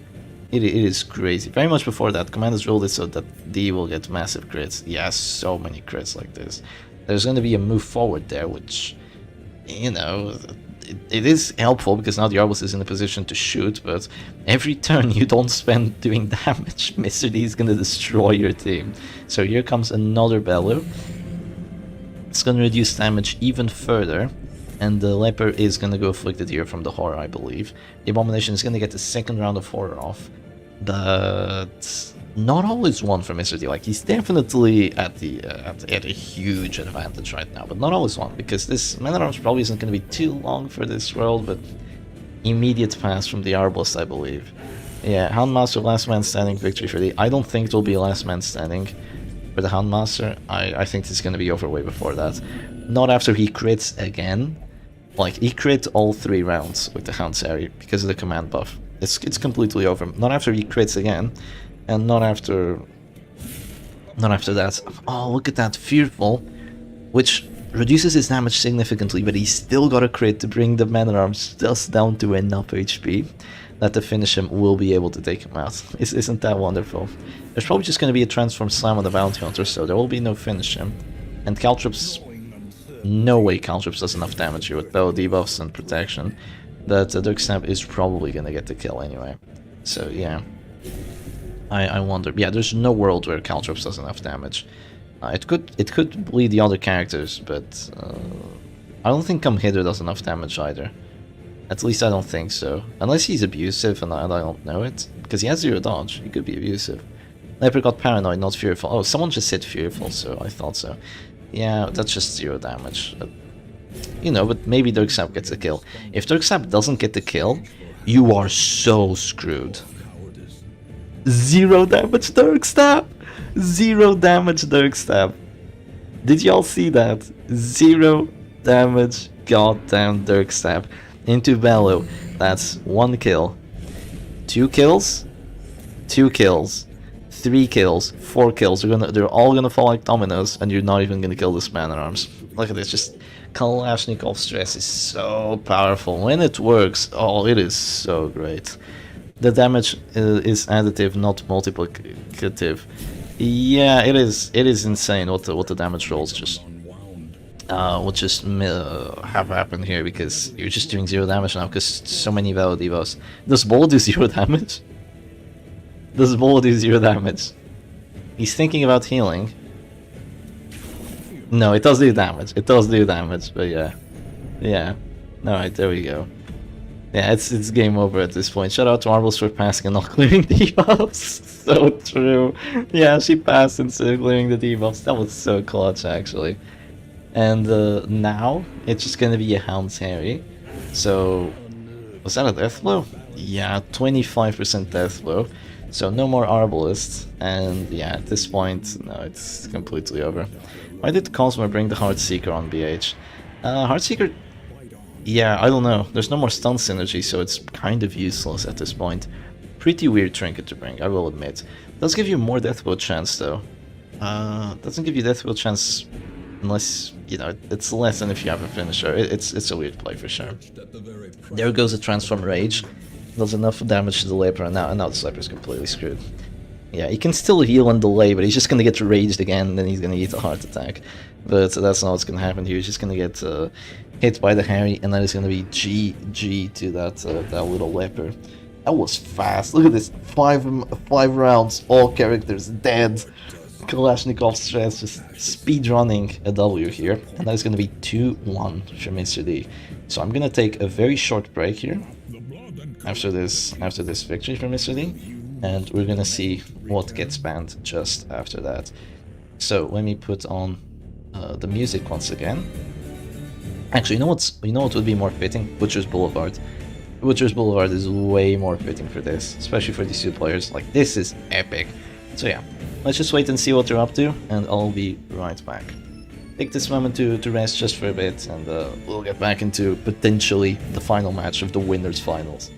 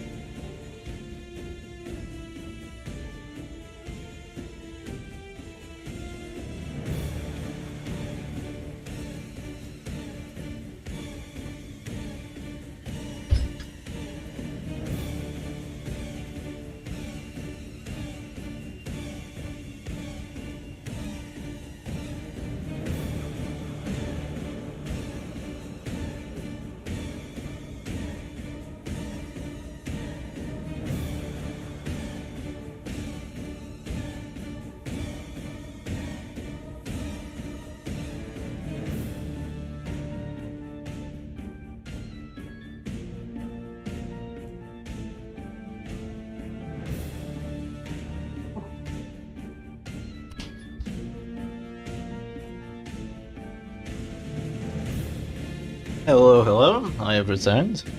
Mr. D, more like Mr. W. You're goddamn right. Okay, let's see, what does my opponent ban?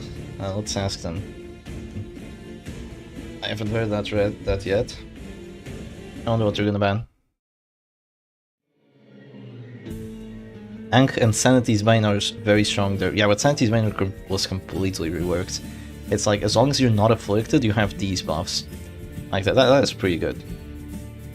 But you have like plus Drastic or something. I don't know what Ankh of Life does though. What is Ankh of Life like in the base game? Because it's garbage in the Circus.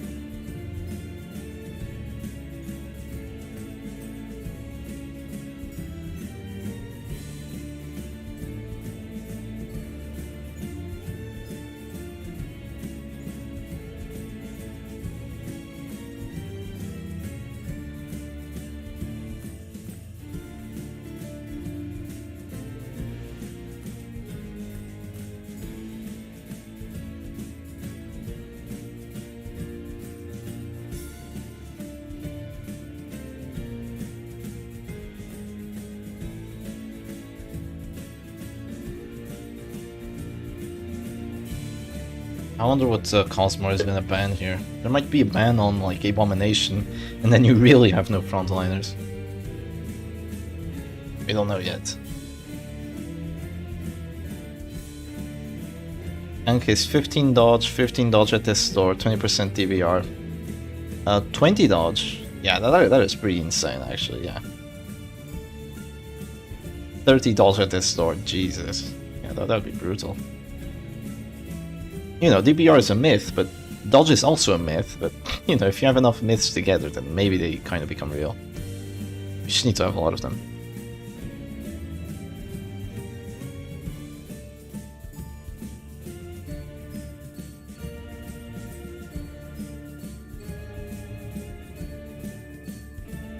I don't think that Cosmore knew this was a best of 5. He just says, I lost 2 times. Is there something I don't understand? Mr. D's like, wait, we play best of 5? They're like, what? Yeah, it's best of 5. Winners, losers, finals, and grand finals are best of 5. Yeah. So funny.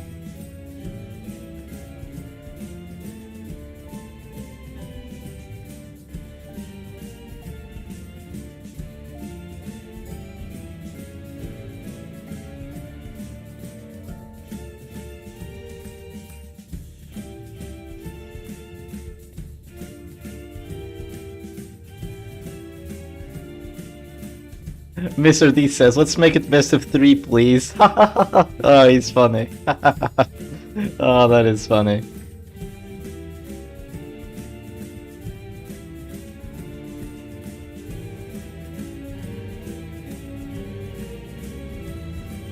Let's have a look at the brackets real quick. See what's up. Oh, he considered himself winner already. No, you didn't. You didn't win. Oh, I need Silek in here. You did not win yet. Oh god, goodness. Okay. Yeah, we have some things going on right now that we need to fix. He's like, oh, I won. No, you didn't. Oh, that is cute. No, it's best of 5. He's like, yeah, just let me win, please, please, please. No, it's best of 5. Oh, that is so funny. I need Silek. Where the hell is Silek when you need them? Okay, Silek, please.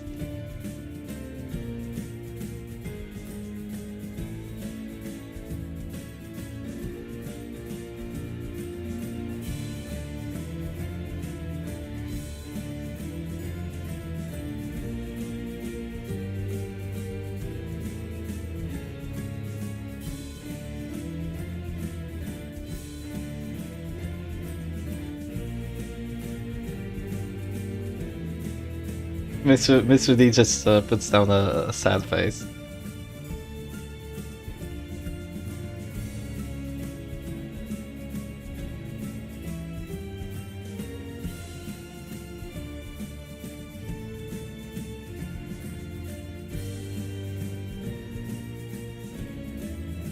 It's actually a best of 4, but he doesn't know a best of 4.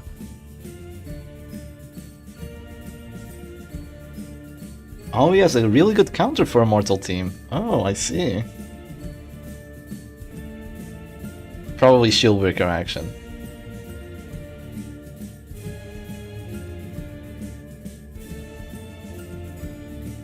So just waiting for Silek to fix this.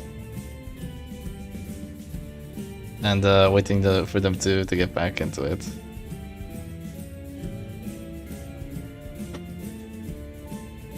Because Mr. D almost had a heart attack now. Hope he's okay.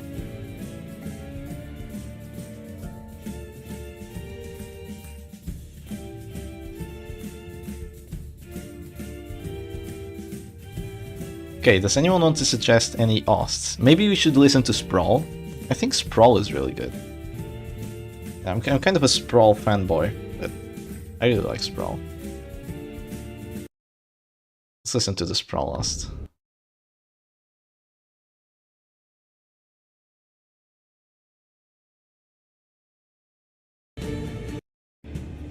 That might be just me though. No, FCC also likes it. Or is that about Shieldbreaker abs? Shieldbreaker abs defeat any foe. You know, I think we'd have like double the viewers if I had Shieldbreaker amps over here. Stop calling them OSTs. OSTs. They're OSTs. What the hell's an OST? You're an OST, Gonzo. They're OSTs. Shep, I vote for City Ruins. Kingsfield 4. Is that copyrighted? Because I won't be able to play it. Circus clown music 10 hours. Put on some spooky carnival music out of that one American Horror Story season. Oh god, American Horror Story. That's probably copyrighted. I can't do it. Sorry. Circus clown music 10 hours. Well, that's what this feels like right now. I can't believe they didn't know it was a best of 5. You'd imagine that if you'd get all the way to the winners finals and the grand finals, you'd know that it's a best of 5. This music is too epic and not spooky or creepy. Oh, too epic, I see. You want spooky or creepy? Not something really spooky. Maybe Battle of the Mountain works for that? Battle of the Mountain's good. Wheeled music. Weld. Wheeled? Weld? The wheeled. No, the wheeled. Okay, have they fixed the bracket? Has the bracket been fixed? No, not yet. Oh.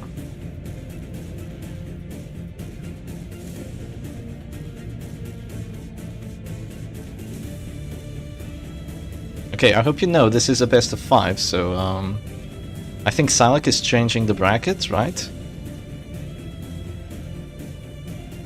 You still have a winning chance in the winner's side.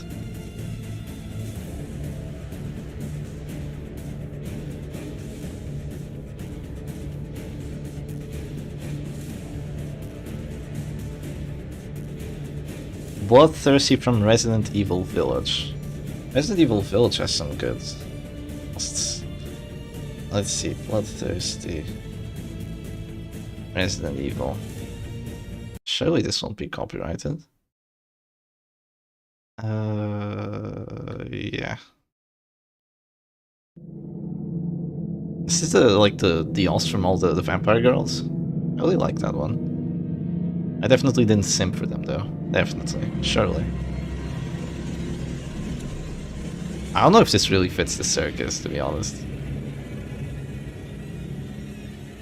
I don't know about that, but kind of taking a leap of faith here. It is spooky.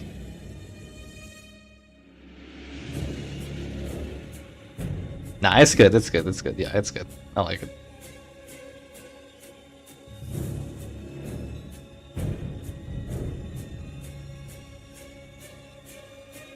Okay, Sonic will update at the end of the match. Okay. Alright, sweet. Okay, Sonic will update at the end of the match, Cosmore, so just get ready to match again and give me your ban whenever possible. Alright, sick. I banned Abomination, and now I'm thinking what to pick because I don't have any teams left, and I'm thinking of something new. Yeah, that's what happens. Take a while. It's alright, it's alright. Oh, thanks. Okay, they banned Abomination, so yeah, now you really have no frontliners. So it's funny because Cosmo went like, I'm gonna ban Abomination, but now I don't know what to pick. Yeah. Flagellant, Crusader, Abomination. What the hell teams are left? Yeah. Weird teams now. No Crusader, no Avon. I need to write an essay, but playing Darkest Suns right now is so tempting, not gonna lie. FCC says, no, best doggy gone. Yeah, the bigger doggy. The best doggy is gone. Is that a Mr. D voice chat? No, that was Cosmore. That was Cosmore in the voice chat.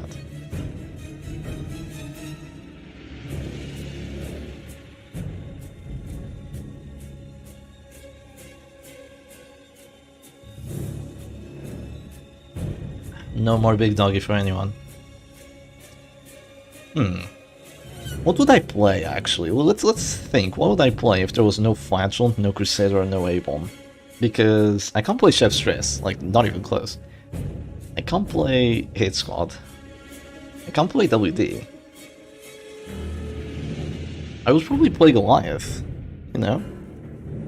Either that, or... Yeah, Goliath is probably the way, but like a weird Goliath. Something like that, yeah. You just kind of don't have a lot of frontliners. I think Goliath, but I'd probably expect my opponent to play Goliath, so I'd probably play a stress team that goes... definitely Men-at-Arms. Probably like Men-at-Arms, Highman, Doggy, and Occultist, something like that. Doggy, I mean Highman instead of Abomination, something like that. That might have been my final pick. Because that's kind of like Kalashnikov stress, but Highman instead of the A-bomb.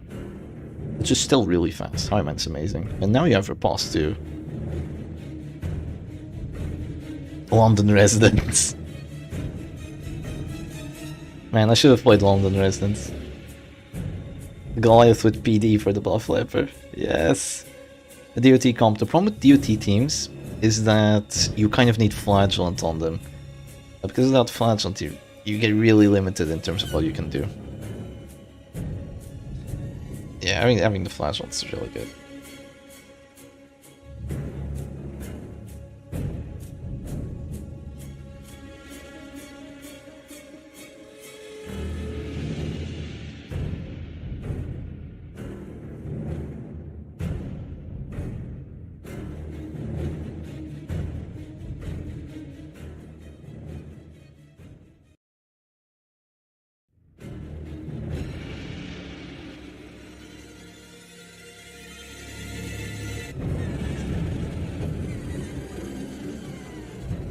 Players are still thinking, it's saying quite a bit. There was that Grave Robber turn 1 finale team they can play. That had Flagellant though. Had Flagellant without Punish, yeah. And you kinda needed the Flagellant there, because he was the one that actually had Reclaim and could keep the team alive. And he also had Reign of Sorrows for DOT, which would be good. Okay, because it's getting quite late for our Chinese competitors, they are actually... the people... well, let me show the bracket for a second. Callan and Kappa Sigma are actually going to play now. And then they're going to play from whoever loses this this best of. Because it's getting really late in China at this point, I believe. So they're going to do that now. So you will probably catch them midway through their best of 5. Maybe not midway, maybe more at the start. Yeah. It is quite sad, but I think they're gonna record it too, so if the first matches are something really special, I could also do some commentary on them like tomorrow or after tomorrow. We're already gonna do some commentary on this one, but we already know the results, so it's not gonna be that much fun. Hey Shep, are you interested in uploading Call of any other games? Maybe DVD, Dead by Daylight? I don't know. I don't know if this is really Dead by Daylight channel. I might play Rantis one day and make a video on it. I've played the Rantis, but you know, again. Yeah, it's midnight in Hong Kong. Yeah, it's late. It do be late.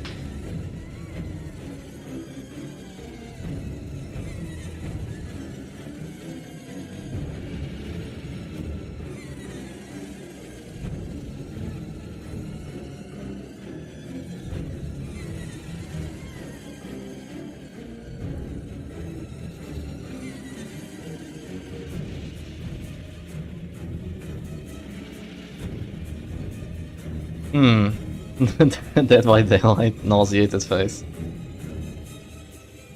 Okay, looks like Cosmo is ready. Mr. D is just readying up. Modded DD1. The biggest problem with that is I don't really like DD1 enough. Play it like that. I'm definitely gonna play Project Zomboid again. Like, I loved playing Zomboid, I just didn't have the time for it, and I still don't have the time for it. Wait, DDLC? What's that? Should I play it? Sounds like a fun name to a fun game. Gonzo says FCC stop. I wonder why.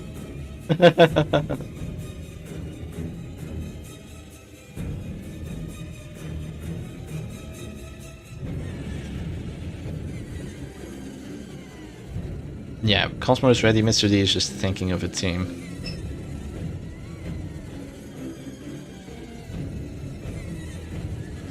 these characters banned, like, what can you do? Darkest Dungeon Literature Club. Hell yeah. Hey Shep, yes, Random Traveler.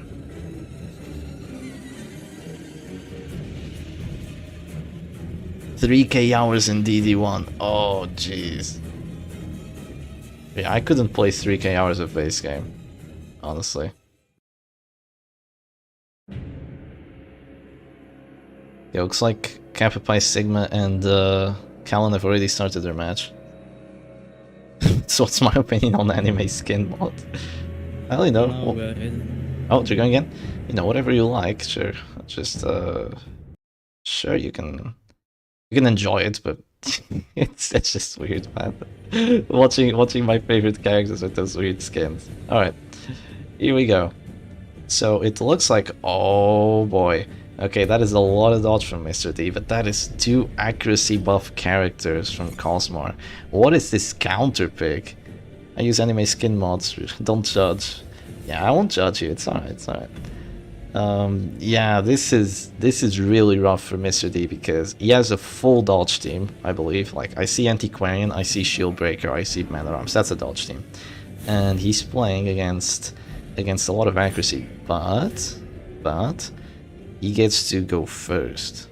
He gets to go first, and that means that he can prevent that Jester from even using that battle ballad, so he's actually having a good time here. There's going to be no battle ballad, not yet at least, and because of that, the only accuracy buff that Cosmar is really going to have, at least for the first few rounds of the match, is going to be that ranging shot, but you don't really want to start with ranging shot already. If you go for a mark here, the Man at Arms has 2 choices. Either he guards to give himself more prot, or he goes Bellow to also do some stress, well, essentially giving himself more protection at the same time, because he's going to reduce damage dealt to him, right? I wonder what he's going to do. Just immediate rejuvenating vapors, I will honestly have to say that's a mistake. I think just bellowing first is superior, because if you bellow and you have 30 prot, there's nothing that will one-shot you immediately. So you don't really have to worry about using the regen right away. Now, this Musketeer has the healing trinket, but does not have the iron sights, so she cannot pierce through the guard with her aimed shot. So killing this Man at Arms is quite important, because if he stays alive for long, he's going to be able to guard everything. Shep, are you showing the match? Yes, I am. Can you not see it?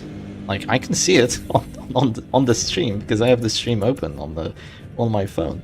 Yeah, it is there. Yeah, message removed. It's okay, maybe it was lying a little bit. Sorry for it coming, I have a rough day, but now it's okay. I hope you have the rest of a good day, Shepard. Did you miss something? You missed quite a lot of something. You missed some really insane close matches. Like, I'm talking round 15 3 times in a row. You missed some nice stuff. But maybe it is worth a watch in the VODs if you do have some free time to do it. Yeah, FCC does see it, and I see it as well. So there was Dirk Stab, there were a lot of actions. The Houndsary did get a crit again. Mr. D and those Houndsary crits, I know, right? And now the Leper is choosing whether he wants to go chop or whether he wants to go revenge. I think that you always revenge. You don't go chop and miss. If you chop and miss, you're losing the match. I think that you always revenge, and you make sure that you're not gonna miss that unfortunate chop. And yeah, crit Harry returns. Mayday, mayday. All hit, more crit. Houndmaster for Mr. D again. Yeah, Houndmaster is just so much fun. There's gonna be another skis here. That has 2 purposes. Purpose number 1. No more aimed shot on the Man at Arms. Purpose number 2, blighting out the Leper quite nicely. And could even remove the Musketeer action if she does decide to heal the Adderskis blight away. But it is quite a decision if you want to do that just yet. Finale doesn't really do enough damage because of all the protection, but now it's definitely going to do enough damage. That was wild when 2 people died from stress of crits. Yeah, that was insane. Musketeer got a crit like 70% of the match. Yeah, that was so crazy. And then when we were like commenting that like, oh yeah, she's getting so many crits, she just gets a double buckshot crit, like for no reason whatsoever. It was brutal. So there goes a bolster here. I'm a little surprised by that play. Definitely a little surprised, but I think that Cosmore is gonna go for the correct play here, right? Let's see, what does Cosmore want to do? Because you have more than a couple choices here. There are ways to break through Mr. D's defense. And you don't want to fire all your guns early, and what are you gonna do here? Is it gonna be Dirk Stab? It's gonna be Finale. I think that was a horrible misplay. Yeah, I think that was a really big misplay, because you could have just hewed there. The man-at-arms would go down to 0, and then even if there was a guard, which would be unlikely because the doggy wants to keep spamming Hanzeri, even if there was a guard, you could just Dirk Stab. And through the Dirk Stab, yeah, I think that bolster from Mr. D was weird. I think that a guard from the doggy would have made sense. But, you know, it's not the worst play ever, because you do want to have that dodge on the other characters. And, you know, regening out of this stall was also kind of important there. But I think that the Leopard could have hewed when there was no more doggy guard or no doggy guard active. And then Dirk Stab was a 90% chance of getting a death because of the Mark for Death debuff. I think that's what they should have done. But, you know, just went Finale, used up that gun early, and now you have the Revenge buff. And then we had something really important going down, which was a Festering Vapor's crit, and the ranging shot did not get the anti-stress, which is just rough. It is quite rough for you, because you have an 85% chance of just removing stress on your entire team, but you didn't get it. The 15%, it is really quite rough. Selin Nova says Cosmore and the Heart. I think we have someone rooting for Cosmore here, so I do hope that they put on quite a show. Even if they do go down now, they still have another shot at this tournament in the losers bracket, so that would be quite nice to see a comeback story and fighting Mr. D again. I would like to see that. I do like seeing this. But yeah, there goes an Affliction onto the Jester. He's taking quite a bit of DOT. He will drop down to 0 soon, and with the Festering Vapors and the Hound's area, there's no way that he's actually going to survive for long, but there's that. Maybe it's because Leper had no accuracy. Yeah, well, you should have revenged round 1, but even with no accuracy, you still had like an 85% hit chance, so I've actually never seen ranging shot not getting the stress. Really? I don't get the stress heal a lot of times. It is actually concerning how much that happens. Quite concerning. So, what is this Bounty Hunter gonna do? He has a few options here. He could pull for some disruption. He could get that Antiquarian up to the front. He could go for just some damage, which is what he ends up doing. He does have the Heartseeker, so he does do some decent damage. Or he could have even dropped the Caltrops, but yeah, Caltrops here is kind of weird. So finally there's a battle ballad by the end of round 3, and it's definitely still a good play, because you want to hit that Shieldbreaker and you want to hit that Antiquarian. So you shouldn't go into the, what do you call it, the Lost Cause, or the Lost, wait, what's it called? The sunken cost fallacy. I think that's it, right? You know, oh, I've already invested so much in not having battle belt. If I use it now, it's not gonna make too much sense. I need to gamble more. You know, you shouldn't do that. You should not do that. If you have a chance to use battle belt here, it's still worth it. It's still worth it getting out of that minus accuracy spree and just giving yourself a better situation. Because you do want to have those good hit chances against those very, very dodgy characters. Yeah, sunken cost fallacy, that's the one. Next time I can play along, maybe. Yeah, we had a lot of competitors this time around. We had 37. There were a lot of people. Maybe next time we'll have even more. I don't know. Potentially. Like, it's been quite a hassle trying to cast all these matches. We obviously weren't able to cast all of them. Okay, there goes the Hound Sari. That's probably a dead doggy, but no, he actually dodges. No dodge, because he has already used the Finale, but he still dodges. That's really good. And the Leopard goes Fearful, which is minus damage, so not what you really want to get on the Leopard, because he can also move back with that. But maybe it's not the end of the world, because he has so much damage already, and those characters have 0 prot, so he might still do enough damage, as long as he doesn't get unlucky and move back and pass, and all that nasty stuff.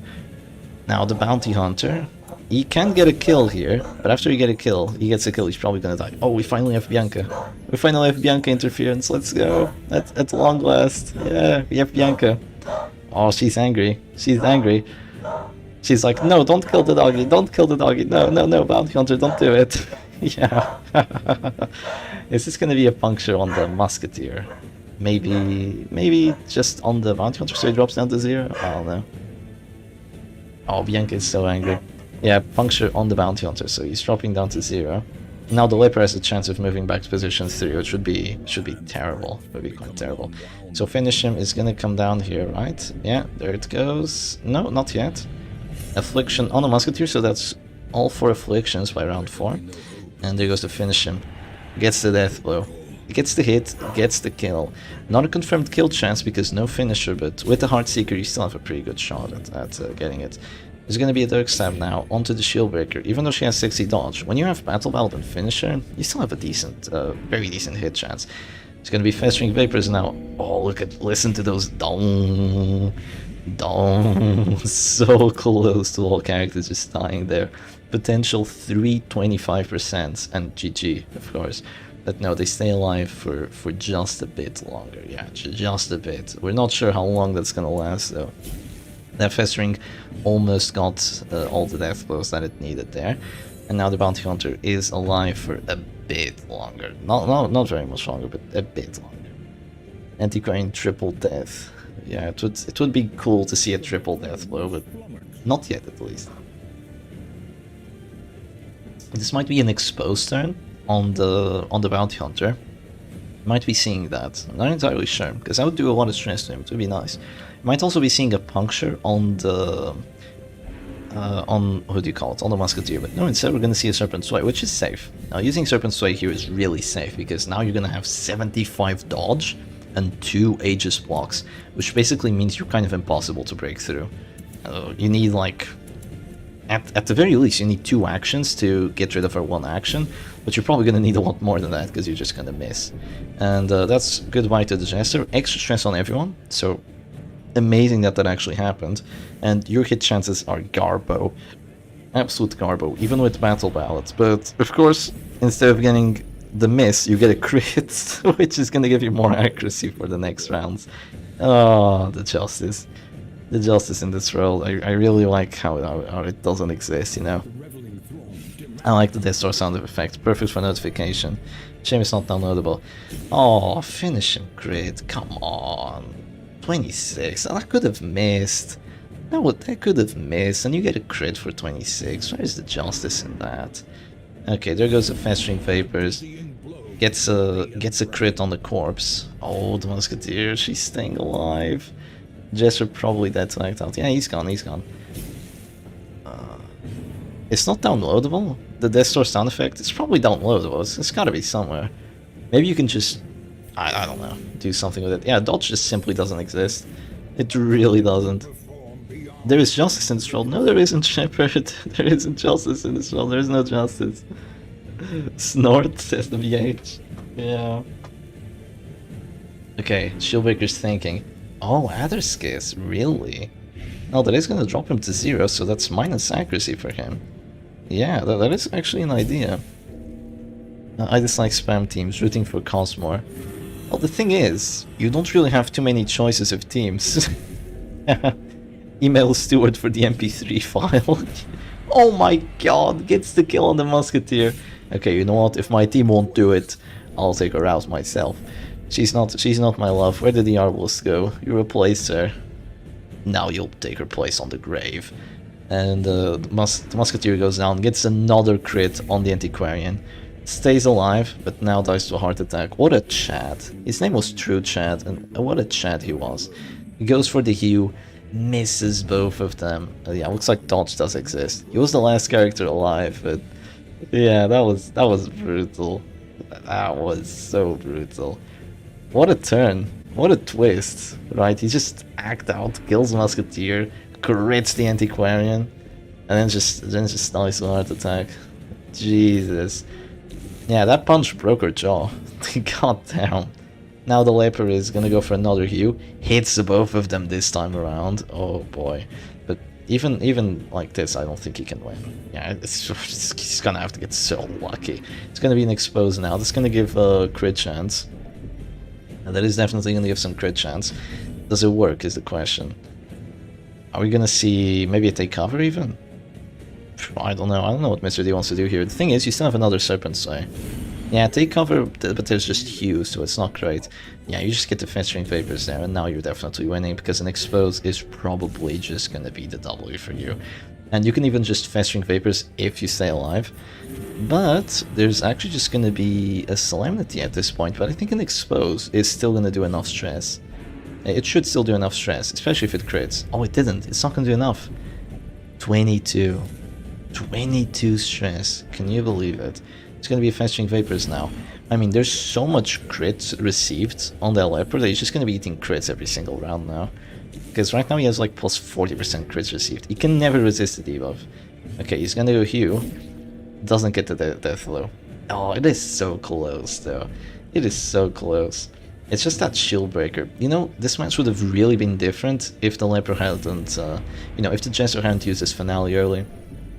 Like, he could have killed that shield breaker maybe with the finale, and this would have been really, really different. But GG's, and Mr. D is gonna move on to the Grand Finals. Yeah, Mr. D is at the Grand Finals now, so 3-1, and there he goes. He actually did end up in the Grand Finals after all. And now we're gonna have a look at what Callan and Kappa Sigma are doing, because they're playing already. They had to start because, you know, they were just way too light. So let's see what they're up to. Okay, looks like Kappa Sigma is playing against Callan here. Looks like the match is pretty chill, kind of, at the moment. So I'm gonna ask Kappa Sigma, what match is this? What round of match is this? Can someone please tell me? It's 1-0 for him. Okay, looks like Callan is winning 1-0, so Callan is the Chinese competitor. Best of 10 moment? Yeah, it could be a best of 10. Kind of a best of 10. Mommy? Yeah, we saw the lady Dimitrescu there for a second. Let me just change this out. Yeah, let me just change this real quick. So it is Kappa versus Callan. W Callan. It is a best of 5. And at the moment, it is 0-1. I'll ask them for the ban after, because I don't want to disturb them that much. And voila, let's go. Let's see what's up. Okay, we have some good quality. That's good. That's good. And Callan is playing. Ooh, yeah, I've played against this team of him before. I think it's got an occultist in a Mark team. So maybe Abomination was banned. Maybe Flagellant was banned. No, Flagellant wasn't banned for sure. So yeah, so it looks like Kappa is playing a defensive stress team here, that's for sure.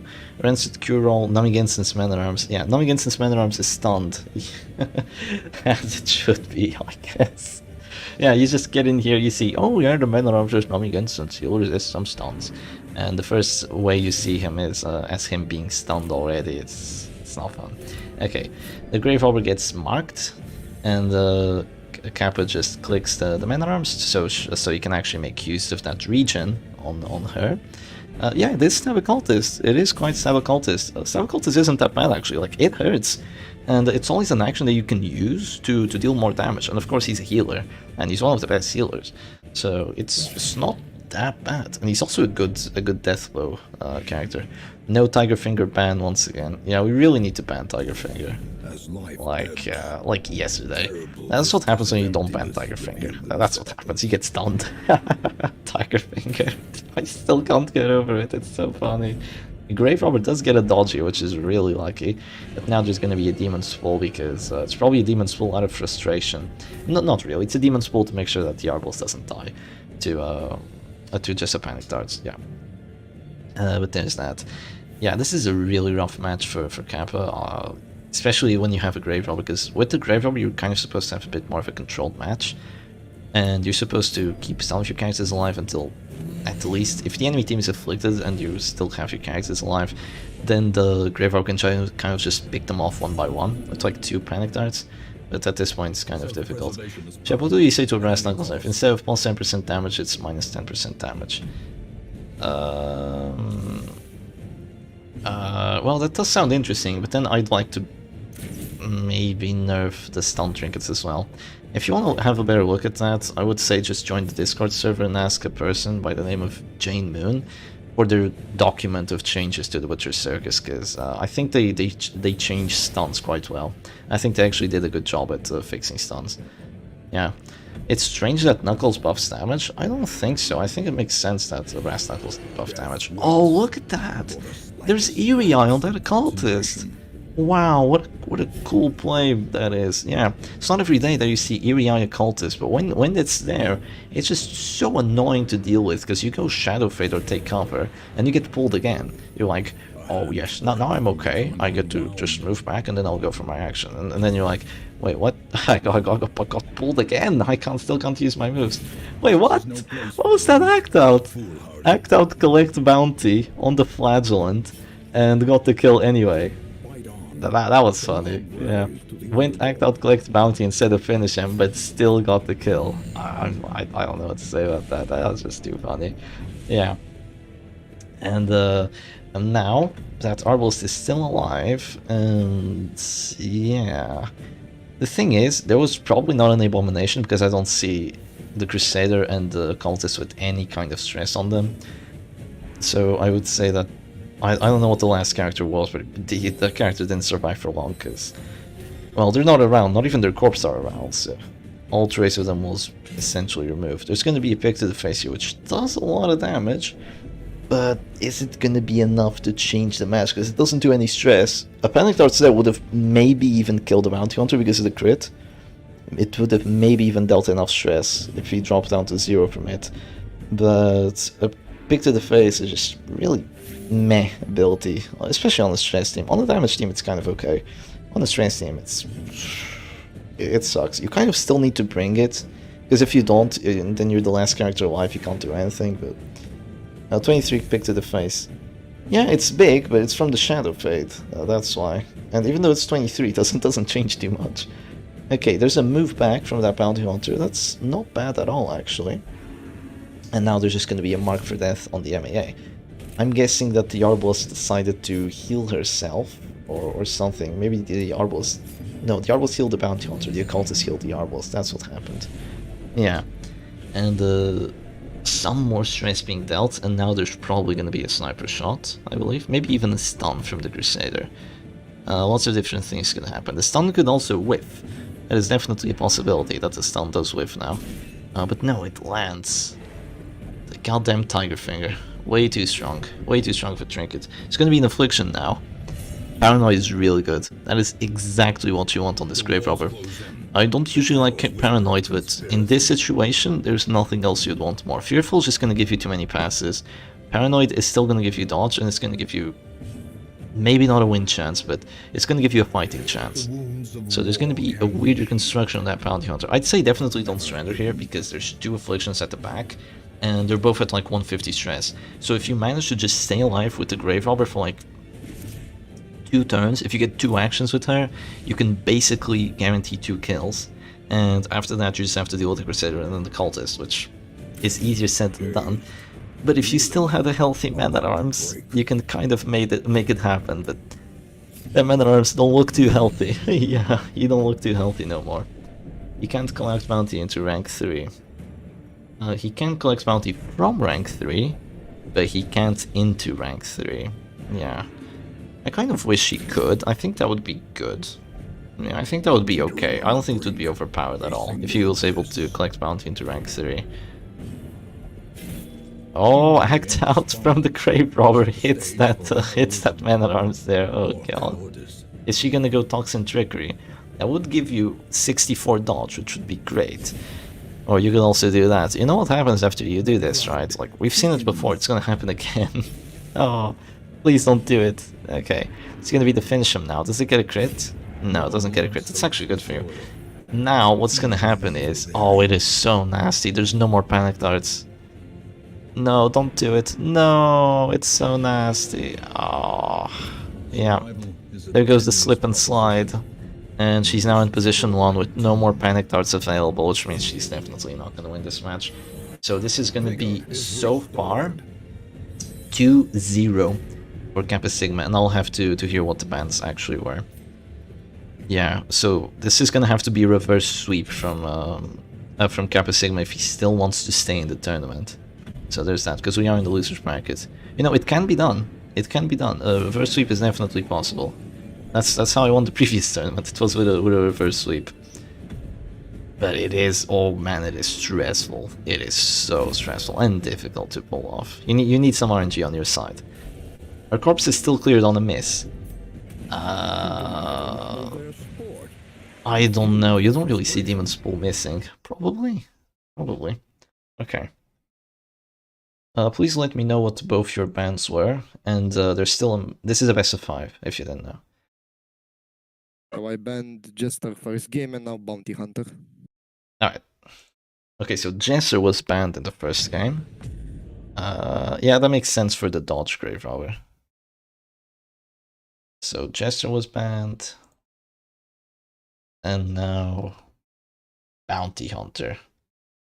So bans Jester. BH. Ah, sweet. Let's get the image going for a second. Let's go back to some Ost. Oh, you know what? Let's listen to... Actually, whoever gets the name right immediately gets mod, okay? Whoever gets the name of the song right at first try will get a moderator in the chat. So let's see it.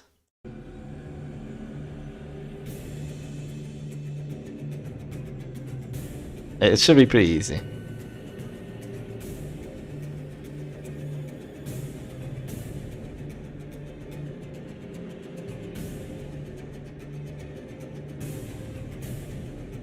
No, that's wrong. It's not Mountain.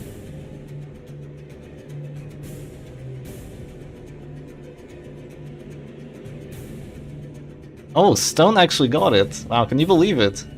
Stone actually got it. Someone that wasn't here yesterday. Well, a promise is a promise. Yeah, it's Metal in the Cove. It is Cove. So Stone was the first one to actually get it, so I guess you can have moderator now. Do you want it? Do you even want moderator? Look at me, just giving out moderators. Surely this is a good idea. Oh, they're going to the next match. Yeah, it wasn't even challenging. I just wanted to see who'd be faster. It wasn't challenging, but you weren't first, you know? Alright, play remove the music real quick. And on to match number 3 we go. Alright, let's do this. So it is gonna be... So there's no Jester and there's no Bounty Hunter, and oh boy, Callan is playing the Immortal team. Yeah, Callan is playing the Immortal team, and Kappa Sigma is playing... what is this? This is a... Shep doing a Discord 2.0. Yeah, I guess I am. Yeah, this is gonna be... Oh, I don't know what this team is, but it looks interesting. There's a Flagellant and a Crusader, so neither of them were banned yet. And there's a Grave Robber and the Men-at-Arms, so I guess I've seen this... Yeah, we have seen this before from Kappa Sigma. I can see Stone putting on the BH profile picture and banning everyone in the chat one by one. You did this, Mr. Dog. Oh no. The chat is gonna go silent. It's gonna be the Stone incident. Yeah. Oh, that's so funny. Yeah, it's Chef Stress number 412653T. It even has a letter on it now. So yeah, we've seen the Immortal team already. If you haven't seen it yet, the idea behind it is that... this is the Immortal Chinese team, by the way. The idea... Or is it not Chinese? I don't know. I've just seen the Chinese players like just abusing it. But yeah, the idea behind it is you have 2 Snuffs and 2 Numbing Instances. You ban Tiger Finger, so Brass Knuckles, so there won't be double stun chance. And what happens after that is you're not getting stunned, you're not getting pushed, you're not getting pulled. And even if you get DOT'd, you have Flagellant to suffer under claim. If you get marked, you have suffer. If you get shot hard, you have protection on the Men-at-Arms. You can get up to 80 prot with 2 guards, and you have big heals from the Musketeer. If you get stressed out, you have ranging shots from the Musketeer, and if there's AoEs, you have A-bomb from the... you have the A-bombs be smile, just spam, spam, spam, spam, spam, and you're gonna slowly destroy the enemy team. That is kind of the idea behind this. Now give it to someone more responsible. Alright, I will. In that case, I should give it to the second person, which was Moo Goblin. Moo Goblin, how do you feel about it? How do you feel about getting moderator? I feel like that is an even crazier idea. I like to consider myself a calm person. When I fight these Immortal teams online, I turn into the youngest Goblin this side of the circus. Yeah, these Immortal teams are just so difficult to punch through. They really are, aren't they? Like, because they're not that gimmicky. they're actually really competent, which is what makes them annoying. Because usually, in the past, if you saw Immortal teams like this, it's like, oh yeah, in a specific matchup it's gonna work very well. But now because you can ban characters, and because you can ban trinkets, these teams work way too well. Yeah, but you have to play them really, really tight. You have to know exactly which move to use at exactly which time. It's not like it's an easy win, not by any means. Alright. Alright. I hate this team, that's exactly what happened when I played against it. Yeah, it is. It is difficult, isn't it? Yeah, it is so annoying. Okay, there goes the panic darts. They are gonna do some decent stress to that Abomination. I'm a little bit surprised by the Abomination actually transforming and not just spamming that Beast Pile. But you know, getting the transformation stress isn't too bad. You know what? I will ban people who give bad Goblin opinions and also bots. Those are my rules. Yeah, that looks acceptable. Moderator, I guess. Alright, there you go. You can ban all the bots you want and ban them in brutal fashion. If you don't mind, obviously. Alright, Abomination's probably gonna de-transform Beast Smile now. He is in a little bit of danger at this point, you know, just a tiny touch of danger. But he'll be okay. You can start spamming that Beast Smile now. And going wild with it. So here comes the Man-at-Arms. He's gonna use that command buff.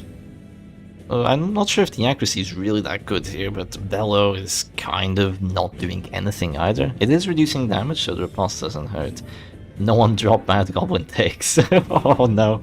Oh no, I regret my decisions already. He sounds so menacing with that little moderator symbol.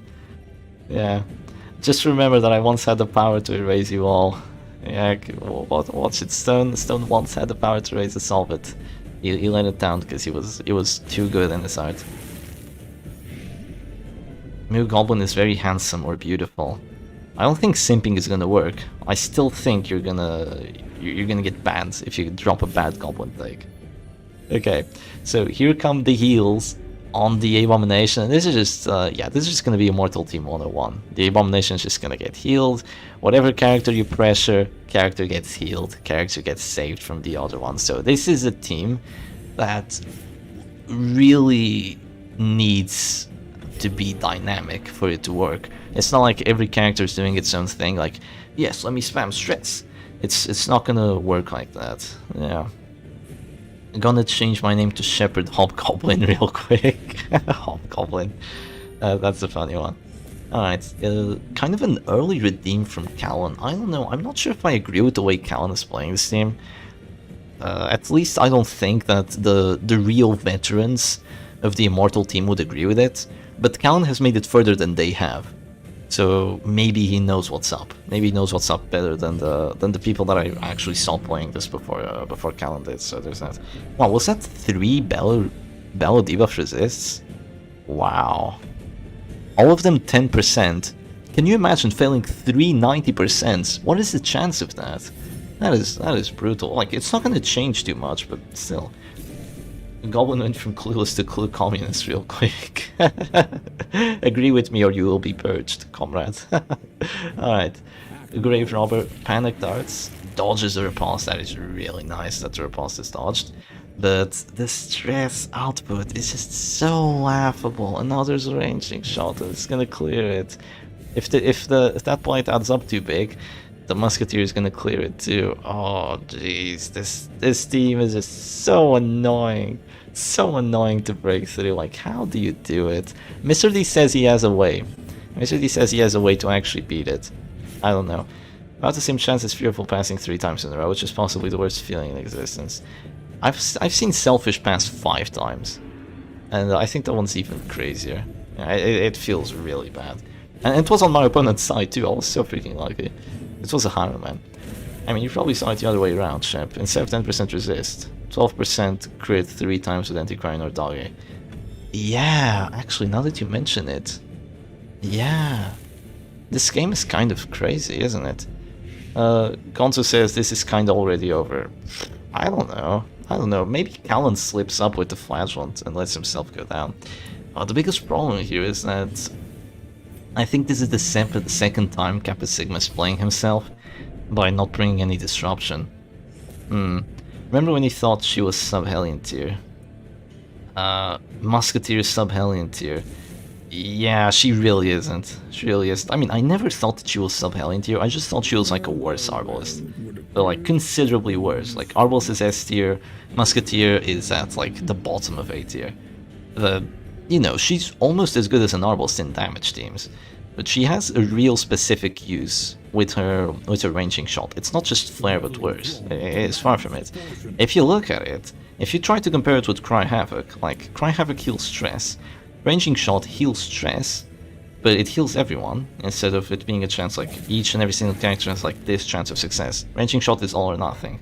But it also gives you plus 10 accuracy on all of your characters for 3 rounds, and it gives you minus 10% stress taken. And it de-stealths the enemy's characters. Like, how crazy is that? How crazy is that? Like, look at that. Look at just how much it does. De-stealth, buff, and anti-stress. It is crazy. And if you have snuff, like, you're pretty much never gonna get pulled. And if there's no bounty hunter, then unless there's an occultist, you're never gonna get pulled. I think occultist would do really well against this team. But then again, would horror really be enough? Not too sure. It would definitely help, but then the Abomination would stay in position 3, and he would just keep on spamming B-Smile, B-Smile, B-Smile. You could eventually just go Demon's Pull on the Musketeer, right?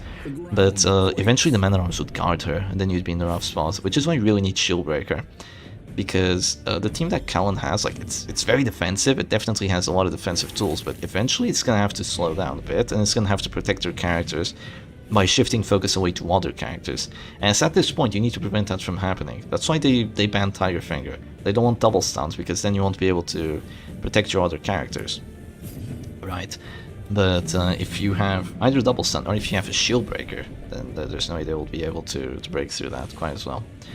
Ranging shot should also have a 1-3 heal. Oh boy, a 1-3 heal on ranging shot. Maybe you heal the enemy team with it. I don't know. Maybe the plates are like edible and they actually taste real good. I don't know. Maybe the plates are painkillers. Painkiller plates. I don't know what I'm saying. But yeah, going back to the match, it doesn't look like Kappa Sigma has taken that much pressure. But then again, the B-Smile is ending up. And you really have 0 ways of taking out this flagellant. Yeah, you know what? I know what the idea was behind transforming the Abomination once. Is so you can have the Man-at-Arms guarding position 1 and then Zealous doesn't do anything. Yeah. That's kind of the idea behind it.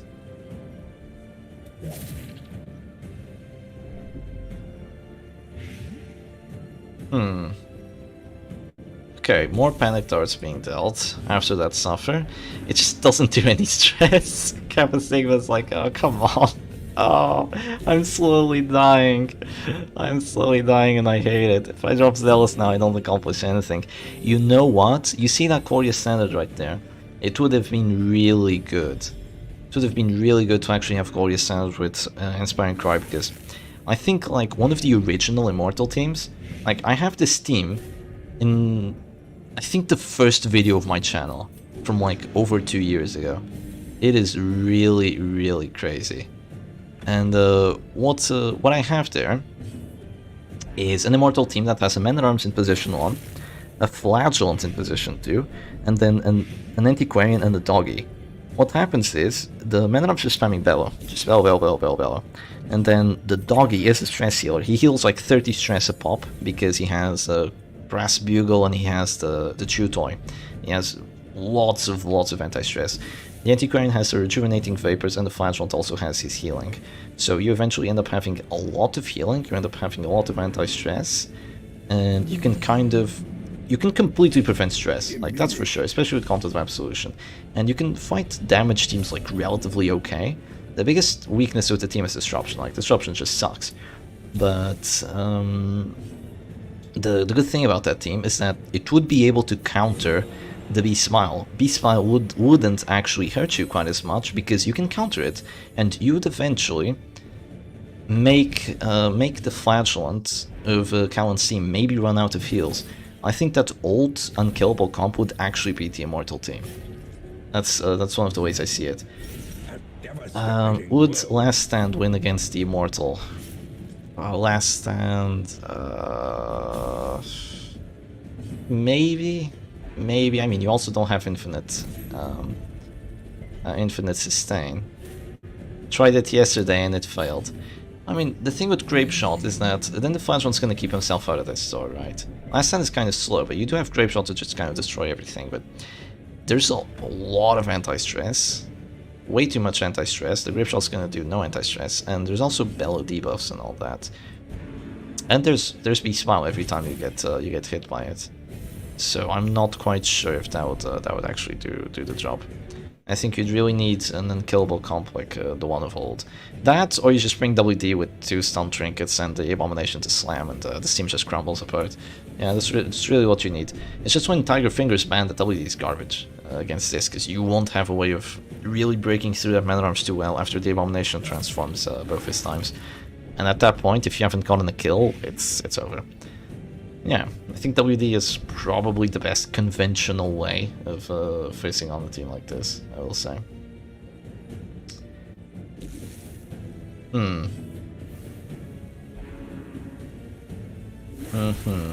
There goes another Beast Smile. Panic Darts to Musketeer. The thing is, if you do that, what's gonna happen is, you're already behind 2 afflictions, right? You're already behind kind of 2 health bars there. And if you start spreading the pressure now, it's gonna get even worse for you. And if the pressure does get too big on the Musketeer, there's just gonna be a guard, and you can't do anything. I think Kappa Sigma really played himself by picking this. And it is funny seeing a Flagellant team without punish that actually works. It's like what I've been saying for ages. When you make a team and you go to play it, you have to keep in mind every single team that you can run against. And this is one of the biggest threats that you can run against, because if you do not have the required offense to deal with this, you're not gonna win. So, okay, yeah, you are not gonna win. I think this is one of the biggest, like, keep in mind, you know? The WW can crush almost any team. Is that WD? WD? Is that what you mean? Yeah, it is strong. It is really strong. That stun and the Abomination, and of course, Bounty Hunter Arbalest for the win. Yeah. Alright. We are gonna see this Crusader at this door very soon, unless the Flagellant goes for some reclaiming action, but yeah, with the afflictions, I think it's just gonna be a very slow crawl, but I think Callan is eventually gonna win this match, but it is gonna be quite the crawl. I don't know, because Silac beat it. You remember, the first time we saw this team was Silac playing against it, and he had this Grave Robber team. Kind of similar to what Kappa Sigma has here, but there was also an Abomination instead of a Crusader. And it kind of just got to the point where we were feeling like, oh yeah, Silac really tried, he got a lot of the panic darts, and he was almost getting the characters killed, but it wasn't quite enough. But then the Man-at-Arms like just refused like 2 or 3 healing actions or friendly actions in a row. And then there was a kill, and then there was quickly another kill, because once one character of the Immortal team crumbles, like the whole team just crumbles apart. And after that happened, the Grave Robber was just able to win, like just barely. Yeah, Silac is out. I didn't get to watch Silac being out, sadly, but Silac lost to Kappa Sigma. Yeah, Silac lost to Kappa Sigma, so this is the person that is carrying Silac's torch to potentially victory, but it's not looking too good so far. It is not looking too good, because this is the final match, potentially. This is match point for Callan. If Callan wins this one, it is going to be all over for Kappa Sigma. So yeah. Maybe the wrong characters were banned here, I will say. Also, no Jester means that you can't Turk Stab through the guard. So, that sucks as well. It's going to be a command buff here. More accuracy, and it's just Callan hasn't suffered any kind of damage so far. Like, there's like 50 stress on the A1, but who cares? Now there's even less. You just can't break through the guard, so I don't know. I don't know what could be done here. I really don't know. It's unfortunate. It's unfortunate that teams like this exist, and you want to play your team that would do well against damage. But you know, if there's Bounty Hunter out, do you really think you're gonna play versus damage? Like, I wouldn't think so.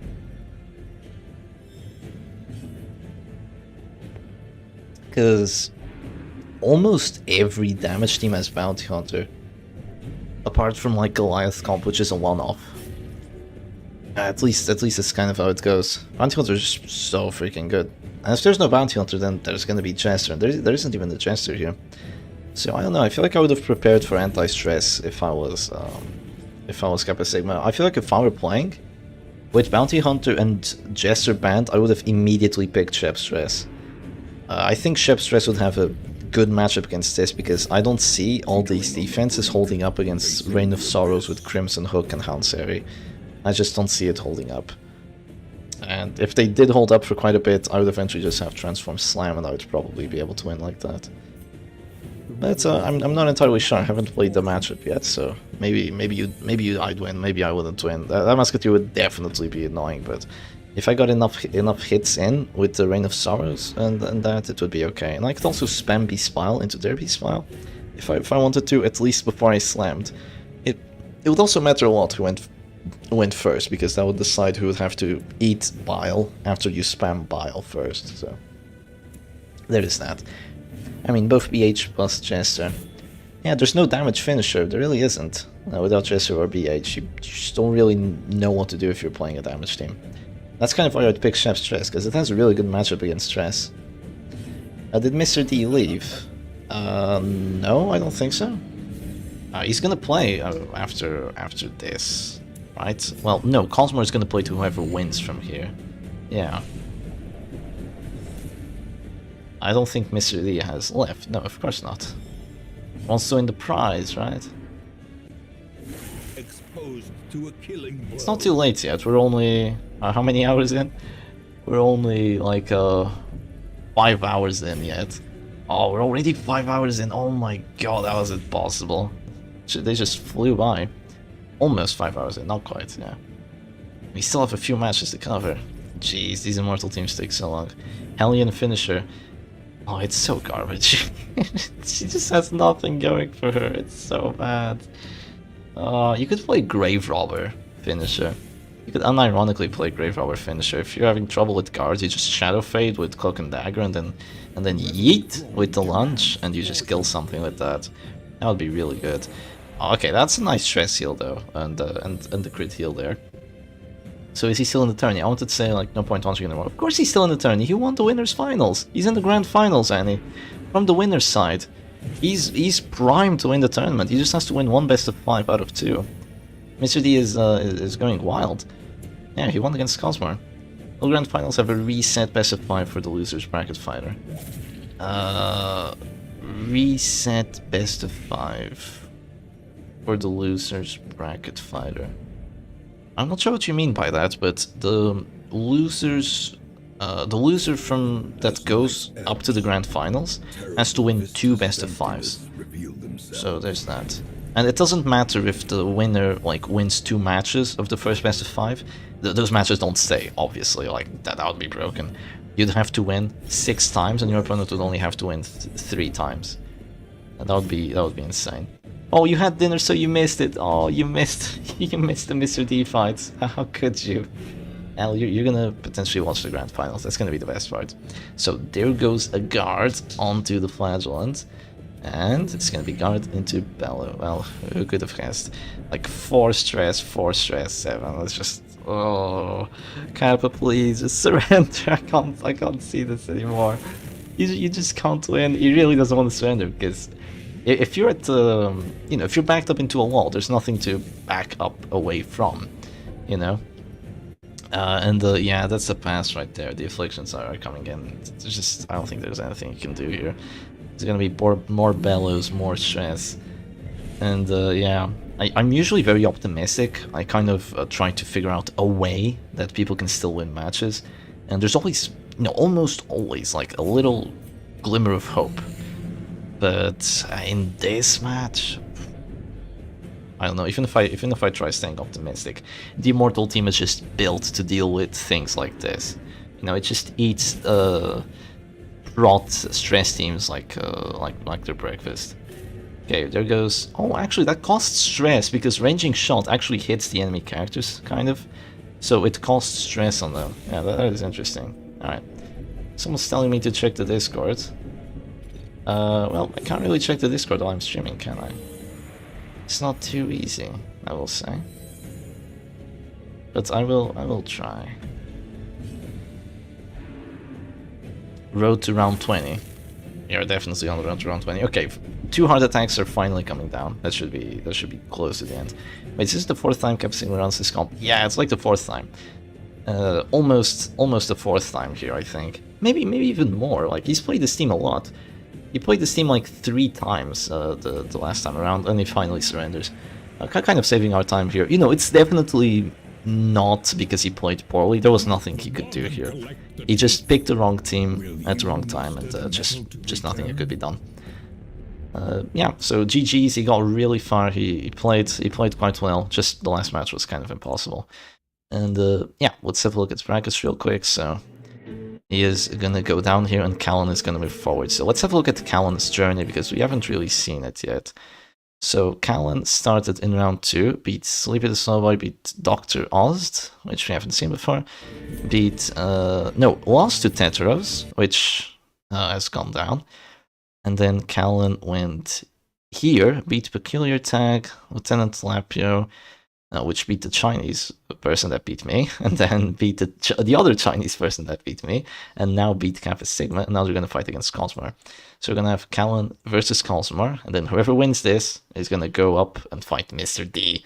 Yeah, so Mr. D is like just waiting at the gates like, who's the champion who's going to try fighting me? Alright. Yes, I am aware of that. I'm just going to put on the image. Don't worry about it.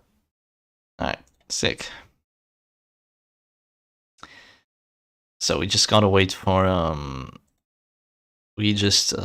wait for them to get ready. Alright, let's have a look at the players. Wait, it's gonna be Cosmar versus Callan, right? So Callan can't stream because they're Chinese, but yeah. Mr. D's team apparently. How do you know that, Selfio? How do you know that? Actually, I have no idea how you know that. Because I didn't know that. Okay, let's get some music on. I think, Who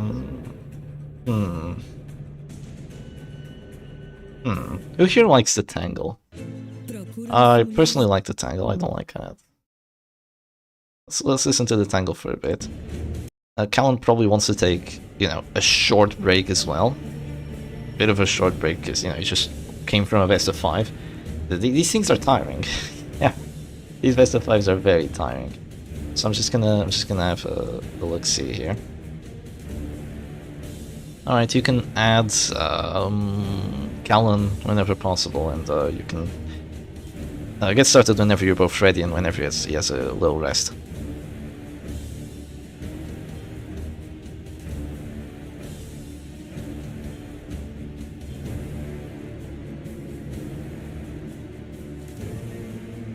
And then after that, after this losers finals, wait, this is the losers finals, right? Yeah, that was the losers semifinals, and this is, wait, no, that was the losers finals. And now this is going to be kind of the losers finals, not really. Wait, no, this is the losers finals now. Yeah, those losers semifinals. Sorry about that. Go drink some water. I'm worried about your throat. Oh, thank you, random traveler. Thank you for caring for me. But I do have some water here, because I'm alright. If my throat starts acting up, you'll usually notice because I'll start saying some words differently. I'll start saying like kill, I'll start saying like kill, and, and stuff like that. The throat just acts up completely. It's funny. That doesn't hurt too much though, surprisingly.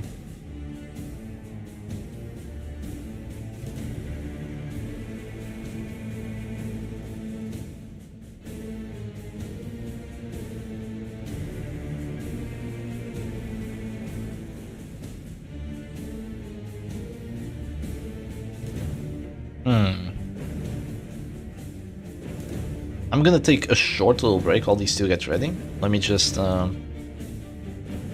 get the overlay going. So it's gonna be Cosmar versus Callan. This is gonna be an epic one. Best of 5. Yeah, let's do it.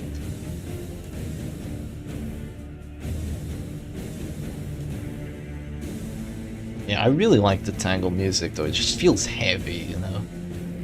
I can kind of imagine the drums and all that. Oh, I gave Selfie a mod on by mistake. I guess that was fate then. Enjoy your mod, Selfie. I think you've deserved it anyway. In case there's any more bots, it's gonna be kind of a race to see who takes them all out.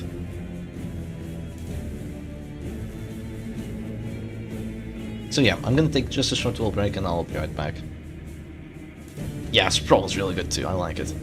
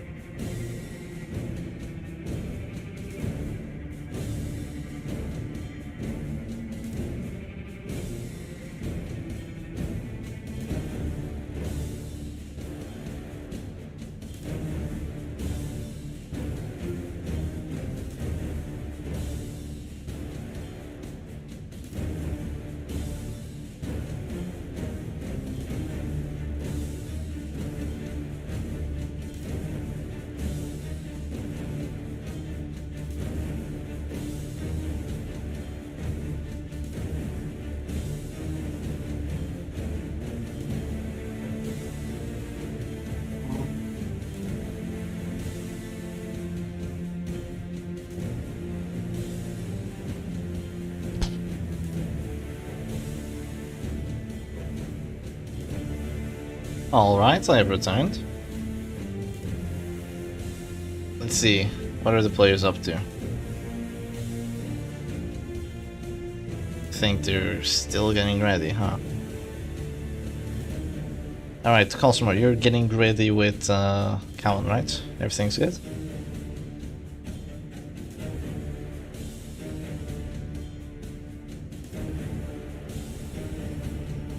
Man, I love the deep silence.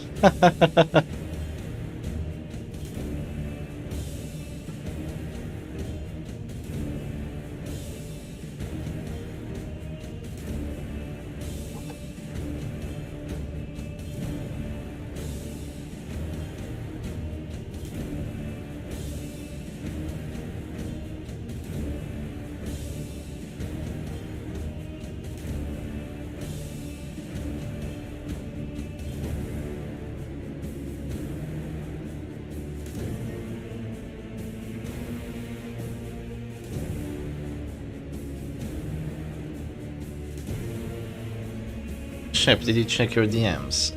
Yes, I think so.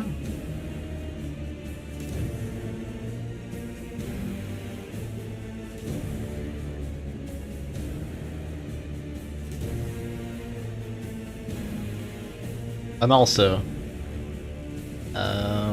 yeah. Sumal or Compal choose? Compal. It's better. Not sponsored, by the way.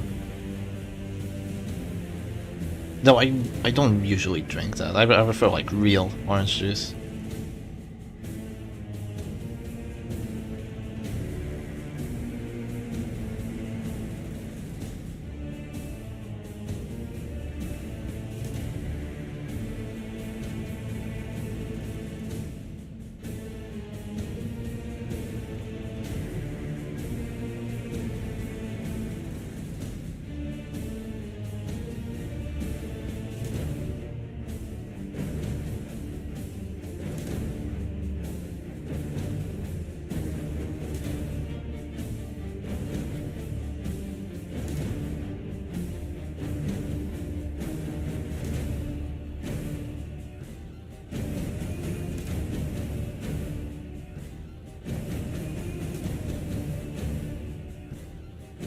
Clue chat.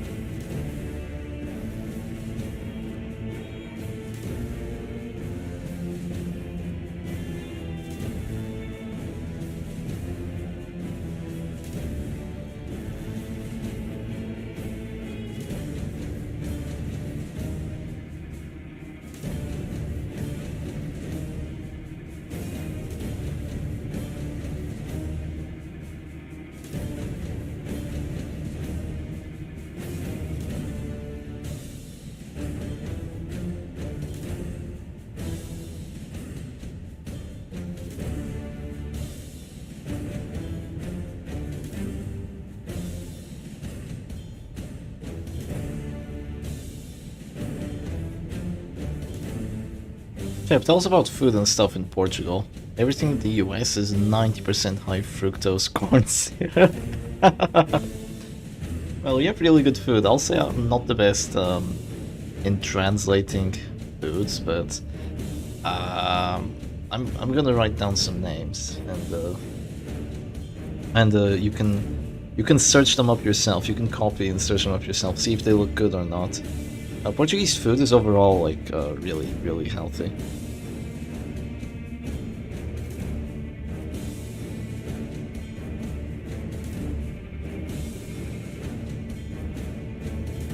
Yeah, I'm just gonna write them down and you can search because I really cannot translate foods. Like a lot of the ingredients and all that, it's just impossible for me. Absolutely impossible.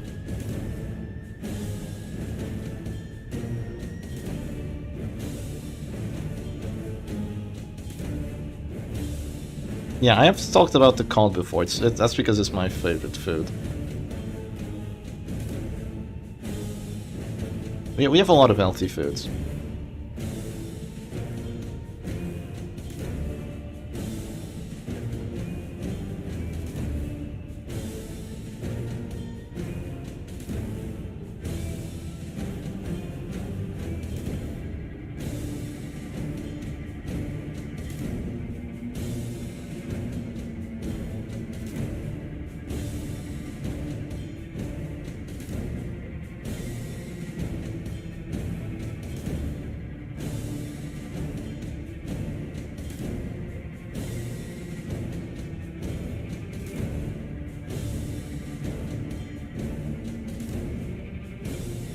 LMAO parece muito gostoso. That just means, yeah, it looks very tasty. Yeah, it is. Portuguese food is really good. Funny salads and soups. Yeah.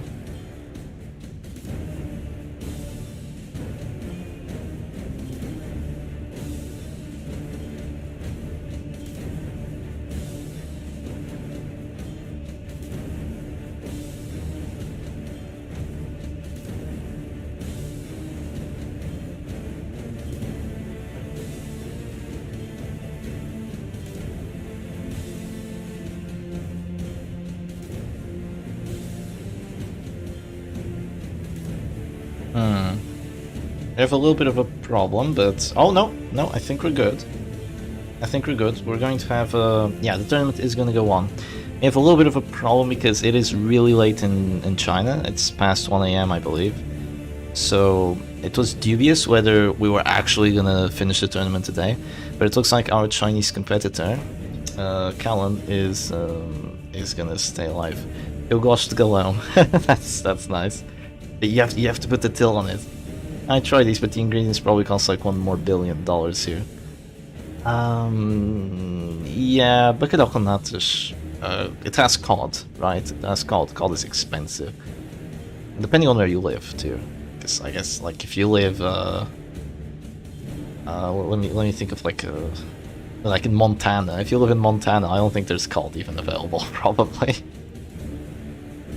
What a crazy state I thought of. I was just trying to think of a state that was like in the middle of the US and not close to the coast. That's where all the fishies are. I don't know, it can be preserved for a while, but even then, it's just gonna be different.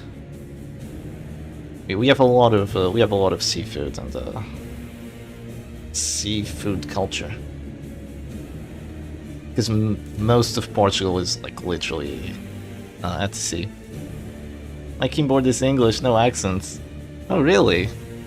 Yeah, I guess you wouldn't have accents, right? Keyboards look different. Yeah, that's interesting. Okay then, I'm just waiting for the two players to get ready. Oh, you're from the part of Russia where cod is caught and stuff. And it's still very expensive. Yeah, it is quite expensive.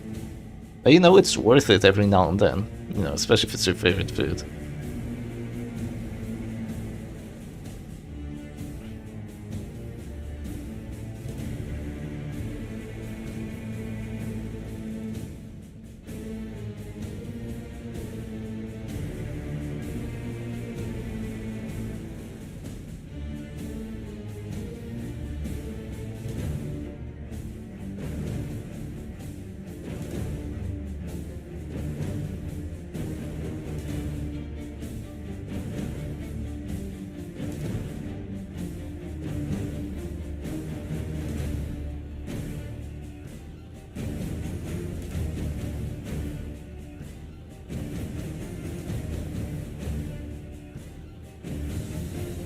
Your brother spent 2 years in Portugal as a Mormon missionary.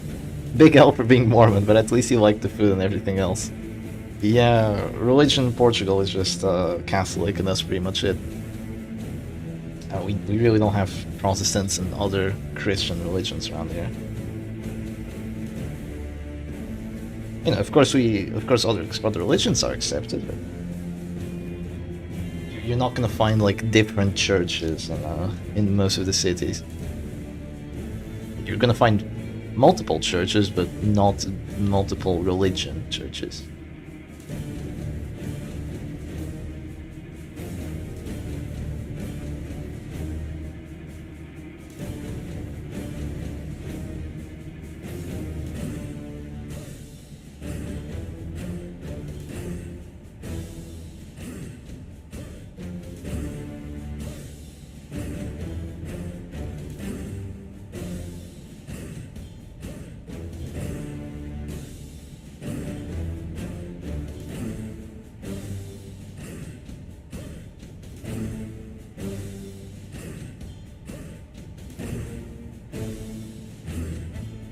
Bring him to the Lutheran church. Wait, your Mormon brother? Aren't how do Protestants like handle each other? Like, are they like, yeah, you're Protestant, you're chill? Or are they like, no, I don't like you?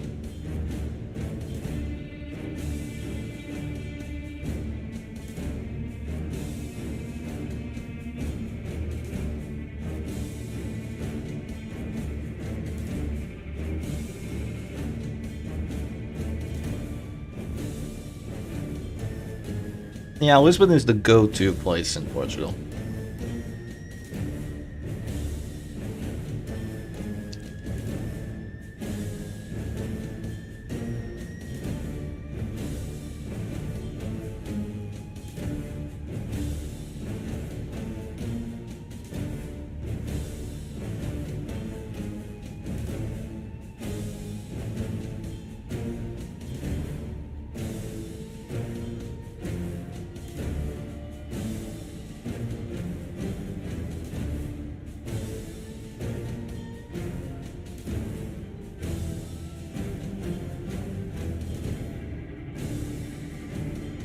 Please don't call Portugal Little Spain. Please don't. That's so bad. We are much more than Little Spain.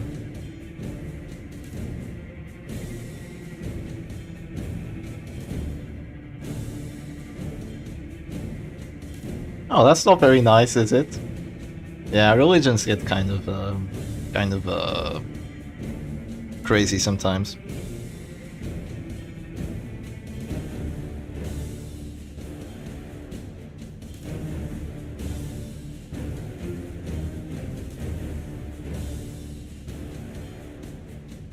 they don't even know Portugal exists. Everyone knows Cristiano Ronaldo though. Yeah.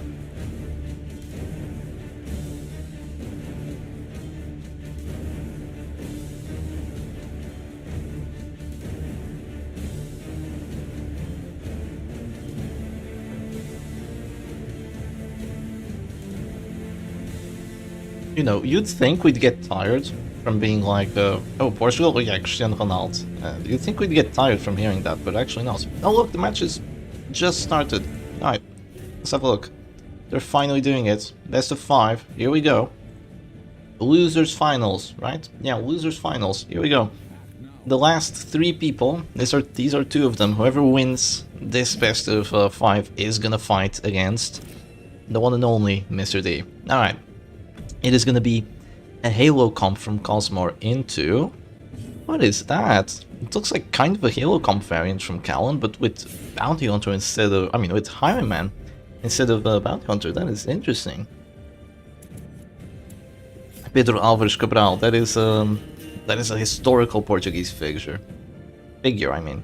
Okay, so there's going to be a pull on the Arbals, which failed, into... that was a pull on the Arbals, right? Yeah, it had to be. Into a Battle Belt. I'm not sure what the Crusader did with his action. I think maybe he whipped the stun or something, because we missed the first action, but it's alright. The Arbals shoots for 20, which is a max roll on that. That really hurts. If that was a crit, there would be immediate Dirk Snap pressure, but there's still going to be immediate Dirk Snap pressure. And it's probably going to drop the Bounty Hunter down to 0. Yeah, that's definitely enough. And now there's gonna have to be a heal. Alright, there we go. So after the heal, oh my god, stunning the Jesser, that is crazy. Yeah, we got I think bringing up the religion topic kind of sent us off balance here, but back into the Butcher Circus we go now. And there's just gonna be a vendetta to potentially get the death blow there. What? Crusader has Hunter's Charm. I am so confused. I am really confused about that, but... Alright. Crusader has Hunter's Charm, Rite of Execution for plus 25% damage. There's going to be a flare now. It's going to be flare into Finale unless Cosmore does anything to prevent it. I'm pretty sure that he wants to Finale here. At least if you go Rallying Flare into having a Jesser there in position 2, and there's a character that's just in Finale range, you're probably gonna drop the Finale. So I would expect that. No, this is not the Grand Finals just yet. This is the match before the Grand Finals. This is to decide who gets to go up to the Grand Finals. Because Cosmore lost against... Oh no, it's not gonna be a... It's actually not gonna be a Finale. Cosmore lost against... against who was it? Against Mr. D. And now, you know, of course, he was still in the winner's bracket, so he still gets another shot. And now he's fighting Callan, which has been in the loser's bracket for quite a while. Now, the thing is, because that Arbalest went for a sniper shot kind of early, you no longer have your healer. So now this Dirk Snap is probably gonna come with a death blow, which is gonna be very difficult to recover from. Oh my god, he's actually fine. I see. Selfero already using the moderator power, so there's a timeout. I didn't read that message. I'm not sure I want to read it now, but yeah. There goes a Dirk Snap onto the Arbal. She has 40 prod. She is one tanky girl. That is going to be difficult to break through.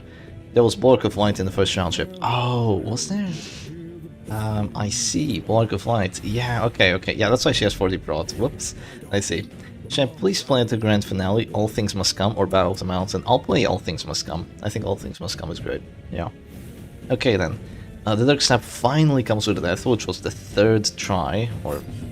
Yeah, I believe the 3rd try of getting that death blow, so this one was really a really good chance. And at this point, Cosmore taps out to change, I don't know, maybe change the secret music that he has on and and get the RNG on his side. And now, even if there's a finale, I don't think it will do enough damage. I think the sound is maybe kind of desynced now for a second, but there's going to be a stun on that Jester, which is going to slow him down significantly. And the point-blank shot still crits for a lot. I was expecting it to kind of tickle here, because after the Crusader gets a crit, you get plus 15% prot, right? But that was really not what I was expecting. Oh, look at that, 7 to 12. It's really not enough. If you want to kill this Arbalest, you need to... Ooh, you need to maybe Dirk Stab her, and then drop the finale. But yeah, there's going to be a Dirk Stab on the Jester instead. And I will say Cosmore has the disadvantage here, but that's not the end of the world. I will say losing all the Crusader HP though is just really, really bad. It is quite sad too. Yeah, it is quite sad to lose all that Crusader HP. It's going to be a sniper shot onto the Arbalest. I'm not quite sure what Cosmore wants to accomplish with this, because even if you do that, now the only way you have of killing the Arbalest is still the finale, because after you lose your Bounty Hunter, the Jester does not have reach to the backline with anything apart from finale. So you kind of have a decision now. Do you want to drop finale, or do you want to not do it? That is the question. Personally, I would drop the finale on the Arbalest. I think I would do that, and then with the finale drop, the Crusader would stay alive because the enemy Crusader couldn't go Holy Lance, and the enemy Jester would be at really small amounts of HP, and I would just hope that my Arbalest would be able to kind of make herself more useful than the Higher Man. That is what I would personally go for, but I can see that that is not what Cosmore wants to do here. He wants to keep that finale, he wants to keep that pressure. So there's probably going to be a heal onto the Jester now. Yeah, most likely a heal onto the Jester. And then... Oh, 24 heal! It could not get any better than that. Oh, that is disgusting. A 24 heal from the medic's full plate. Rolled for 12 and then crit. Yeah, that is just absolutely disgusting. Because that's with 20 prot as well. So there's no way you do even near to enough damage with finale.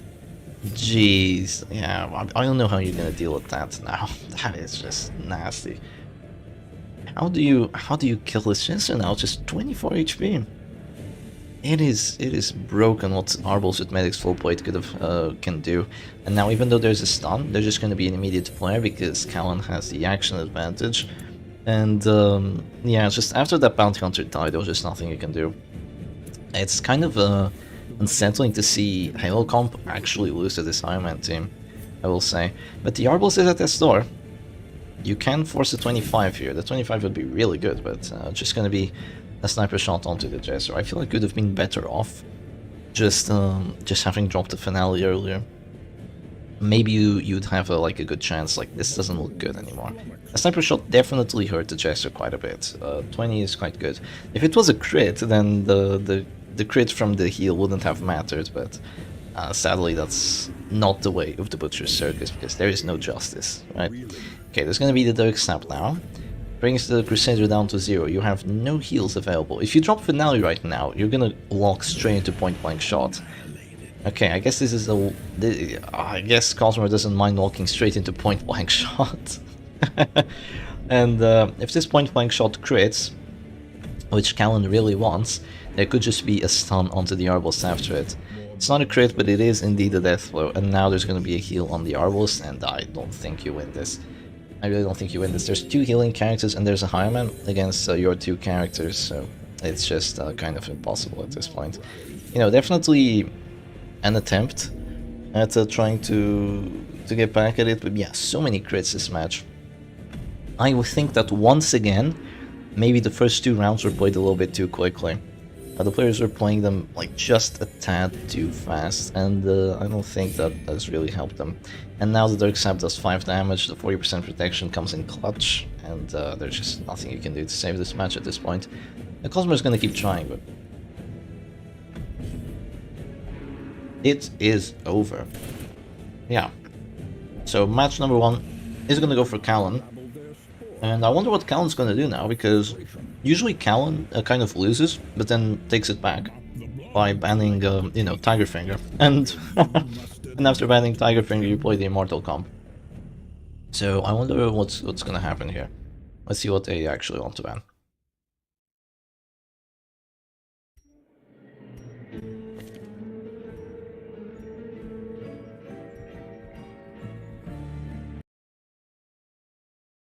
So let me get the music going once again. I think we've heard a lot of Tangle. Hey, what is this? Winding Valley?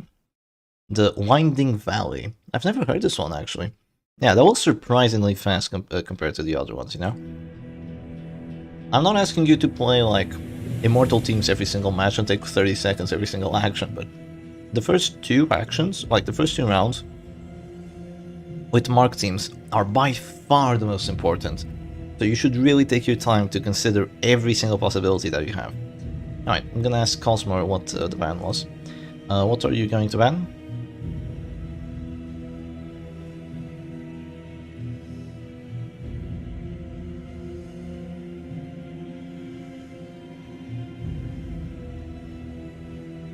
I don't know what's going on, but all I know is that there is no justice. Then you'd know what's going on, Johnny. You do know what's going on. Alright. I'm just gonna send him a message if he maybe has his earphones turned off or something. Maybe he's still thinking.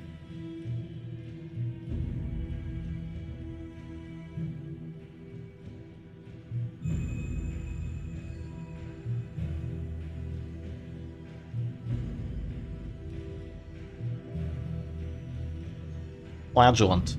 Flagellant's banned. I see. That is a smart move. I will say that is a really smart move to ban Flagellant here. Because Callan knows how to play that Flagellant. So yeah, there goes the Flagellant ban. And oh, yeah. And we just gotta wait for a little second while the players get ready here. Alright, they're going into the match already. Oh boy. Oh boy, okay. What's going on is kind of crazy, so... It looks like we have a Goliath comp at this time. I don't think banning Flagellant while you have Goliath comp is the smartest move, because Flagellant is really good against Goliath. I mean, no, Goliath is really good against Flagellant. But instead it's going to be Goliath versus WD from Callan, oh boy. Yeah, it looks like the Chinese players all have a similar kind of idea. They just have WD, and when WD isn't around, they play the Immortal team, right? That's kind of their idea, and then in between that, they play a few crazy teams and have fun. It kind of feels like it's what their meta is like. So there's gonna be a stun onto the Crusader, into a finish him, so kind of risking it here with the hit chances, but I think that Cosmore kind of played it a little bit too slow there. I personally would have just skipped Battle Ballad entirely, because you kind of don't have time to ballad here, I think. Whoever goes first doesn't lose. To be honest, I don't know what Goliath comp, what it is exactly. It's right there, you can see it. Oh, the Rage missed. You can see it, it's the Arbalest, Jester, Crusader, and Leper. Really, yeah, Leper, Arbalest, it's pretty much what it means. Those two characters, and especially the Leper, right? It's a Leper damage team, and the other characters can kind of shift and vary a little bit, but this is kind of the idea behind it. So here goes a crit sniper shot, and the Crusader is down to 0 HP right now, so that is scary. That is quite scary having Crusader at 0 at this point, but he ate quite a lot of damage from the stun, the finish him, and the sniper shot. It was only the rage that didn't come through, but everything else came through, so it is rough. There's going to be a stunning blow now, which is absolutely the correct play, because that means that Crusader won't be able to make use of his healing action, and now if you want to keep him alive, you have to heal. But after you heal, sniper shot. If you don't heal, finish him.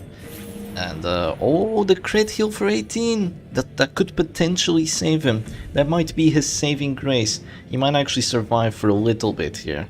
He probably won't survive for long, but he might survive for a bit. Let's see.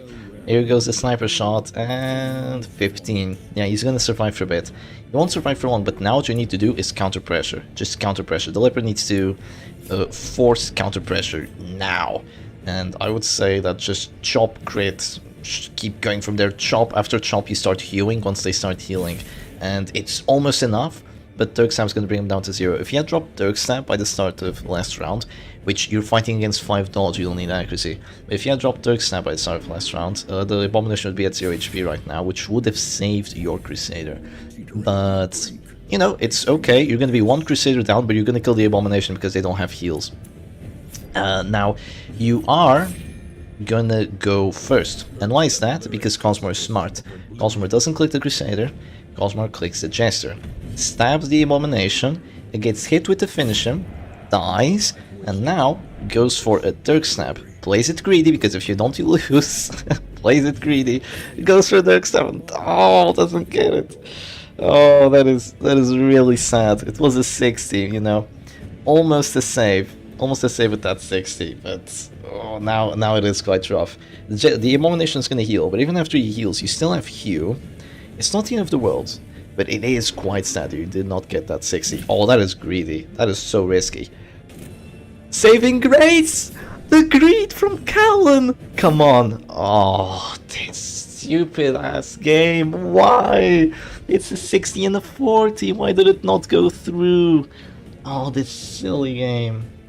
I cannot believe it. Cosmore should be winning this, but he just isn't because the RNG has screwed him over.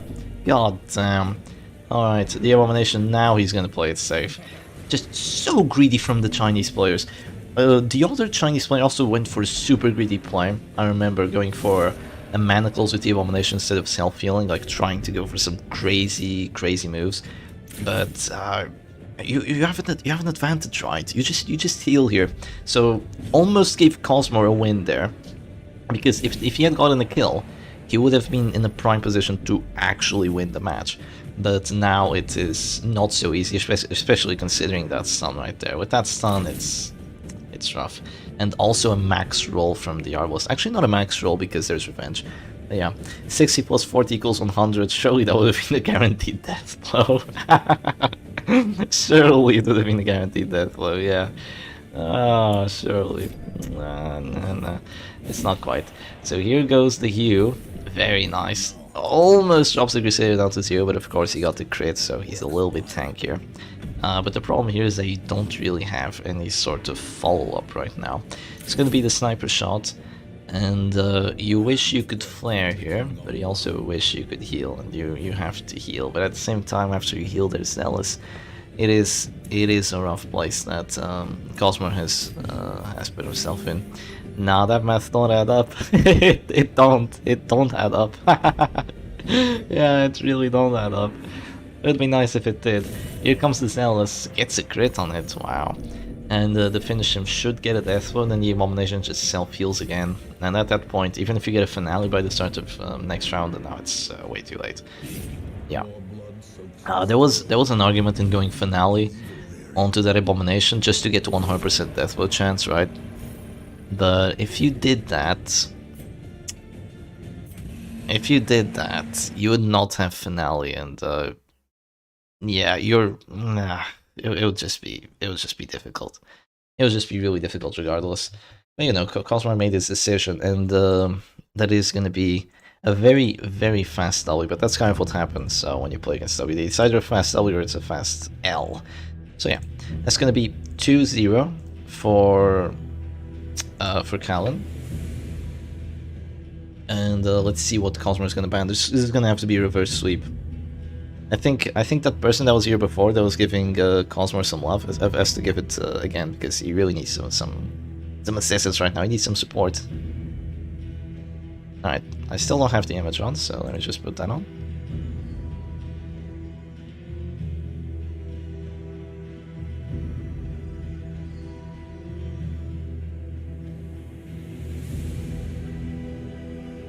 That 2 match was just the 2 rolls of a dice. Yeah, pretty much, you know, just 2 rolls of a dice. That's, you know, WD, whoever goes first doesn't lose.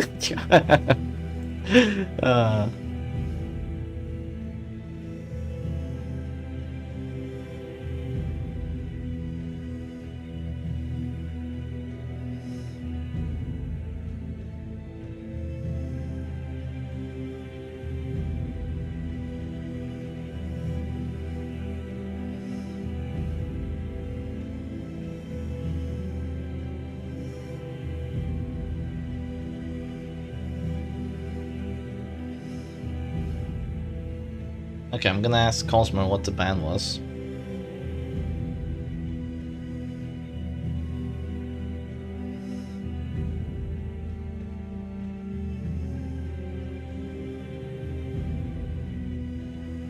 Yeah, Cosmo is Russian, just like Mr. D.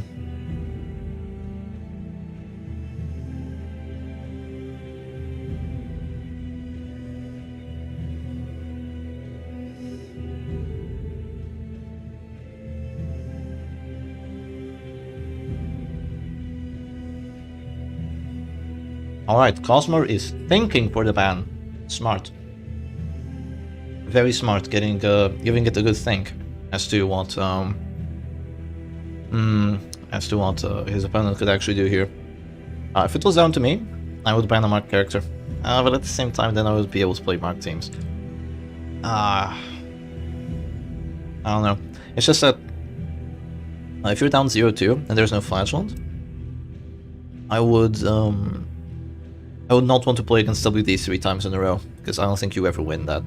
So I would ban one of those characters. Maybe even a trinket. Maybe just ban Tigerfinger and go from there. And what if Cosmo lose this one? Can Mr. D stream? Oh crap! Yeah, that is a good question.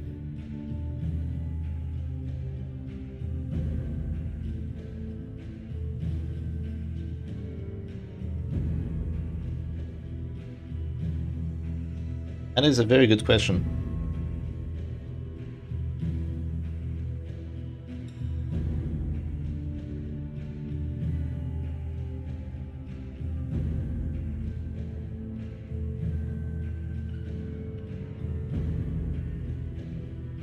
Because I don't think Mr. D can really stream all that well, and Callan definitely can't stream.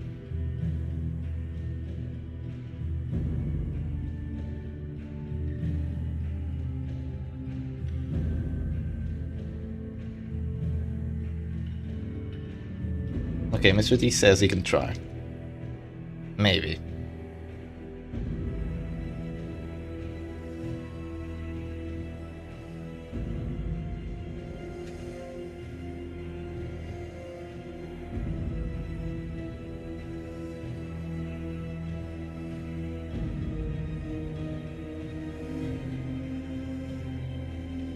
Now, hopefully Cosmore wins, so we can watch Cosmore stream then.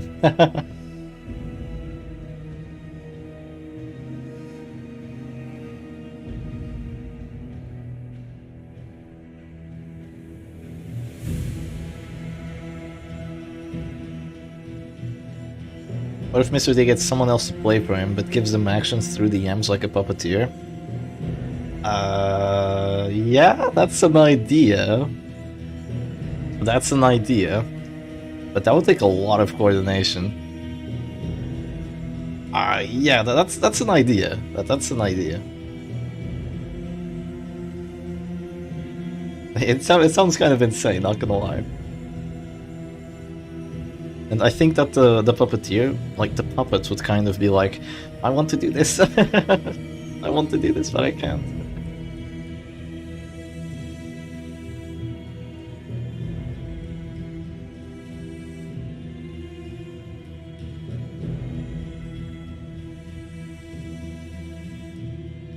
We're still waiting on Cosmore's band.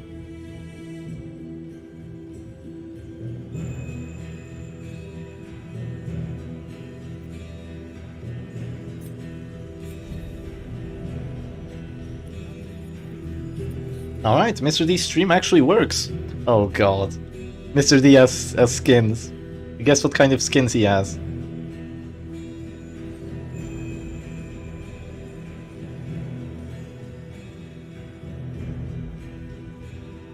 Yeah. He was having trouble, but I think it is okay now because we're testing and it is working. So we do have that going for us.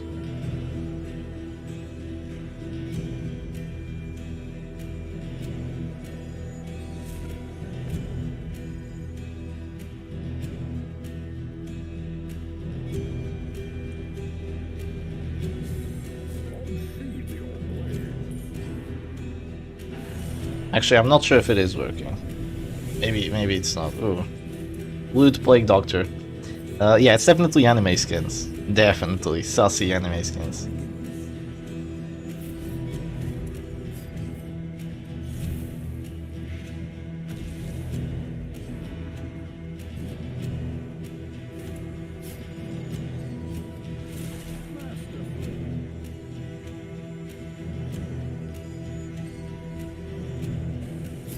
Wait, what? They're playing already? They didn't tell me the bands. Oh. These gents.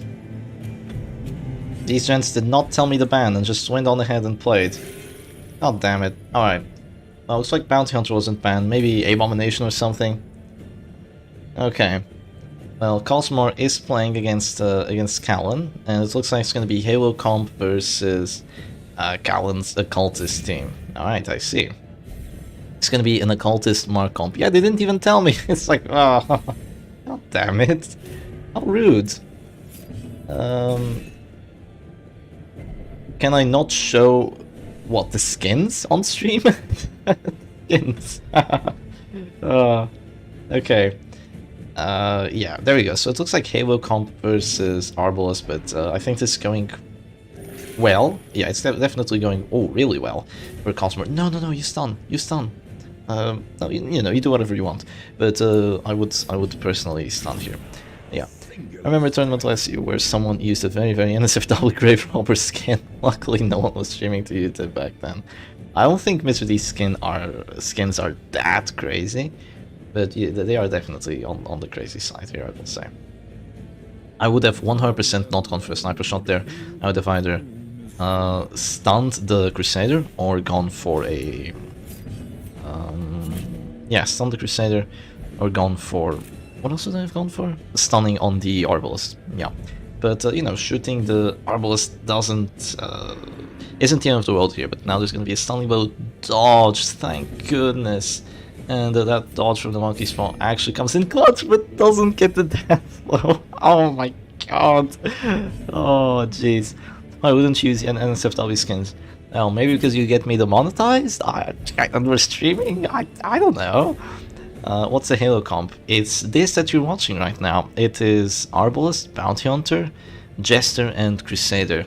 They are very strong characters. He had no stun left.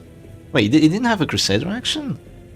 Oh, well, sorry, my bad. I thought he still had the Crusader action. Yeah, my bad then. So yeah, that's just going to be a Dirk Snap there, and that is -1 Arbalest. Yeah. Named after Professor Halo, indeed. Okay, there's going to be a finish him now, but at this point I'd say that Cosmore has definitely won this match. He has collect bounty! Callan has collect bounty and he used finish him. Oh, and he surrendered! Oh, that's too funny. Oh my god, yeah. Well, GG's on that one, I guess. Yeah, I'm gonna have to ask Cosmore what was banned. Okay, what did you ban, Cosmore? Because you ended up not telling me. And also tell me what your opponent bans.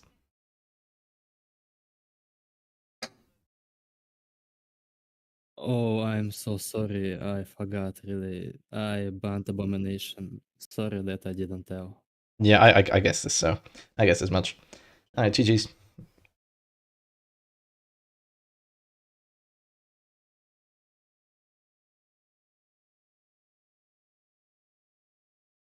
Okay then. Well. It would appear that the buffoon is flummoxed. On to the final match we will go.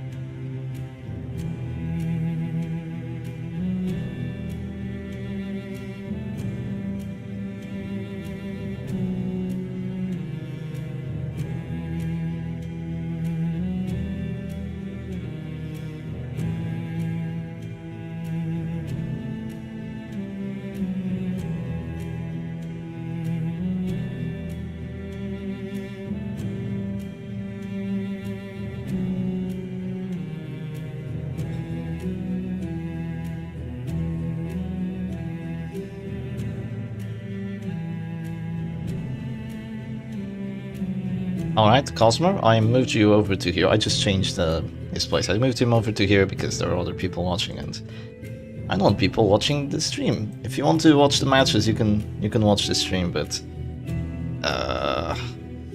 they could be sniping. That wouldn't be too much fun. Yeah, I understand, and it's okay. Alright, so don't forget to restart your stream.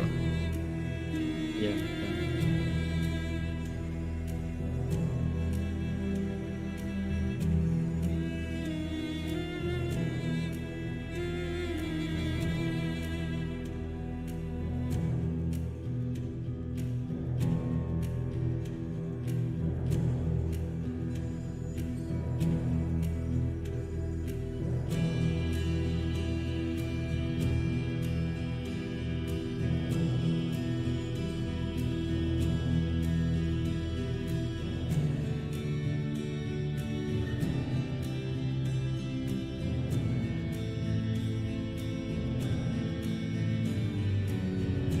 Let's go, Cosmore.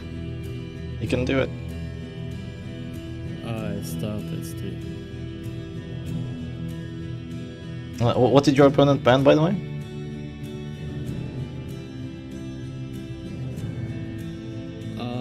Knuckles, I just forgot name in English. It's a trinket which gives you plus 20% of stunning. I just forgot, sorry, the name. It's a Knuckles, yeah. They banned Tiger Finger? Was it Tiger Finger? Yeah, this, yeah. Okay. Well, you know what happens now, right? Yeah. Okay, so they banned Tiger Finger. Callan banned Wait, Tiger Finger. I banned a flagellant. Is this fair? If you ban Flagellant, they cannot play that team. But he's playing Abomination and Flagellant, and I banned both these characters. Can you start the stream, please? I want to have a look. Oh wait, I did. Yeah, he's playing both characters which I banned. The stream isn't working, actually. It's just closed. It doesn't work. No, it closed on its own. Oh yeah, true.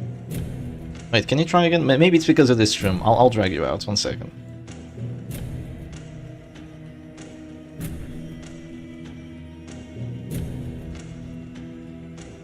Alright, it is working now. Yeah, those characters are definitely banned. Those characters are definitely banned. I don't know what they're thinking. Just surrender and tell them those characters are banned. Yeah. Tell them Flagellant and Abomination are banned. I don't know what happened there.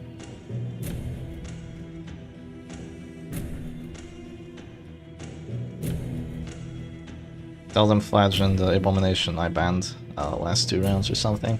I'm gonna ask Silek. I'm gonna ask Silek what should be done here.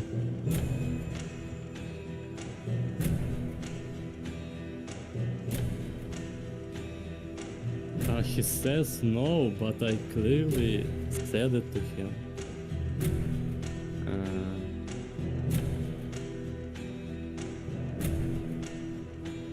Could you show us the messages, please? Yeah, weird that he tried to bring out the Immortal team with Flagellant and Abomination banned.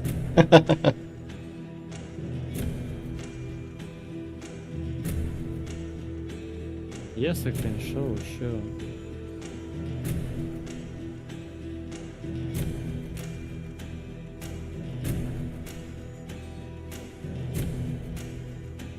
They forgot.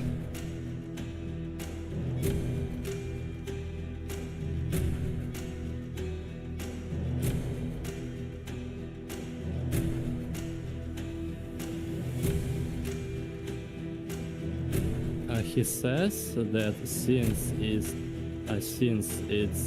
best of 5, rules are different. No, the rules Is aren't that different. so? You can look at the rules, that's not what it says. It's all the bans until the end of the best of 5. Well, he says that it's different. I will say to him that it's not. He's not a tournament organizer.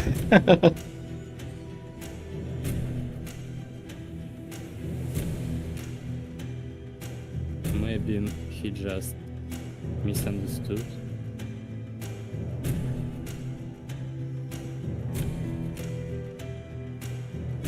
That's not the rules we have here.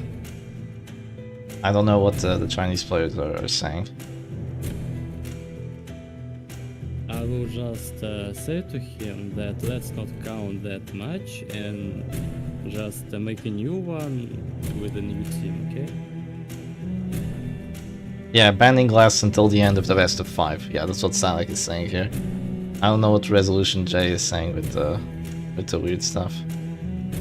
Yeah, you can just play a new match and he does that. Banning is until the end of the best of 5. That's the rules we decided on. That's the rules here in the tournament rules.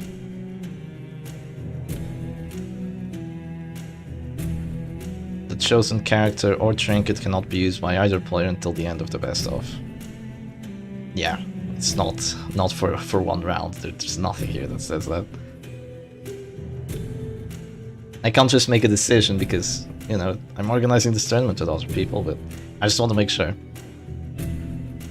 We want to have a fair tournament here.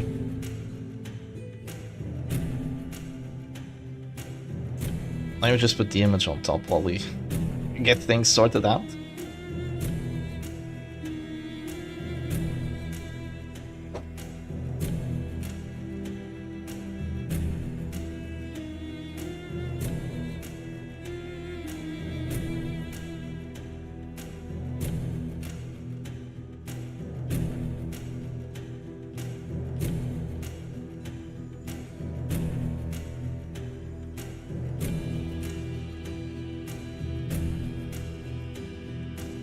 No, Renegade, you're way too late to join. We're at the finals. We're near the finals. Yeah, you're just a little late, yeah. Yeah, you should ask nicely. Listen to Self-Hero.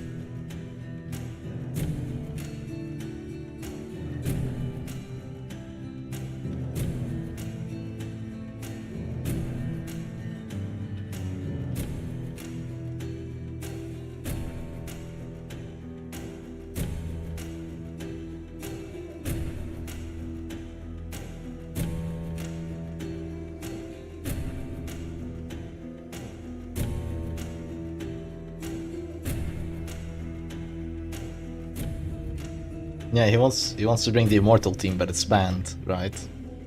Hour 6 of the stream, let's go. Yeah, here we go on to hour 6. Oh, jeez.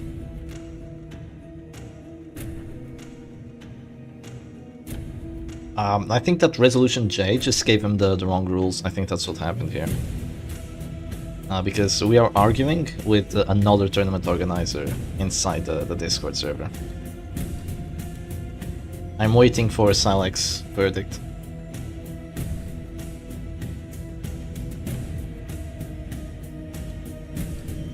Oh, I see. He has no warning and he doesn't know well the rule. Neutral rematch, he has to say one character he's speaking for this match. Okay. Interesting. And have to apply the ban this time. Alright. Okay, Cosmore, you get to play whatever you want. And Callan has to tell you which one of the characters he's going to play. He gets a warning. And he cannot play the banned characters, obviously, or use the banned trinket. So it's basically you're gonna go into a new match like nothing happened, but he has to tell you one character he's going to play. It was like a punishment for him for making a mistake. So Yeah, because he already knows what team he already knows what team you wanted to play, so that's pretty big. So yeah. Well, yeah, I know it makes sense.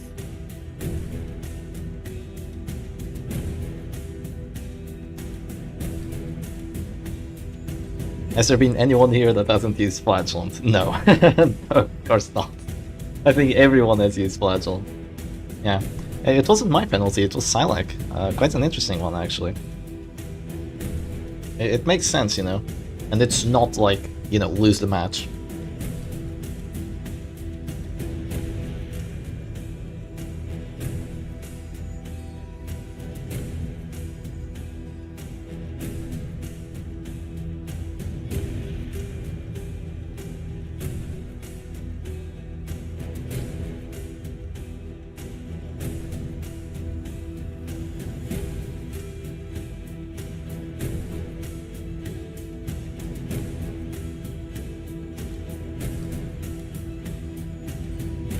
Also, it makes sense that, oh wait, I was talking to Cosmo, but it makes sense that Sala could make a rule like this and have a punishment like this. That sounds like kind of intricate and well thought out. Because he's also a lawyer, you know, he's also studying law like I am. So it you know, it makes sense that he would know a punishment that's adequate.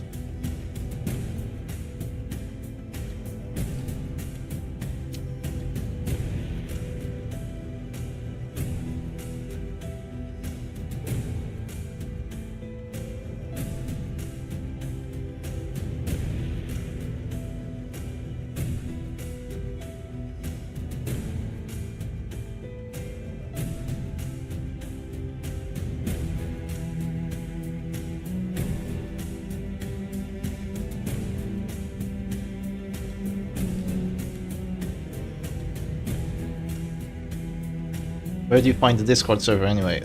It should be in the description of every single one of my recent videos. The tournament server, that is. If you do want to join the next tournament, this is the place to be.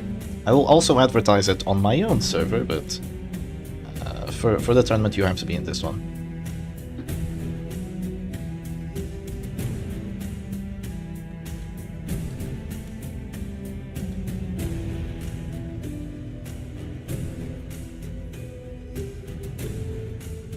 I'm gonna change to the sprawl. I like the sprawl.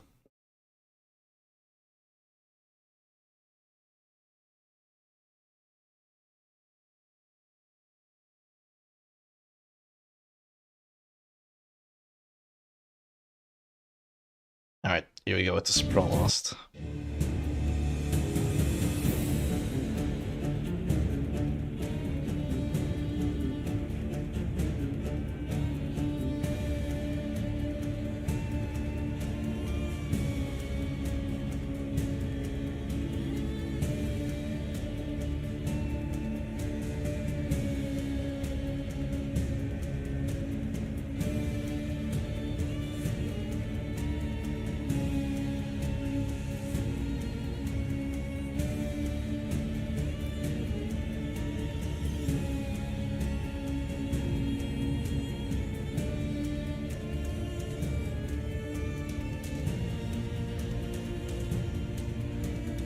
You see, this is very difficult because Sanak is French and has kind of mediocre English.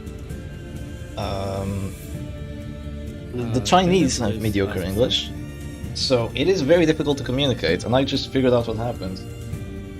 Resolution J thinks that that's what he meant, but it's because the grand finals they have 2 best of 5s. They have 2 best of 5s. Bans only apply to 1 best of 5. That's probably what went on here, because at the grand finals, if you have to fight 2 best of 5s, it wouldn't make sense to have the bans from the first one apply to the bans of the second. Like, that would be just kinda crazy.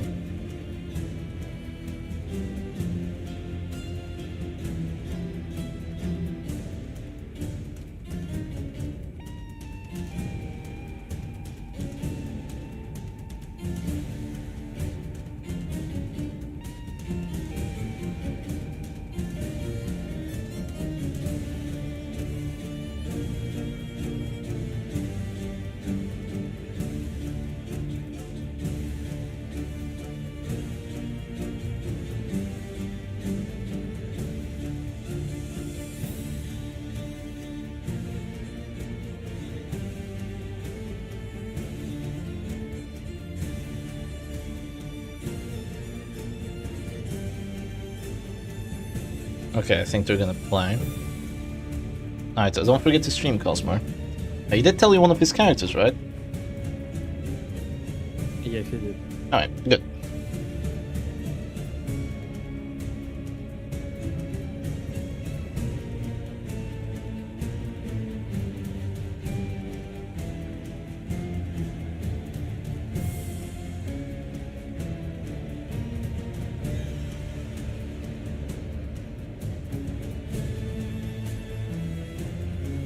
You're gonna stream, right? Yeah, sure. Oh, okay. Just making sure.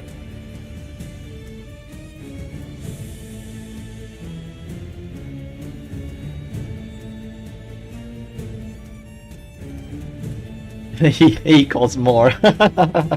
Yeah. Because he forgot, right? Calls more. That's funny.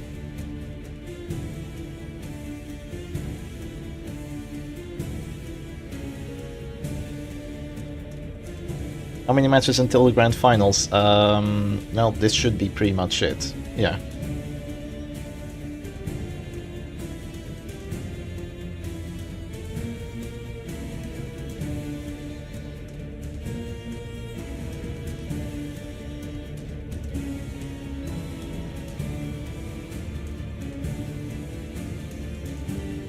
They should be getting ready now for the losers finals. Yeah, I should show the brackets. I haven't shown the brackets in absolute ages. So let me show them real quick. Tiger Fingers Brass Knuckles, by the way, if that wasn't obvious. So this is Cosmo versus Callan. Callan's winning 2-1, but now Cosmo has a little bit of an advantage because he knows one of the characters that Callan's gonna play. And I think Callan is also doing... maybe doesn't have all the teams that he might want, but look at the amount of matches he's won. Look, one best of, two best ofs, then lost, and then went here, won 1, 2, 3, 4, and against really competent people as well. Peculiar Tag beat 811 and J-Man. Lieutenant Lapio beat this Chinese person, which knocked me out, and also beat Sergi. Beat Boat, which knocked me out, and I think knocked some other people out. Yeah, Kappa Sigma and Carbonated Full. And then beat Kappa Sigma, which knocked Silac out, and also Tetris. So yeah, there's that. They're not quite ready yet, but they are getting super close.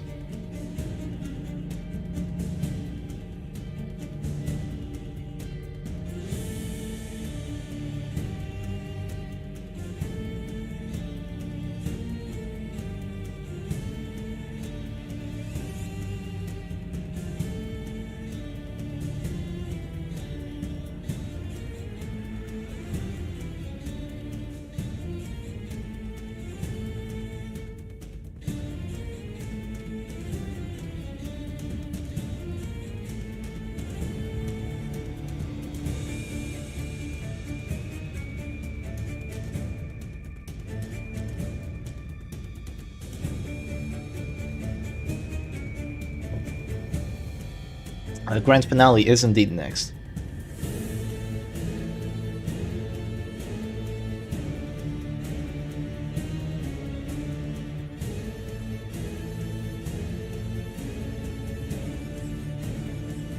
You can both start whenever you want. We're just waiting.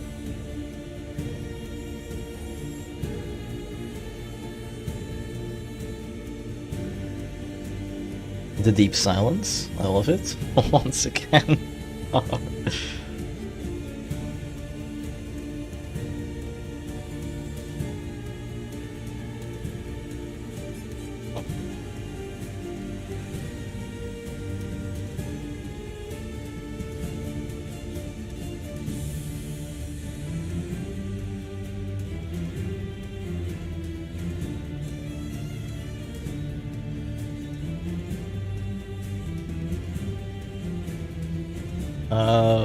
Caltrips can't bypass guard, but if you're fighting against Defender from the Man-at-Arms, you have to keep in mind that you might not do damage through the protection. And could indeed happen, I've seen it happen quite a lot. But you might also do damage through the protection, so... you never know.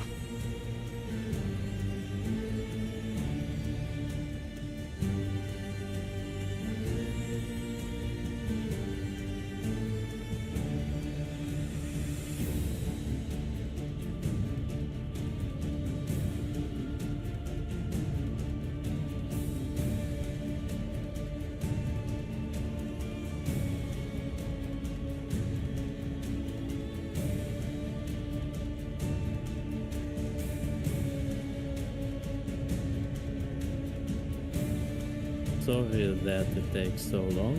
I sent him a invite and typed him in Steam, but he doesn't answer. I don't know what happened. Maybe he fell asleep. I mean, it's 2 AM for him. Yeah, it is pretty late. But you know, he did agree to play, so it would be nice to finish the best of 5 at the very least. Yeah, I know. Sorry that it takes so long. I'm sure that everyone got tired already. The flagellant ban beat it to the punch. Yeah, it did.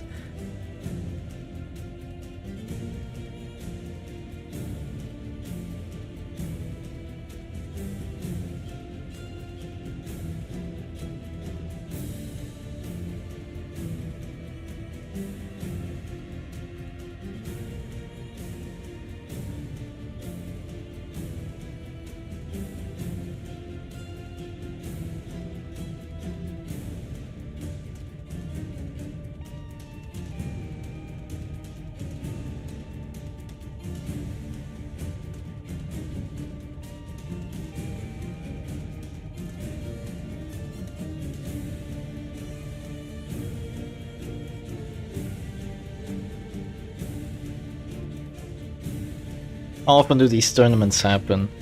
Not too often. The last one was in September. This one's in November. The next one is probably going to be, I would say, late January sometime. Probably something like that. It's going to be a bit.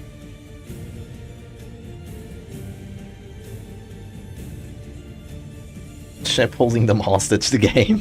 Yeah, you really have. Callan is like, please let me go to sleep.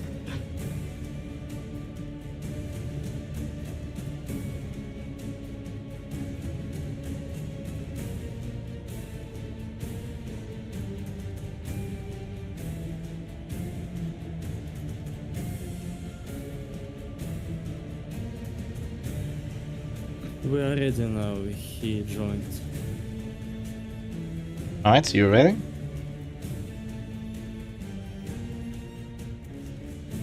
Oh yeah, he's ready. He is ready, we're going. Alright, sweet. Let's go potentially into the final match of this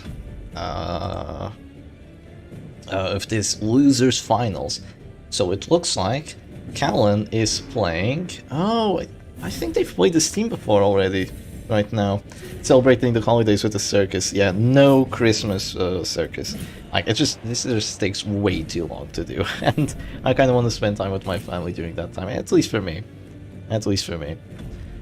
So, all right, here we go. And Cosmore did get to go first and went for an immediate pull on the Arbals, which is definitely a solid play, but gets countered pretty hard by that Highman just getting a very nice immediate toolist advance. Actually, no, Cosmore did not get to go first. Don't mind me. Callan got to go first and went for an immediate Bulwark of Light, which does make sense. Aimed shot, goes for it, and does essentially a min roll onto that Arbos. That 40% prot is something else. That 40% prot is kind of difficult to break through. And now this doesn't look too good. There's going to be a sniper shot, and immediate crit onto that bounty hunter. And Callan gets to go first, so even if you go for a heal now, they will just go for a Dirk Snap, and after the Dirk Snap, they will just go for another one. So unless you get like a crit heal for 12, I'd say that this bounty hunter is pretty much doomed. He is pretty much doomed, which is a really not a great start to this match. Absolutely not a great start to this match. But alright, here we go. There's going to be a stun, which does come off, but it is going to eat a small riposte for it. Riposte doesn't really hurt too much right now, but Dirk Snap comes with a death blow. Yeah, that is a death blow right now, and this already looks pretty poor for Cosmore. Sadly, very, very sadly. But, you know, that's a very nice Dirk Snap crit. Maybe there is a chance after a finale or something like that. But, goddamn Halo Comp. It's a solid team, but it is quite squishy too. and playing against another Mark team. And like the thing is, the Arbalist went for a sniper shot and did more damage than the Musketeer did against the Mark. So this is just really difficult if you're Cosmo here. He's gonna go for another stun. It's gonna be, oh, are we gonna see Smite shenanigans? Are we actually gonna see Smite shenanigans? That would be pretty funny to watch. There's gonna be Stunning Blow shenanigans. Eats another Apostate. The Crusader's already down to half HP. What is Tiger Finger? Tiger Finger is brass knuckles. It's what a Chinese person called it, because their translation is kind of crazy. But yeah, now we've started calling it Tiger Finger because it kind of looked like a tiger's fingers, kind of, because it looks spiky and it has 5 little spikes on top of it. Yeah, it's an interesting name. Okay, so there's gonna be an aim shot. There we go. That's a nice crit. And after this, Cosmer is going to be able to get a death blow here, unless, or at least a death sword check, unless the Crusader goes for the stun right now.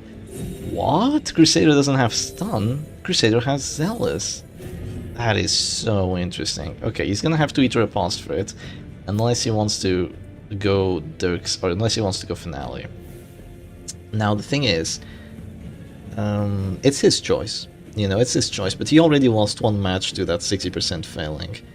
And he's gonna have to eat a riposte for it, or maybe he doesn't, because Harman drops to Death Star and his accuracy goes down a little bit. Stunning can destroy stress builds. Yeah, that is very much true. That's why you'd ban Brass Knuckles, but oh, that Dirk's now getting a crit. That means there's gonna be a finale on the Crusader. Unless you stun first, but then you're never gonna get a chance of getting death because there's 2 healers. It is gonna be really difficult for you. Cosmo has to get lucky with the RNG after killing this Harman. I think that's gonna have to be the play here. I actually think Man-at-Arms is way too OP.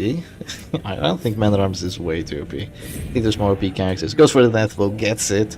Good job, Cosmo. That's -1 character. And now he's gonna try getting some pressure going with that finale pressure. There might be a heal here. After... Oh, Zealous, actually. Zealous, that is surprising. There's no accuracy buffs, so stunning that Chester isn't quite as reliable as you'd think it is. You could heal here and then potentially eat the finale. You could heal... If you were to heal, you'd heal with Crusader. That's for sure. Because then you could... oh, so risky. So freaking risky going for that. Yeah, if you were to heal, you'd heal with the Crusader. Is that Sniper Shot? No, it's Flare. I see, it is going to be a Flare. You'd heal with the Crusader just so you'd at least be able to use your action. But right now, he's going to go for a heal. You know what I would do? Yeah, exactly. I would Sniper Shot that Arbalist and just Finale her. And then it would be a 2v2, except it's a Crusader, but he doesn't have stuns. So it's not the end of the world.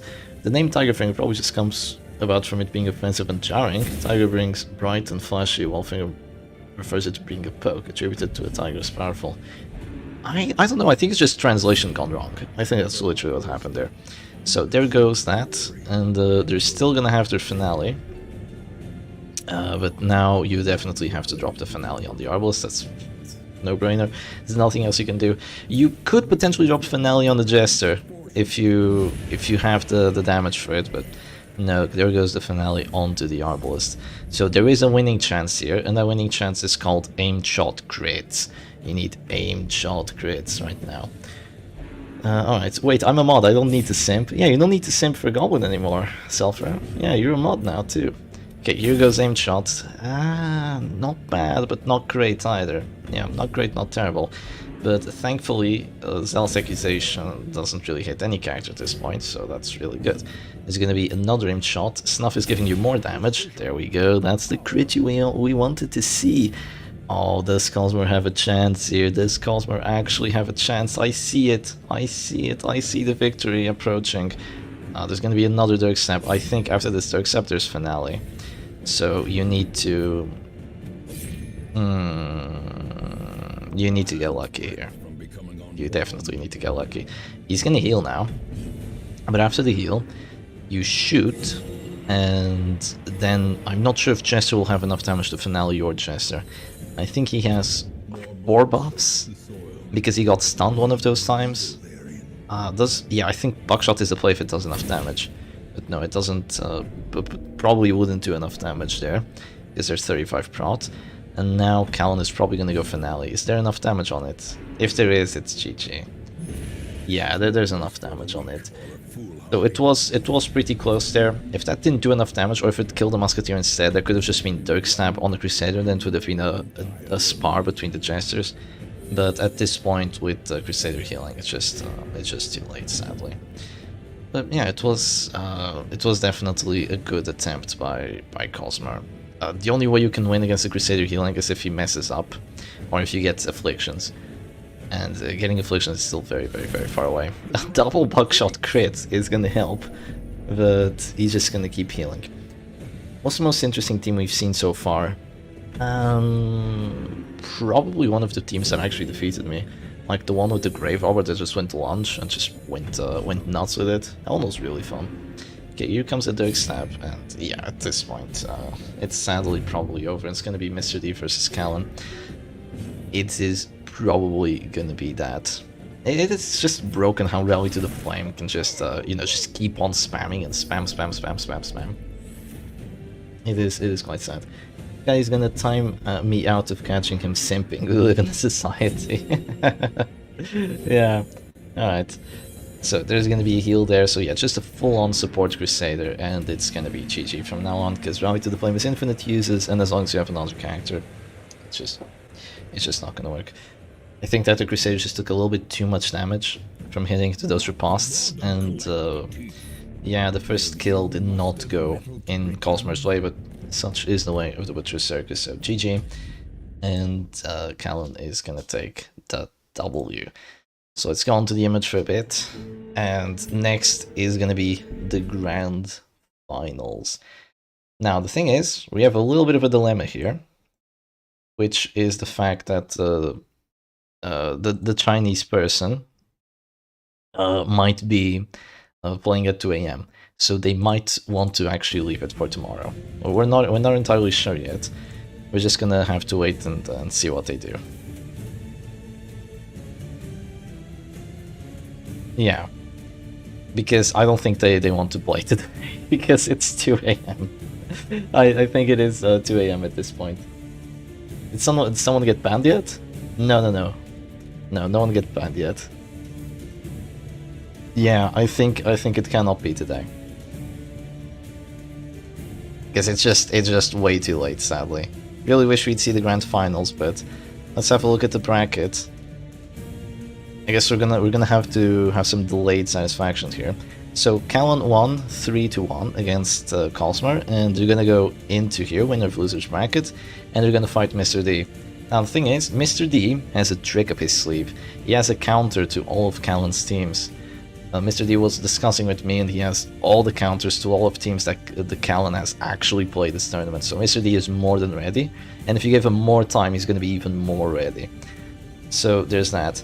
And Mr. D has to win only one of 2 best of 5s. Of course, there are bans after each and every single match, but the bans from the first best of 5 don't apply to the bans of the second best of 5, if we do go to the second one. So I think it will be quite epic. Yeah, only Brass Knuckles was banned, the people mostly just banned characters. So let's see what Callan wants to do. We are most likely gonna have to continue the tournament another time.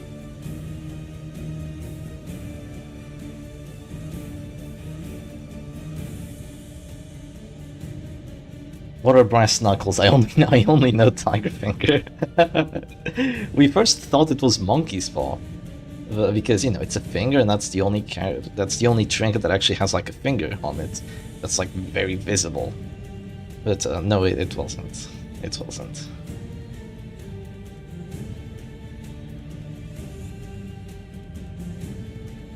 Brass Knuckles, Tiger Finger. Oh, that is so funny.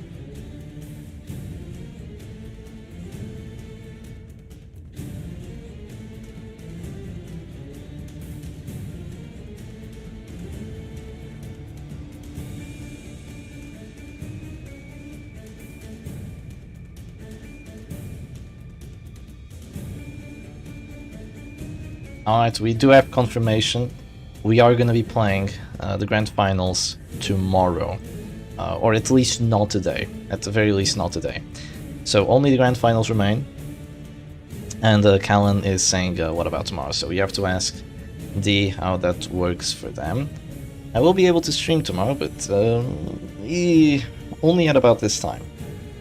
So either I can only either stream at this time or quite early, so it's gonna be a little difficult for me.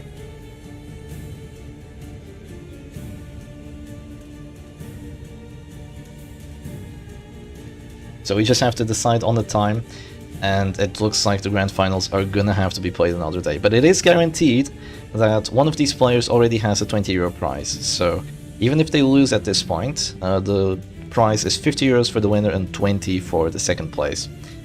So at the very least, the loser is gonna get €20, so that's enough to get you like, that's kind of enough to buy Darkest Dungeon, I think. Not entirely sure. Yeah, that's pretty cool. So anyway, that is gonna have to be it for today. I will post an announcement in the Discord server, my Discord server, of when the stream is gonna be, but it is likely going to be tomorrow, either in the morning or about this time. We're not sure yet, but probably during the morning. Cheers for another great day of tourney streaming, Shep. Thank you very much, sis. We're glad you enjoyed it, and nice to see you around.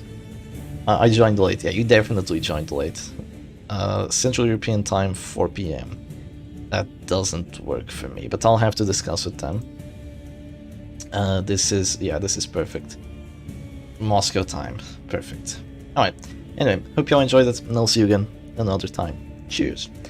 Be ready for the matches tomorrow. Even if you can't watch them, the Grand Finals will of course have their own video, because, you know, I mean, they're separate, so they're definitely gonna have their own video. So I'll see you around another time. Cheers. Thank you everyone for being in the live stream.